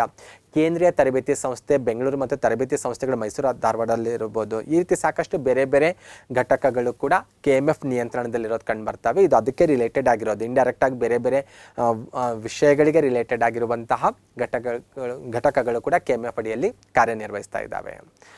ಲ್ಯಾಂಪ್ಸ್ ಅನ್ನುವಂಥ ವರ್ಡ್ ಆವಾಗಲಿಂದ ಚರ್ಚೆಗೆ ಬರ್ತಾ ಇತ್ತು. ಅಗೇನ್ ಇಲ್ಲಿ ಅದ್ರ ಬಗ್ಗೆ ಒಂದು ಸ್ವಲ್ಪ ಕ್ಲಾರಿಟಿ ಮಾಡ್ಕೊಳ್ಳೋಣ. ಲ್ಯಾಂಪ್ಸ್ ಅಂದರೆ ಏನಂತ ನೋಡ್ತಾ ಹೋದರೆ ಲಾರ್ಜ್ ಸೈಜ್ಡ್ ಆದಿವಾಸೀಸ್ ಮಲ್ಟಿಪರ್ಪಸ್ ಸೊಸೈಟೀಸ್ ಅಂತ ಹೇಳೋದು. ಅಂದರೆ ಗಿರಿಜನರಿಗೆ ರಿಲೇಟೆಡ್ ಆಗಿರುವಂಥ ಸಹಕಾರಿ ಸಂಘಗಳಂತ ಹೇಳೋದು. ಅರಣ್ಯ ಪ್ರದೇಶಗಳಲ್ಲಿರುವಂಥ ಗಿರಿಜನರ ಆರ್ಥಿಕ ಮತ್ತು ಸಾಮಾಜಿಕ ಸ್ಥಿತಿಗತಿಯನ್ನು ಉತ್ತಮಪಡಿಸಬೇಕು ಅನ್ನುವಂಥ ಉದ್ದೇಶಕ್ಕಾಗಿ ಅಸ್ತಿತ್ವಕ್ಕೆ ಬಂದಿರುವಂಥ ಸಂಘಗಳು, ಸೊಸೈಟೀಸ್ ಅಂತ ಗುರುತಿಸೋದು. ಇದನ್ನು ಶಾರ್ಟ್ ಆಗಿ ಲ್ಯಾಂಪ್ಸ್ ಅಂತ ಹೇಳೋದು. ಕರ್ನಾಟಕದ ಮಟ್ಟಿಗೆ ಹೇಳೋದಾದರೆ ಕರ್ನಾಟಕದಲ್ಲಿ 24 ದೊಡ್ಡ ಪ್ರಮಾಣದ ಆದಿವಾಸಿ ವಿವಿಧೋಶ ಸಹಕಾರಿ ಸಂಘಗಳು ಪ್ರೆಸೆಂಟ್ ಕಾರ್ಯನಿರ್ವಹಿಸ್ತಾ ಇದ್ದಾವೆ. ನಿಮ್ಮ ಲ್ಯಾಂಪ್ಸ್ ಅಂದರೆ ಏನಂತ ಕೇಳ್ಬೋದು, ಲ್ಯಾಂಪ್ಸ್ನ ವಿಸ್ತೃತ ರೂಪ ಕೇಳ್ಬೋದು, ಅಥವಾ ಲ್ಯಾಂಪ್ಸ್ನ ಬಹುಮುಖ್ಯ ಉದ್ದೇಶನೇ ಕೇಳ್ಬೋದು ನಿಮಗೆ. ಹಾಗಾಗಿ ಗೊತ್ತಿರಬೇಕು, ಗಿರಿಜನರ ಆರ್ಥಿಕ ಮತ್ತು ಸಾಮಾಜಿಕ ಸ್ಥಿತಿಗತಿಯನ್ನು ಉತ್ತಮಪಡಿಸೋದಕ್ಕಾಗಿ ಅಸ್ತಿತ್ವಕ್ಕೆ ಬಂದಿರುವಂಥ ಸಹಕಾರಿ ಸಂಘಗಳಂತ ಹೇಳೋದು. ಇದಕ್ಕೆ ರಿಲೇಟೆಡ್ ಆಗಿ ಬಂದಾಗ ರಾಜ್ಯ ಮಟ್ಟದಲ್ಲಿ ಮಹಾಮಂಡಳಿ ಕೂಡ ಇದೆ. ಕರ್ನಾಟಕ ರಾಜ್ಯ ಲ್ಯಾಂಪ್ಸ್ ಸಹಕಾರ ಮಹಾಮಂಡಳಿ ಅಂತಲೇ ಇದೆ. ಇದು ಕೇಂದ್ರ ಕಚೇರಿ ಮೈಸೂರಲ್ಲಿರೋದು ಕಂಡುಬರುತ್ತೆ. ರಾಜ್ಯದಲ್ಲಿರುವಂಥ 8 ಜಿಲ್ಲೆಗಳು ಈ ಮಹಾಮಂಡಳಿಯ ಕಾರ್ಯವ್ಯಾಪ್ತಿಯ ಒಳಗಡೆ ಬರ್ತವೆ. ಆ 8 ಜಿಲ್ಲೆಗಳು ಯಾವುದನ್ನೋದು ಕೂಡ ನೀವು ನೋಡ್ಬೋದು. ಮೈಸೂರು ಇದೆ, ಚಾಮರಾಜನಗರ ಇರ್ಬೋದು, ಕೊಡಗು ಇರ್ಬೋದು, ಚಿಕ್ಕಮಗಳೂರು, ಉಡುಪಿ, ದಕ್ಷಿಣ ಕನ್ನಡ, ಉತ್ತರ ಕನ್ನಡ, ಮಂಡ್ಯ, ಆಲ್ಮೋಸ್ಟ್ ಅಲ್ಲಿ ಗಿರಿಜನರು ಹೆಚ್ಚಿನ ಸಂಖ್ಯೆಯಲ್ಲಿರುವಂಥ ಜಿಲ್ಲೆಗಳನ್ನೆಲ್ಲ ಈ ಮಹಾಮಂಡಳಿಯ ನಿಯಂತ್ರಣಕ್ಕೆ ಒಳಪಡಿಸಲಾಗಿದೆ ಅನ್ನುವಂಥ ಮಾಹಿತಿ ಕೂಡ ನಿಮಗೆ ಗೊತ್ತಿರಬೇಕು. ಇನ್ನು ಹಾಪ್ಕಾಮ್ಸ್ ಬಗ್ಗೆ ಕೂಡ ಕೇಳಿರ್ತೀರಾ. ಹಾಪ್ಕಾಮ್ಸ್ ವಿಸ್ತೃತ ರೂಪ ಕೂಡ ಗೊತ್ತಿರಬೇಕು. ಪಕ್ಕದಲ್ಲಿ ಕಾಣಿಸ್ತಾ ಇದೆ. ಇದರ ಕೇಂದ್ರ ಕಚೇರಿ ಬೆಂಗಳೂರಿನ ಲಾಲ್ಬಾಗ್ನಲ್ಲಿದೆ. 1960ರಲ್ಲಿ ಇದು ಸ್ಥಾಪನೆ ಆಗಿದೆ. ಇದು ಕೂಡ ಸಹಕಾರಿ ಸಂಘ ಅಂತಲೇ ಗುರುತಿಸೋದು. ಅಂದರೆ ರೈತರಿಂದ ಉತ್ಪನ್ನಗಳನ್ನು ನೇರವಾಗಿ ಗ್ರಾಹಕರಿಗೆ ತಲುಪಿಸುವಂಥ ಒಂದು ವ್ಯವಸ್ಥೆಯನ್ನು ಈ ಸಹಕಾರಿ ಸಂಘದಲ್ಲಿ ಮಾಡಲಾಗಿದೆ. ಇದನ್ನು ಸ್ಥಾಪನೆ ಮಾಡಿದಂಥ ಕೀರ್ತಿ ಎಂ ಎಚ್ ಮರಿಗೌಡ ಅವರಿಗೆ ಸಲ್ಲುತ್ತೆ. ಈ ಮಾಹಿತಿ ಕೂಡ ಗೊತ್ತಿರಬೇಕು. ಆಲ್ಮೋಸ್ಟ್ ಆಲ್ ಬೆಂಗಳೂರು ಸುತ್ತಮುತ್ತಲ ಏರಿಯಾದಲ್ಲಿ ಸಾಕಷ್ಟು ಫೇಮಸ್ ಆಗಿದೆ. ಹಾಪ್ಕಾಮ್ಸ್ ತರಕಾರಿ ಆಗಿರ್ಬೋದು, ಹಣ್ಣಾಗಿರ್ಬೋದು, ಸಾಕಷ್ಟು ರೈತರ ಉತ್ಪನ್ನಗಳನ್ನು ನೇರವಾಗಿ ಗ್ರಾಹಕರಿಗೆ ತಲುಪಿಸುವಂಥ ಒಂದು ವ್ಯವಸ್ಥೆ ಈ ಸಹಕಾರಿ ಸಂಘ ಮಾಡ್ತಾ ಇರೋದನ್ನು ನಾವು ಕಾಣ್ಬೋದಾಗಿದೆ. ನೆಕ್ಸ್ಟ್ ಒಂದು ಮಹಿಳಾ ಸಹಕಾರಿ ಸಂಘಗಳಿಗೆ ರಿಲೇಟೆಡ್ ಕೆಲವೊಂದು ವಿಚಾರ ಕ್ಲಿಯರ್ ಮಾಡ್ಕೊಳ್ಳೋಣ. ರಾಜ್ಯದಲ್ಲಿ ಪ್ರೆಸೆಂಟ್ ಸುಮಾರು 6361 ಮಹಿಳಾ ಸಹಕಾರ ಸಂಘಗಳು ನೋಂದಣಿ ಆಗಿದ್ದಾವೆ. ಅದರಲ್ಲಿ ಸುಮಾರು 5607 ಮಹಿಳಾ ಸಹಕಾರಿ ಸಂಘಗಳು ಕಾರ್ಯನಿರ್ವಹಿಸ್ತಾ ಇದ್ದಾವೆ. ಸ್ಪೆಷಲಿ ಒಂದು ಬಹಳ ಇಂಪಾರ್ಟೆಂಟ್ ಆಗಿರುವಂಥ ಮಹಿಳಾ ಸಹಕಾರಿ ಸಂಘ ಕಾಣ್ಬೋದು, ಅದು ಆರ್ಯ ಭಗಿನಿ ಪರಸ್ಪರ ಸಹಕಾರ ಸಂಘ ಅಂತ. 1929ರಲ್ಲಿ ಇದು ಮೈಸೂರಿನಲ್ಲಿ ಅಸ್ತಿತ್ವಕ್ಕೆ ಬರುತ್ತೆ. ಅಂದರೆ ಮೈಸೂರು ನಗರದಲ್ಲಿ ಮನೆಗೆಲಸದಲ್ಲಿ ತೊಡಗಿದ್ದ ಬೆರಣಿ ಮಾರಿ ಜೀವನ ಸಾಗಿಸ್ತಾ ಇದ್ದಂಥ ಬಡ ಮಹಿಳೆಯರಿಗೆ ಹಣದ ಸಹಾಯ ಮಾಡುವ ಉದ್ದೇಶಕ್ಕಾಗಿ ಅಸ್ತಿತ್ವಕ್ಕೆ ಬಂದಿರುವಂಥ ಮಹಿಳಾ ಸಹಕಾರಿ ಸಂಘ. ಇದು ರಾಜ್ಯದ ಮೊದಲ ಮಹಿಳಾ ಸಹಕಾರಿ ಸಂಘ ಅನ್ನುವಂಥ ಕೀರ್ತಿಗೆ ಪಾತ್ರವಾಗಿದೆ. ಪ್ರಸ್ತುತ ಇದರಲ್ಲಿ ಮೈಸೂರು ನಗರದ ಪ್ರತಿಷ್ಠಿತ ಜನರು ಕೂಡ ಇದರಲ್ಲಿ ಇರೋದು ಕಂಡುಬರುತ್ತೆ. ಹಾಗಾಗಿ ಇದು ಬಹಳ ವಿಶೇಷವಾದಂಥ ಒಂದು ಮಹಿಳಾ ಸಹಕಾರಿ ಸಂಘ ಅಂತ ಗುರುತಿಸಬಹುದಾಗಿದೆ. ರಾಜ್ಯದ ಪ್ರಥಮ ಸಹಕಾರ ವಲಯದ ಶಿಕ್ಷಣ ಸಂಸ್ಥೆ ಗದಗ್ನಲ್ಲಿ ಅಸ್ತಿತ್ವಕ್ಕೆ ಬಂದಿದೆ. 1919ರಲ್ಲಿ ಗದಗ್ ಜಿಲ್ಲೆಯ ಹುಲ್ಕೋಟಿಯಲ್ಲಿ, ನಾವು ಆವಾಗಲೇ ಡಿಸ್ಕಷನ್ ಮಾಡಿದ್ದೇವೆ, ಗದಗ್ ಜಿಲ್ಲೆ ಸಾಕಷ್ಟು ಕಾಂಟ್ರಿಬ್ಯೂಷನ್ ಕೊಟ್ಟಿದೆ. ಇವತ್ತಿನ ಗದಗ್ ಜಿಲ್ಲೆ ಆಗಿರ್ಬೋದು, ಅವತ್ತಿನ ಧಾರವಾಡ ಜಿಲ್ಲೆ ಏರಿಯಾ ಅಂತ ಗುರುತಿಸೋದು. ಆದರೆ ಇವತ್ತು ಬಂದಾಗ ಈ ಏರಿಯಾ ಗದಗ್ ಜಿಲ್ಲೆಯಲ್ಲಿರೋದ್ರಿಂದ ನಾವು ಇದನ್ನು ಗದಗ್ ಅಂತ ಗುರುತಿಸ್ತಾ ಇರೋದು. ಆಂಗ್ಲೋ ವರ್ನಾಕ್ಯುಲರ್ ಶಿಕ್ಷಣ ಸಂಸ್ಥೆ ಅಂತ ಆ ಶಿಕ್ಷಣ ಸಂಸ್ಥೆ ಹೆಸರು. ಸಹಕಾರ ವಲಯದ ಶಿಕ್ಷಣ ಸಂಸ್ಥೆ ಇದು. ಇದನ್ನು ಸ್ಥಾಪನೆ ಮಾಡಿದಂಥ ಕೀರ್ತಿ ಯೂನಿಯನ್ ಸೊಸೈಟಿ ಅವರಿಗೆ ಸಲ್ಲುತ್ತೆ. ಇನ್ನು ಭಾರತದ ಪ್ರಮುಖ ಸಹಕಾರಿ ಸಂಘಗಳಲ್ಲಿ ಬಂದಾಗ ಕೆಲವೊಂದನ್ನು ಕಾಂಪಿಟೇಟಿವ್ ಎಕ್ಸಾಮಲ್ಲಿ ಮೇಲಿನ ಮೇಲೆ ರಿಪೀಟ್ ಆಗ್ತವೆ. ಅದನ್ನು ಬೇಸಾಗಿ ಇಟ್ಕೊಂಡು ಬಂದಾಗ ಇಫ್ಕೋ ಬಹಳ ಇಂಪಾರ್ಟೆಂಟ್ ಆಗುತ್ತೆ. ಇಫ್ಕೋನ ವಿಸ್ತೃತ ರೂಪ ಕೂಡ ಇಂಪಾರ್ಟೆಂಟು. ಇದು ಯಾವುದಕ್ಕೆ ರಿಲೇಟೆಡ್ ಆಗಿದೆ ಸಂಘ? ಯಾವ ರೀತಿ ನಾವು KMF ಎಲ್ಲ ನೋಡಿದೇವಲ್ವ, ಯಾವುದಕ್ಕೆ ರಿಲೇಟೆಡ್ ಆಗಿದೆ ಅಂತ ಕೇಳ್ಬೋದಲ್ವ, ಆ ರೀತಿ ಇಫ್ಕೋ ಕೂಡ ಕೇಳುವಂಥ ಪಾಸಿಬಿಲಿಟಿ ಇರುತ್ತೆ. ಇಫ್ಕೋದ ವಿಸ್ತೃತ ರೂಪ ನೋಡಿದ್ರೆ ಇಂಡಿಯನ್ ಫಾರ್ಮರ್ಸ್ ಫರ್ಟಿಲೈಸರ್ ಕೋಆಪರೇಟಿವ್ ಅಂತ ಹೇಳೋದು. ಅಲ್ಲೇ ಗೊತ್ತಾಗುತ್ತೆ ಇದು ಫರ್ಟಿಲೈಸರ್ಗೆ ರಿಲೇಟೆಡ್ ಆಗಿದೆ ಅಂತ ಹೇಳ್ಬೋದು. ಮತ್ತು ಇದು ಕೃಷಿ ಕ್ಷೇತ್ರಕ್ಕೆ ರಿಲೇಟೆಡ್ ಆಗಿರುವಂಥ ಸಹಕಾರಿ ಸಂಘ ಅಂತ ಹೇಳ್ಬೋದು. ಇದು 1967ರಲ್ಲಿ ಸ್ಥಾಪನೆ ಆಗಿದ್ದು, ಇದರ ಕೇಂದ್ರ ಕಚೇರಿ ನವದೆಹಲಿಯಲ್ಲಿರೋದು ಕಂಡುಬರುತ್ತೆ. ಆಲ್ರೆಡಿ ನೀವು ಗ್ರಾಮೀಣ ಭಾಗದವರಾಗಿದ್ದರೆ ಅಥವಾ ನೀವು ರೈತಾಪಿ ಕುಟುಂಬದವರಾಗಿದ್ದರೆ ಇಂತಹ ರಸಗೊಬ್ಬರದ ಚೀಲಗಳನ್ನೆಲ್ಲ ನಾವು ನೋಡ್ತಾ ಇರ್ತೇವೆ. ಇಫ್ಕೋ ಯೂರಿಯಾ ಅಂತ, ಇಫ್ಕೋ DAP ಅಂತ, ಇಂತಹ ರಾಸಾಯನಿಕ ರಸಗೊಬ್ಬರಗಳನ್ನು ತಯಾರಿಕೆಗೆ ರಿಲೇಟೆಡ್ ಆಗಿರುವಂಥ ಒಂದು ಸಹಕಾರಿ ಸಂಘ ಅಂತ ಇದನ್ನು ಗುರುತಿಸಲಾಗುತ್ತೆ. ನೆಕ್ಸ್ಟ್ ಕ್ರಿಪ್ಕೋ ಅಂತ ಗುರುತಿಸೋದು. ಇದು ಕೂಡ ಸೇಮ್ ಇಫ್ಕೋ ರೀತಿಯಲ್ಲೇ ಇದು ಕೂಡ ರಸಗೊಬ್ಬರಕ್ಕೆ ರಿಲೇಟೆಡ್ ಆಗಿರುವಂಥದ್ದಾಗಿದೆ. ಇಲ್ಲಿ ಬಂದ ಕೃಷಕ್ ಭಾರತಿ ಕೋಆಪರೇಟಿವ್ ಲಿಮಿಟೆಡ್ ಅಂತ ಹೇಳೋದು. ಇದು ಫರ್ಟಿಲೈಸರ್ಗೆ ರಿಲೇಟೆಡ್ ಆಗಿದೆ. 1980ರಲ್ಲಿ ಇದು ಸ್ಥಾಪನೆ ಆಗಿದೆ. ಈ ಮಾಹಿತಿ ಕೂಡ ನಿಮಗೆ ಗೊತ್ತಿರಬೇಕು. ಓಕೆ, ಒಂದು ವಿಚಾರ ಮಿಸ್ ಆಯ್ತು. ಇಲ್ಲಿ ಹೆಡ್ ಕ್ವಾರ್ಟರ್ ಕೂಡ ನೀವು ನೋಡ್ಬೋದು, UPಯ ಬುದ್ಧನಗರದಲ್ಲಿರೋದು ಕಂಡು ಬರ್ತಾ ಇದೆ. ಅದನ್ನು ಕೂಡ ನೀವು ಗಮನಿಸಬಹುದಾಗಿದೆ. ನೆಕ್ಸ್ಟ್ ಅಮೂಲ್ ಗೊತ್ತಿರುವಂಥ ವಿಚಾರ, ಬಹಳ ಫೇಮಸ್ ಆಗಿರುತ್ತೆ. ಜಗತ್ತಿನಲ್ಲಿ ಅತ್ಯಂತ ಪ್ರಸಿದ್ಧವಾಗಿರುವಂಥ ಹಾಲು ಉತ್ಪಾದಕ ಸಹಕಾರಿ ಸಂಘ ಅಥವಾ ಇದರ ಈ ಬ್ರ್ಯಾಂಡಲ್ಲಿ ಗುಜರಾತ್ ಹಾಲು ಒಕ್ಕೂಟ ಅಮೂಲ್ ಅನ್ನುವಂಥ ಒಂದು ಬ್ರ್ಯಾಂಡಲ್ಲಿ ಮಾರಾಟ ಮಾಡುತ್ತೆ. ಹೆಚ್ಚು ಫೇಮಸ್ ಆಗಿದೆ ಅಂತ ಗುರುತಿಸ್ಬೋದು. ದೇಶದಲ್ಲಿ ಬಂದಾಗ ಹಾಲು ಉತ್ಪಾದನೆಯನ್ನು ಮಾರಾಟ ಮಾಡುವಂತಹ ಸಹಕಾರಿ ಸಂಘಗಳಲ್ಲಿ ಬಂದಾಗ ಮೊದಲನೇ ಸ್ಥಾನದಲ್ಲಿರೋದು. ಅದಾದ ನಂತರ ನಂದಿನಿ ಇರೋದು ಕಂಡು ಬರುತ್ತೆ ಬ್ರ್ಯಾಂಡ್ ಅಂತ ಬಂದಾಗ. ಅಮೂಲ್ನ ವಿಸ್ತೃತ ರೂಪ ಕೂಡ ನೀವು ನೋಡ್ಬೋದಾಗಿದೆ, ಆನಂದ್ ಮಿಲ್ಕ್ ಯೂನಿಯನ್ ಲಿಮಿಟೆಡ್ ಅಂತ ಹೇಳೋದು. ಓಕೆ, ಇದು ಎಲ್ಲಿದೆ ಅಂತ ನೋಡಿದಾಗ ಇದು ಸ್ಥಾಪನೆ ಆಗಿದ್ದು 1946ರಲ್ಲಿ. ಇದರ ಕೇಂದ್ರ ಕಚೇರಿ ಇರೋದು ಗುಜರಾತಿನ ಆನಂದ್ ಅನ್ನುವಂಥ ಒಂದು ಪ್ಲೇಸಲ್ಲಿರೋದು. ಓಕೆ, ಇದ್ರ ಬಗ್ಗೆ ಆಲ್ರೆಡಿ ನೀವು ಅಭ್ಯಾಸ ಮಾಡಿರ್ತೀರಿ, ಬಹಳಷ್ಟು ಕಡೆ ಇನ್ಫಾರ್ಮೇಷನ್ ಕಲೆಕ್ಟ್ ಮಾಡ್ಕೊಂಡಿರ್ತೀರ. ಬಿಕಾಸ್ ಬಹಳಷ್ಟು ಫೇಮಸ್ ಆಗಿರುವಂಥ ಒಂದು ಸಂಘಟನೆ ಆಗಿದೆ. ರಾಷ್ಟ್ರದ ಅತ್ಯಂತ ಪ್ರಸಿದ್ಧ ಸಹಕಾರಿ ಬ್ರ್ಯಾಂಡ್ ಅಂತ ಗುರುತಿಸಲಾಗುತ್ತೆ. ಭಾರತದ ಅತಿ ದೊಡ್ಡ ಸಹಕಾರಿ ಸಂಘ ಅಂತ ಗುರುತಿಸಲಾಗುತ್ತೆ. ಭಾರತದಲ್ಲಿ ಶ್ವೇತಾಕ್ರಾಂತಿಗೆ ಕಾರಣವಾದಂಥ ಸಹಕಾರಿ ಸಂಘ ಇದಾಗಿದೆ. ಗುಜರಾತ್ ಸಹಕಾರಿ ಹಾಲು ಮಾರಾಟ ಒಕ್ಕೂಟ ಅಮೂಲ್ ಅನ್ನುವಂಥ ಬ್ರ್ಯಾಂಡಲ್ಲಿ ಮಾರಾಟ ಮಾಡ್ತದೆ. ಯಾವ ರೀತಿ KMF ನಂದಿನಿ ಅನ್ನುವಂಥ ಬ್ರ್ಯಾಂಡಲ್ಲಿ ಮಾರಾಟ ಮಾಡ್ತೇವೋ ಆ ರೀತಿ ಅಮೂಲ್ ಅನ್ನುವಂಥ ಬ್ರ್ಯಾಂಡಲ್ಲಿ ಮಾರಾಟ ಮಾಡ್ತೇವೆ. ಅಮೂಲ್ನ ವಿಸ್ತೃತ ರೂಪ ಕೂಡ ನಿಮಗಲ್ಲಿ ಆಲ್ರೆಡಿ ನಾವು ಡಿಸ್ಕಷನ್ ಮಾಡಿದ್ದೇವೆ. ನೆಕ್ಸ್ಟ್, ಸಹಕಾರ ಸಂಘಗಳಿಗೆ ಸಂವಿಧಾನಾತ್ಮಕ ಸ್ಥಾನಮಾನ ಲಭಿಸಿದೆ ಅನ್ನುವಂಥ ವಿಚಾರ ಗೊತ್ತಿರುವಂಥ ಮಾಹಿತಿ ಆಗಿದೆ. ಅದಕ್ಕೆ ರಿಲೇಟೆಡ್ ಆಗಿ ಒಂದು 2-3 ಪಾಯಿಂಟ್ಸ್ ಕ್ಲಿಯರ್ ಮಾಡ್ಕೊಳ್ಳೋಣ. 2011ರ 97ನೇ ಸಂವಿಧಾನ ತಿದ್ದುಪಡಿ ಕಾಯ್ದೆಯ ಮೂಲಕ ಭಾರತದಲ್ಲಿ ಸಹಕಾರ ಸಂಘಗಳಿಗೆ ಸಂವಿಧಾನಾತ್ಮಕ ಸ್ಥಾನಮಾನವನ್ನು ಕಲ್ಪಿಸಿಕೊಡಲಾಗಿದೆ. ಓಕೆ, ಈ ತಿದ್ದುಪಡಿಯ ಮೂಲಕ ಕೆಲವೊಂದು ಅಂಶಗಳನ್ನು ಆ್ಯಡ್ ಮಾಡಿದ್ದೇವೆ. ಭಾರತ ಸಂವಿಧಾನಕ್ಕೆ ಒಂದು ಭಾಗವನ್ನು ಕೂಡ ಆ್ಯಡ್ ಮಾಡಿದ್ದೇವೆ. 19 ಕ್ಲಾಸ್ 1 ಸಬ್ ಕ್ಲಾಸ್ C ಅಲ್ಲಿ ಬಂದಾಗ ಒಂದು ಅಂಶವನ್ನು ಕೂಡ ಅಲ್ಲಿ ಒಂದು ವರ್ಡ್ ಕೂಡ ಸೇರ್ಪಡೆ ಮಾಡಿದ್ದಾರೆ. 19ನೇ ವಿಧಿ ಗೊತ್ತು ನಿಮಗೆ, 6 ರೀತಿಯ ಸ್ವಾತಂತ್ರ್ಯಗಳನ್ನು ನಮಗೆ ಮೂಲಭೂತ ಹಕ್ಕಾಗಿ ನೀಡಿದೆ ಅಂತ. ಅದರಲ್ಲಿ ಒಂದು 19 ಕ್ಲಾಸ್ 1 ಸಬ್ ಕ್ಲಾಸ್ C ಅಂತ, ದೇಶದ ಸಮಸ್ತ ನಾಗರಿಕರಿಗೂ ಸಂಸ್ಥೆಗಳನ್ನು, ಸಂಘಗಳನ್ನು, ಸಹಕಾರ ಸಂಘಗಳನ್ನು ರಚಿಸುವ ಹಕ್ಕನ್ನು ಹೊಂದಿರುತ್ತಾರೆ ಅನ್ನುವಂಥ ವಿಚಾರ ಅಲ್ಲಿ ಕಾಣಿಸ್ತಾ ಇದೆ. ಅಲ್ಲಿ ಸಹಕಾರ ಸಂಘಗಳನ್ನುವಂಥ ವರ್ಡ್ 97ನೇ ಸಂವಿಧಾನ ತಿದ್ದುಪಡಿ ಮೂಲಕ ಆ್ಯಡ್ ಮಾಡಿರೋದು. ಅಷ್ಟೆಲ್ಲ ಸಂವಿಧಾನದ 4ನೇ ಭಾಗ DPSP ಅಲ್ಲಿ ಬಂದಾಗ ಅಲ್ಲೂ ಕೂಡ ಒಂದು ಆರ್ಟಿಕಲ್ ಆ್ಯಡ್ ಮಾಡಿದ್ದಾರೆ, 43B ಅಂತ. 43B ಆರ್ಟಿಕಲ್ ಏನು ಹೇಳುತ್ತೆ ಅಂದರೆ ಸಹಕಾರಿ ಸಂಘಗಳ ಸ್ಥಾಪನೆ ರಾಜ್ಯ ಉತ್ತೇಜನ ನೀಡಬೇಕು, ರಾಜ್ಯ ಪ್ರೋತ್ಸಾಹ ನೀಡಬೇಕು ಅನ್ನುವಂಥ ಆರ್ಟಿಕಲ್ ಕೂಡ ಆ್ಯಡ್ ಮಾಡಿದ್ದಾರೆ, ಅದು ಗೊತ್ತಿರಬೇಕು. ಇನ್ನು ಭಾರತ ಸಂವಿಧಾನಕ್ಕೆ ಒಂದು ಹೊಸ ಭಾಗವನ್ನೇ ಸೇರ್ಪಡೆ ಮಾಡಿದ್ದಾರೆ, 9B ಅನ್ನುವಂಥ ಪಾರ್ಟು. ಇದು ಸಹಕಾರಿ ಸಂಘಗಳಿಗೆ ರಿಲೇಟೆಡ್ ಆಗಿರುವಂಥ ಭಾಗವಾಗಿದೆ. 9B ಪಾರ್ಟ್ ಟೈಟಲ್ ಏನಿದೆ, ದ ಕೋಆಪರೇಟಿವ್ ಸೊಸೈಟೀಸ್ ಅಂತ ಅದರ ಟೈಟಲ್ ಇರೋದು. ಈ ಭಾಗದಲ್ಲಿ 243 ZH ನಿಂದ 243 ZT ವರೆಗಿನ ಆರ್ಟಿಕಲ್ಸ್ಗಳು ಈ ಭಾಗದಲ್ಲಿ ಇರೋದು ಕಂಡು ಬರುತ್ತೆ. ಅವೆಲ್ಲವೂ ಕೂಡ ಸಹಕಾರ ಸಂಘಗಳಿಗೆ ಒಂದು ಚೌಕಟ್ಟು ಹಾಕೊಟ್ಟಿದೆ, ಸಹಕಾರ ಸಂಘಗಳಿಗೆ ಸಂವಿಧಾನಾತ್ಮಕ ಸ್ಥಾನಮಾನ ಕಲ್ಪಿಸ್ಕೊಟ್ಟಿದೆ, ಅದ್ರ ಜೊತೆಗೆ ಒಂದು ಬಾರ್ಡರ್ ಹಾಕೊಟ್ಟಿದೆ ಅಂತ ಹೇಳ್ಬೋದು. ಯಾವ ರೀತಿ ಗ್ರಾಮೀಣ ಸ್ಥಳೀಯ ಸಂಸ್ಥೆಗಳಿಗೆ 9ನೇ ಭಾಗ, ನಗರ ಸ್ಥಳೀಯ ಸಂಸ್ಥೆಗಳಿಗೆ 9ನೇ ಭಾಗ ಯಾವ ರೀತಿ ಚೌಕಟ್ಟು ಹಾಕೊಟ್ಟಿದೆ ಅಲ್ವಾ, ಆ ರೀತಿ ಸಹಕಾರ ಸಂಘಗಳಿಗೆ 9B ಭಾಗ ಒಂದು ಸ್ಪಷ್ಟವಾದ ಚೌಕಟ್ಟನ್ನು ಹಾಕಿಕೊಟ್ಟಿದೆ ಅಂತ ಕೂಡ ನಾವು ಗುರುತಿಸಬಹುದಾಗಿದೆ. ಇದಕ್ಕೆ ರಿಲೇಟೆಡ್ ಆಗಿರುವಂಥ ಇನ್ನೂ ಕೆಲವೊಂದು ಇನ್ಫಾರ್ಮೇಷನ್ ಅಂದರೆ, ಸಹಕಾರ ಮಂಡಳಿಯು 5 ವರ್ಷಕ್ಕಾಗಿ ಆಯ್ಕೆ ಆಗುತ್ತೆ ಅನ್ನೋದು ಗೊತ್ತಿರಬೇಕು. ಸಹಕಾರಿ ಸಂಘಗಳಲ್ಲಿ ನಿರ್ದೇಶಕರ ಸಂಖ್ಯೆ ಗರಿಷ್ಠ 20 ಮೀರೋ ಹಾಗಿಲ್ಲ ಅನ್ನೋದು ಗೊತ್ತಿರಬೇಕು. ಒಂದು ಸ್ಥಾನ SC ಅಥವಾ ST ಸಮುದಾಯಕ್ಕೆ ಮೀಸಲಾಗಿಡಬೇಕು. ಮಹಿಳೆಯರಿಗೆ ಕನಿಷ್ಠ 2 ಸ್ಥಾನಗಳನ್ನು ಮೀಸಲಾಗಿಡಬೇಕು. ಇವೆಲ್ಲವೂ ಕೂಡ ಬೇಸಾಗಿಟ್ಕೊಂಡು ನಿಮಗೆ ಕಾಂಪಿಟೇಟಿವ್ ಎಕ್ಸಾಮಲ್ಲಿ ಕ್ವಶನ್ ಬರುವಂಥ ಪಾಸಿಬಿಲಿಟಿ ಇರುತ್ತೆ. ಇನ್ನು ಸಹಕಾರ ರತ್ನ ಪ್ರಶಸ್ತಿ ಬಗ್ಗೆ ನೋಡೋದಾದರೆ, ಕರ್ನಾಟಕ ಸರ್ಕಾರ 2003ರಲ್ಲಿ ಈ ಪ್ರಶಸ್ತಿಯನ್ನು ಆರಂಭಿಸುತ್ತೆ. ಸಹಕಾರ ವಲಯಕ್ಕೆ ಅದ್ಭುತವಾದಂತಹ ಅಥವಾ ಸ್ಮರಣೀಯ ಕೊಡುಗೆ ಯಾರೆಲ್ಲ ನೀಡಿದ್ದಾರಲ್ವ ಅಂಥವರನ್ನು ಗುರುತಿಸಿ ಅವರನ್ನು ಗೌರವಿಸುವಂತಹ ಒಂದು ಪ್ರಯತ್ನ ಕರ್ನಾಟಕ ಸರ್ಕಾರ 2003ರಲ್ಲಿ ಆರಂಭಿಸುತ್ತೆ. ಅದಕ್ಕಾಗಿ ಸಹಕಾರ ರತ್ನ ಪ್ರಶಸ್ತಿಯನ್ನು ಆರಂಭಿಸಿದೆ. ಸಾಮಾನ್ಯವಾಗಿ ಪ್ರತಿ ವರ್ಷ ನವೆಂಬರ್ 14ರಿಂದ ಒಂದು ವಾರ ನಾವು ಸಹಕಾರಿ ಸಪ್ತಾಹ ಅಂತ ಆಚರಿಸ್ತೇವೆ. ಆ ಸಂದರ್ಭದಲ್ಲಿ ಈ ಪ್ರಶಸ್ತಿಯನ್ನು ಕೂಡ ಪ್ರದಾನ ಮಾಡಲಾಗುತ್ತೆ. ಪ್ರತಿ ವರ್ಷ ನೀವು ಅಬ್ಸರ್ವ್ ಮಾಡಿದರೆ ನವೆಂಬರ್ ತಿಂಗಳಲ್ಲಿ ಬಂದಾಗ ಸಹಕಾರ ರತ್ನ ಪ್ರಶಸ್ತಿ ನೀಡ್ತಾರೆ. ನೀವು ಕರೆಂಟ್ ಅಫೇರ್ಸಲ್ಲಿ ಕೂಡ ನೀವು ಓದಿರ್ತೀರಾ. ಆ ಬೇಸ್ ಮೇಲೆ ನಾನು ಇದಿಷ್ಟು ಇನ್ಫಾರ್ಮೇಷನ್ ನಿಮಗೆ ಕ್ಲಿಯರ್ ಮಾಡ್ತಾ ಇದ್ದೀನಿ. ನೆಕ್ಸ್ಟ್ ಕೊನೆಯದಾಗಿ ಯಶಸ್ವಿನಿ ಯೋಜನೆ ಬಗ್ಗೆ ಒಂದು ಸ್ವಲ್ಪ ಮಾಹಿತಿ ಗೊತ್ತಿರಬೇಕು ನಿಮಗೆ. ಏನಿದು ಯಶಸ್ವಿನಿ ಯೋಜನೆ, ಯಾವುದಕ್ಕೆ ರಿಲೇಟೆಡ್ ಆಗಿದೆ, ಯಾರಿಗೆ ರಿಲೇಟೆಡ್ ಆಗಿದೆ ಅಂತ ನೋಡ್ತಾ ಹೋದಾಗ ಇದು ಕೂಡ ಸಹಕಾರ ಕ್ಷೇತ್ರಕ್ಕೆ ರಿಲೇಟೆಡ್ ಆಗಿದೆ. ಅಂದರೆ ಸಹಕಾರಿ ಸಂಘದ ಸದಸ್ಯರಿಗೆ ಇರುವಂತಹ ಆರೋಗ್ಯ ರಕ್ಷಣಾ ಯೋಜನೆಗೆ ನಾವು ಯಶಸ್ವಿನಿ ಯೋಜನೆ ಅಂತ ಕರೆಯೋದು. ಅಂದರೆ ಸಹಕಾರಿ ಸಂಘದ ಸದಸ್ಯರಿಗೆ ಇರುವಂಥ ಒಂದು ಆರೋಗ್ಯದ ಸೌಲಭ್ಯ ಅಂತ ಹೇಳೋದು. ಅಂದರೆ ನಮಗೇನಾದರೂ ಆರಾಮಿರಲಿಲ್ಲ ಅಂದರೆ, ನಮಗೇನಾದರೂ ಯಾವುದಾದ್ರು ಕಾಯಿಲೆ ಬಂದರೆ ಅಂಥ ಸಮಯದಲ್ಲಿ ನಾವು ಯಶಸ್ವಿನಿ ಯೋಜನೆಯ ಮೂಲಕ ಏನು ಮಾಡ್ಬೋದು, ಟ್ರೀಟ್ಮೆಂಟನ್ನು ಪಡೆದುಕೊಳ್ಬೋದಾಗಿದೆ.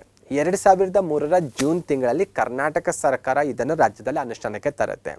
2003ರಲ್ಲಿ ಗ್ರಾಮೀಣ ಪ್ರದೇಶದ ಸಹಕಾರಿ ಸಂಘಗಳ ಸದಸ್ಯರಿಗಾಗಿ ಈ ಯೋಜನೆಯನ್ನು ಅನುಷ್ಠಾನಕ್ಕೆ ತರುತ್ತೆ. 2014-15ನೇ ಸಾಲಿನಲ್ಲಿ ಏನು ಮಾಡುತ್ತೆ ಕರ್ನಾಟಕ ಸರ್ಕಾರ ಈ ಯೋಜನೆಯನ್ನು ನಗರ ಪ್ರದೇಶದ ಸಹಕಾರಿ ಸಂಘದ ಸದಸ್ಯರಿಗೂ ಕೂಡ ಇದು ವಿಸ್ತರಣೆ ಆಗುತ್ತೆ. ಅಂದರೆ ಯಶಸ್ವಿನಿ ಯೋಜನೆ ಯಾರಿಗೆ ರಿಲೇಟೆಡ್ ಆಗಿದೆ ಅಂತ ಕೇಳಿದ್ರೆ ಇದು ಸಹಕಾರಿ ಸಂಘದ ಸದಸ್ಯರಿಗೆ ಅನ್ನೋದು ಗೊತ್ತಿರಬೇಕು. ಆರಂಭದಲ್ಲಿ ಗ್ರಾಮೀಣ ಭಾಗದ ಸಹಕಾರಿ ಸಂಘದ ಸದಸ್ಯರಿಗೆ ಮಾತ್ರ ಈ ಯೋಜನೆ ಅಡಿಯಲ್ಲಿ ಮೆಡಿಕಲ್ ಟ್ರೀಟ್ಮೆಂಟ್ ಸಿಗ್ತಾ ಇತ್ತು. ಆದರೆ 2014-15ರಿಂದ ಬಂದಾಗ ಇದನ್ನು ನಗರ ಪ್ರದೇಶದ ಸಹಕಾರಿ ಸಂಘದ ಸದಸ್ಯರಿಗೂ ಕೂಡ ಈ ಯೋಜನೆ ಅಡಿಯಲ್ಲಿ ಮೆಡಿಕಲ್ ಫೆಸಿಲಿಟಿ ಅಥವಾ ಮೆಡಿಕಲ್ ಟ್ರೀಟ್ಮೆಂಟ್ ಸಿಗ್ತಾ ಇದೆ ಅಂತ ಹೇಳ್ಬೋದು. ಇದು ನಗದು ರಹಿತ ಚಿಕಿತ್ಸಾ ಸೌಲಭ್ಯ ಆಗಿರುತ್ತೆ. ರಾಜ್ಯಾದ್ಯಂತ ಗುರುತಿಸಿರುವಂಥ ಯಶಸ್ವಿನಿ ನೆಟ್ವರ್ಕ್ ಆಸ್ಪತ್ರೆ, ಅಂದರೆ ಈ ಯೋಜನೆ ಅಡಿಯಲ್ಲಿ ಆಸ್ಪತ್ರೆಗಳನ್ನು ಗುರುತಿಸಲಾಗಿದೆ. ಆ ಆಸ್ಪತ್ರೆಯಲ್ಲಿ ಬಂದಾಗ ಅದಕ್ಕಿರುವಂಥ ಕಂಡೀಷನ್ಸ್ ಬೇಸ್ ಮೇಲೆ ನೀವು ಟ್ರೀಟ್ಮೆಂಟ್ ಕೂಡ ಪಡ್ಕೊಳ್ಬೋದಾಗಿದೆ. ಇದು ನಗದು ರಹಿತವಾಗಿರುವಂಥ ಒಂದು ಚಿಕಿತ್ಸಾ ಸೌಲಭ್ಯವಾಗಿರುತ್ತೆ. ಓಕೆ, 2003-4ರಿಂದ 2016-17ರವರೆಗೆ ಸಹಕಾರ ಇಲಾಖೆ ಏನು ಮಾಡ್ತಾ ಇತ್ತು, ಇದನ್ನು ನಿರ್ವಹಣೆ ಮಾಡ್ತಾ ಇತ್ತು. 2017-18ರಲ್ಲಿ ಬಂದಾಗ ಸರ್ಕಾರದ ಆದೇಶದಂತೆ ಆರೋಗ್ಯ ಮತ್ತು ಕುಟುಂಬ ಕಲ್ಯಾಣ ಇಲಾಖೆ ಇದನ್ನು ನೋಡ್ಕೊಂಡು ಹೋಗ್ತಾ ಇದೆ. ಇನ್ನು 2018ರಲ್ಲಿ ಬಂದಾಗ ಈ ಯೋಜನೆಯನ್ನು ಸ್ಥಗಿತಗೊಳಿಸಲಾಗಿತ್ತು. 2018ರ ಜೂನ್ 1ನೇ ತಾರೀಕಿನಿಂದ ಈ ಯೋಜನೆಯನ್ನು ನಮ್ಮ ರಾಜ್ಯದಲ್ಲಿ ಸ್ಥಗಿತಗೊಳಿಸಲಾಗಿತ್ತು. ಆಮೇಲೆ ಮತ್ತೆ ಇದನ್ನು ರೀಸ್ಟಾರ್ಟ್ ಮಾಡ್ತಾರೆ. ಅಂದರೆ ಇದು ಅತ್ಯುತ್ತಮವಾದಂಥ ಒಂದು ಯೋಜನೆ ಆಗಿರೋದರಿಂದ ಇದನ್ನು ಪುನಃ ಸ್ಥಾಪನೆ ಮಾಡಬೇಕು, ಇದನ್ನು ಪುನಃ ಅನುಷ್ಠಾನಕ್ಕೆ ತರಬೇಕನ್ನುವಂಥ ಒಂದು ಬೇಡಿಕೆ ಬರುತ್ತೆ. ಹಾಗಾಗಿ 2022-23ನೇ ಸಾಲಿನ ಬಜೆಟ್ನಲ್ಲಿ ಬಂದಾಗ ಪರಿಷ್ಕೃತ ಯಶಸ್ವಿನಿ ಯೋಜನೆಯನ್ನು ಮತ್ತೆ ಕರ್ನಾಟಕ ಸರ್ಕಾರ ಏನು ಮಾಡಿದೆ, ಡಿಕ್ಲೇರ್ ಮಾಡಿದೆ ಅಂತ ಹೇಳ್ಬೋದಾಗಿದೆ. ಈ ಯೋಜನೆಯ ಅನುಷ್ಠಾನಕ್ಕಾಗಿ ಯೋಜನೆ ನೋಡ್ಕೊಂಡು ಹೋಗ್ಲಿಕ್ಕೆ ಒಂದು ಟ್ರಸ್ಟ್ ಇದೆ, ಯಶಸ್ವಿನಿ ಸಹಕಾರಿ ಸದಸ್ಯರ ಆರೋಗ್ಯ ರಕ್ಷಣಾ ಟ್ರಸ್ಟ್ ಅಂತ. ಈ ಟ್ರಸ್ಟಿಗೆ ಕರ್ನಾಟಕ ಸರ್ಕಾರದ ಅಥವಾ ಕರ್ನಾಟಕ ರಾಜ್ಯದ ಮುಖ್ಯಮಂತ್ರಿಗಳೇನಿದ್ದಾರಲ್ವ ಅವರು ಮಹಾಪೋಷಕರಾಗಿರ್ತಾರೆ. ಸಹಕಾರ ಸಚಿವರು ಪೋಷಕರಾಗಿರ್ತಾರೆ. ಅಲ್ಲಿ ನೀವು ಅಬ್ಸರ್ವ್ ಮಾಡಿದ್ರೆ ಗೊತ್ತಾಗ್ತಾ ಇದೆ, ಅಲ್ಲಿ ಶ್ರೀ ಸಿದ್ದರಾಮಯ್ಯರ ಹೆಸರನ್ನು ನೋಡ್ಬೋದು, ಅವ್ರ ಭಾವಚಿತ್ರವನ್ನು ನೋಡ್ಬೋದು, ಮತ್ತು ಕೆಳಗಡೆ ನೀವು ಇಲ್ಲಿ ಅಬ್ಸರ್ವ್ ಮಾಡಿದ್ರೆ ಗೊತ್ತಾಗುತ್ತೆ. ಈ ಪಾಯಿಂಟ್ಸ್ ಎಲ್ಲವೂ ಅಲ್ಲಿ ನೋಟ್ ಆಗಿರೋದು ಕಂಡು ಬರ್ತಾ ಇದೆ. ಮತ್ತು ಸಹಕಾರ ಇಲಾಖೆಯ ಸರ್ಕಾರದ ಪ್ರಧಾನ ಕಾರ್ಯದರ್ಶಿಗಳೇನಿರ್ತಾರಲ್ವ ಅವರು ಟ್ರಸ್ಟ್ನ ಅಧ್ಯಕ್ಷರಾಗಿ ಸೇವೆ ಸಲ್ಲಿಸ್ತಾ ಇರ್ತಾರೆ ಅನ್ನೋಂಥ ಮಾಹಿತಿ ನಿಮಗೆ ಗೊತ್ತಿರಬೇಕು. NCDC ಬಗ್ಗೆ ಒಂದು ಸ್ವಲ್ಪ ಮಾಹಿತಿ ಗೊತ್ತಿರಬೇಕು. 1963ರಲ್ಲಿ NCDC ಅನುಷ್ಠಾನಕ್ಕೆ ಬಂದಿದ್ದು, ನ್ಯಾಷನಲ್ ಕೋಆಪರೇಟಿವ್ ಡೆವಲಪ್ಮೆಂಟ್ ಕಾರ್ಪೊರೇಷನ್ ಅಂತ. ಅಂದರೆ ಭಾರತದಲ್ಲಿ ಸಹಕಾರ ಚಳವಳಿಯನ್ನು ಉತ್ತೇಜಿಸುವ ಉದ್ದೇಶಕ್ಕಾಗಿ NCDCಯನ್ನು ಅನುಷ್ಠಾನಕ್ಕೆ ತರಲಾಗಿದೆ ಅನ್ನೋದು ಗೊತ್ತಿರಬೇಕು. 2002ರ ನ್ಯಾಷನಲ್ ಕೋಆಪರೇಟಿವ್ ಪಾಲಿಸಿ ಬಗ್ಗೆ ಕೂಡ ಒಂದು ಸ್ವಲ್ಪ ಗೊತ್ತಿರಬೇಕು. ದೇಶದಲ್ಲಿ ಸಹಕಾರಿ ಸಂಘಗಳ ಸರ್ವಾಂಗೀಣ ಅಭಿವೃದ್ಧಿಗಾಗಿ ಈ ಪಾಲಿಸಿಯನ್ನು ಅನುಷ್ಠಾನಕ್ಕೆ ತರಲಾಗುತ್ತೆ ಅನ್ನೋದು ಗೊತ್ತಿರಬೇಕು. ಕರ್ನಾಟಕ ಸರ್ಕಾರದ ಸಹಕಾರ ಇಲಾಖೆಯ ಸಚಿವರು ಯಾರಿದ್ದಾರೆ ಈಗ ಅನ್ನೋದು ಕೂಡ ಗೊತ್ತಿರಬೇಕು. ಶ್ರೀ KN ರಾಜಣ್ಣ ಅವರು ಪ್ರೆಸಿಡೆಂಟ್ ಸಹಕಾರ ಸಚಿವರಾಗಿದ್ದಾರೆ ಕರ್ನಾಟಕ ಸರ್ಕಾರದಲ್ಲಿ ಬಂದಾಗ. ಅವ್ರ ಹೆಸರು ಕೂಡ ನಿಮಗೆ ಗೊತ್ತಿರಬೇಕು. ಅಷ್ಟೆಲ್ಲ 2021ರಲ್ಲಿ ಕೇಂದ್ರ ಮಟ್ಟದಲ್ಲಿ ಕೇಂದ್ರ ಸರ್ಕಾರದಲ್ಲಿ ಕೂಡ ಸಹಕಾರ ಸಚಿವಾಲಯವನ್ನು ಅನುಷ್ಠಾನಕ್ಕೆ ತರಲಾಗಿದೆ. ಮೊದಲ ಸಹಕಾರ ಸಚಿವರಾಗಿ ಅಮಿತ್ ಶಾ ಅವರು ಸೇವೆ ಸಲ್ಲಿಸಿದ್ದಾರೆ. ಈ ಮಾಹಿತಿ ಕೂಡ ನಿಮಗೆ ಗೊತ್ತಿರಬೇಕು. ಓಕೆ, ಇದಿಷ್ಟು ಆಲ್ಮೋಸ್ಟ್ ಆಗಿ ಸಹಕಾರ ಸಂಘಗಳಿಗೆ ರಿಲೇಟೆಡ್ ಆಗಿರುವಂಥ ಮಾಹಿತಿ ಆಗಿತ್ತು. ಇನ್ನು ಕೊನೆಯದಾಗಿ ಬಂದಾಗ ನ್ಯಾಷನಲ್ ಕೋಆಪರೇಟಿವ್ ಡಾಟಾಬೇಸ್ 2023 ರಿಪೋರ್ಟನ್ನು ಬೇಸ್ ಆಗಿಟ್ಕೊಂಡು ಕೆಲವೊಂದು ಅಂಕಿಅಂಶಗಳನ್ನು ಒಂದು ಸ್ವಲ್ಪ ಕ್ಲಿಯರ್ ಮಾಡ್ಕೊಳ್ಳೋಣ. ಇನ್ನು ಕರ್ನಾಟಕಕ್ಕೆ ಸಂಬಂಧಿಸಿದಂತೆ ಅಂಕಿಅಂಶ ನೋಡ್ತಾ ಹೋದರೆ, ಕರ್ನಾಟಕದಲ್ಲಿ ಬಂದಾಗ ಒಟ್ಟು ಸಹಕಾರಿ ಸಂಘಗಳು 44,005 ಇರೋದು ಕಂಡುಬರುತ್ತೆ. ಸಹಕಾರಿ ಸಂಘಗಳ ಸದಸ್ಯರ ಸಂಖ್ಯೆ ಅಂತ ಬಂದಾಗ 3,33,14,744 ಇರೋದು ಕಂಡುಬರುತ್ತೆ. ಅತಿ ಹೆಚ್ಚು ಸಹಕಾರಿ ಸಂಘಗಳು ಬೆಳಗಾವಿ ಜಿಲ್ಲೆಯಲ್ಲಿದ್ದಾವೆ. ಅತಿ ಕಡಿಮೆ ಸಹಕಾರಿ ಸಂಘಗಳು ಕೊಡಗು ಜಿಲ್ಲೆಯಲ್ಲಿರೋದು ಕಂಡುಬರುತ್ತೆ. ಅಂಕಿಅಂಶಗಳಲ್ಲಿ ಸ್ವಲ್ಪ ವೇರಿಯೇಷನ್ ಇರ್ಬೋದು. ಎಕ್ಸಾಮಲ್ಲಿ ಸುಮಾರು ಒಂದೊಂಥ ವರ್ಡ್ ಬಳಸುವಂಥ ಪಾಸಿಬಿಲಿಟಿ ಇರುತ್ತೆ. ಹಾಗಾಗಿ ಆ ಬೇಸ್ ಮೇಲೆ ಒಂದು ಸ್ವಲ್ಪ ನೀವು ಏನಾದರೂ ಸಣ್ಣ ಪುಟ್ಟ ವೇರಿಯೇಷನ್ ಅನಿಸಿದ್ರೆ ನೀವು ಕರೆಕ್ಷನ್ ಮಾಡ್ಕೋಬೋದು. ಅಥೆಂಟಿಕ್ ಸೋರ್ಸ್ ನಿಮ್ಮಲ್ಲಿದ್ದರೆ ನೀವು ಕರೆಕ್ಷನ್ ಮಾಡ್ಕೋಬೋದು. ಇನ್ನು ಅದರ ಜೊತೆಗೆ ಒಟ್ಟು ಸಹಕಾರ ಸಂಘಗಳ ಸಂಖ್ಯೆ 44,005 ಅಂತ ನಾವು ಡಿಸ್ಕಷನ್ ಮಾಡಿದ್ದೇವೆ. ಗ್ರಾಮಾಂತರ ಪ್ರದೇಶದಲ್ಲಿರುವಂಥ ಸಹಕಾರಿ ಸಂಘಗಳ ಸಂಖ್ಯೆ ಎಷ್ಟಂದರೆ 30,469. ನಗರ ಪ್ರದೇಶದಲ್ಲಿರುವಂಥ ಸಹಕಾರಿ ಸಂಘಗಳಂದರೆ 13,536 ಅಂತ. ನೆಕ್ಸ್ಟ್ ಹೈನುಗಾರಿಕಾ ಸಹಕಾರಿ ಸಂಘಗಳ ಸಂಖ್ಯೆ ಎಷ್ಟಿದೆ ಕರ್ನಾಟಕದಲ್ಲಿ ಬಂದಾಗ 17,514. ರಾಜ್ಯದಲ್ಲಿ ಕರ್ನಾಟಕದಲ್ಲಿ ಬಂದಾಗ ಹೈನುಗಾರಿಕಾ ಸಹಕಾರಿ ಸಂಘಗಳ ಸಂಖ್ಯೆನೇ ಎಲ್ಲಕ್ಕಿಂತ ಜಾಸ್ತಿ ಇರೋದು. ಆ ಸಹಕಾರಿ ಸಂಘದಲ್ಲಿರುವಂಥ ಸದಸ್ಯರ ಸಂಖ್ಯೆ ಎಷ್ಟಿದೆ ಅಂತ ನೋಡ್ತಾ ಹೋದರೆ 32,37,337 ಇರೋದು. ಅದಾದ ನಂತರ ಸೆಕೆಂಡ್ ಪ್ಲೇಸಲ್ಲಿ ಪ್ರಾಥಮಿಕ ಕೃಷಿ ಪತ್ತಿನ ಸಹಕಾರಿ ಸಂಘಗಳಿರೋದು ಕಂಡುಬರುತ್ತೆ. ಅವುಗಳ ಸಂಖ್ಯೆ 6,081. ಅವುಗಳಲ್ಲಿರುವಂಥ ಸದಸ್ಯರ ಸಂಖ್ಯೆ ಎಷ್ಟಿದೆ ಅಂದರೆ 81,97,503. ಇಲ್ಲಿ ಗಮನಿಸಬೇಕಾದಂಥ ವಿಚಾರ ಏನಂದರೆ, ಸಹಕಾರಿ ಸಂಘಗಳಂತ ಬಂದಾಗ ಅತಿ ಹೆಚ್ಚು ಸಹಕಾರಿ ಸಂಘಗಳಿರೋದು ಹೈನುಗಾರಿಕಾ ಕ್ಷೇತ್ರಕ್ಕೆ ರಿಲೇಟೆಡ್ ಆಗಿರೋದು. ಸದಸ್ಯರ ಸಂಖ್ಯೆ ಅಂತ ಬಂದಾಗ ಕೃಷಿ ಪತ್ತಿನ ಸಹಕಾರಿ ಸಂಘದಲ್ಲಿ ಸದಸ್ಯರ ಸಂಖ್ಯೆ ಜಾಸ್ತಿ ಇರೋದು ಕಂಡುಬರ್ತಾ ಇದೆ. ಇದು ಕೂಡ ಗಮನಿಸಬೇಕು ನೀವು. ಓಕೆ, ಇದಿಷ್ಟು ಸಹಕಾರಿ ಸಂಘಗಳಿಗೆ ರಿಲೇಟೆಡ್ ಆಗಿರುವಂಥ ಇನ್ಫಾರ್ಮೇಷನ್ ಆಗಿತ್ತು. ಇಲ್ಲಿರುವಂಥ ಕಂಟೆಂಟ್ ಸಂಪೂರ್ಣ ಕಂಪ್ಲೀಟ್ ಅನ್ನಂಗಿಲ್ಲ. ಇದನ್ನು ಮೀರಿ ನಿಮಗೆ ಇನ್ಫಾರ್ಮೇಷನ್ ಸಿಕ್ಕರೆ ಅದನ್ನು ಕೂಡ ನೀವು ಓದ್ಕೊಳ್ಳಿ. ಕಾಂಪಿಟೇಟಿವ್ ಎಕ್ಸಾಮಲ್ಲಿಗೆ ಯಾವುದೇ ಲಿಮಿಟ್ ಅನ್ನಂಗಿಲ್ಲ, ನೀವು ಇಷ್ಟೇ ಓದಬೇಕು ಅನ್ನಂಗಿಲ್ಲ. ಸಕ್ಸಸ್ ಆಗಬೇಕಾದ್ರೆ ನಾವು ವರ್ಕೌಟ್ ಮಾಡಲೇಬೇಕು. ಸಕ್ಸಸ್ಸಿಗೆ ಯಾವುದೇ ಶಾರ್ಟ್ಕಟ್ ರೂಟ್ ಅಂತ ಯಾವುದೂ ಇಲ್ಲ. ಹಾಗಾಗಿ ಇನ್ನೂ ಸ್ವಲ್ಪ ಇನ್ಫಾರ್ಮೇಷನ್ ಕಲೆಕ್ಟ್ ಮಾಡ್ಕೊಂಡು ಓದ್ಕೊಳ್ಳಿ. ನಿಮಗೇನೂ ಗೊತ್ತಿಲ್ಲ ಅಂದರೆ ಬೇಸ್ ಇಷ್ಟಾದರೂ ಫಸ್ಟ್ ರೆಡಿ ಮಾಡ್ಕೊಳ್ಳಿ. ಇದಾದಮೇಲೆ ನೀವು ಮತ್ತೆ ನೆಕ್ಸ್ಟ್ ಲೆವೆಲ್ಗೆ ನಾಲೆಜನ್ನು ಪಡ್ಕೊಳ್ಬೋದಾಗಿದೆ. ಮತ್ತೆ ಮುಂದಿನ ವೀಡಿಯೋದಲ್ಲಿ ಭೇಟಿಯಾಗೋಣ. ಎಲ್ಲರಿಗೂ ನಮಸ್ಕಾರಗಳು.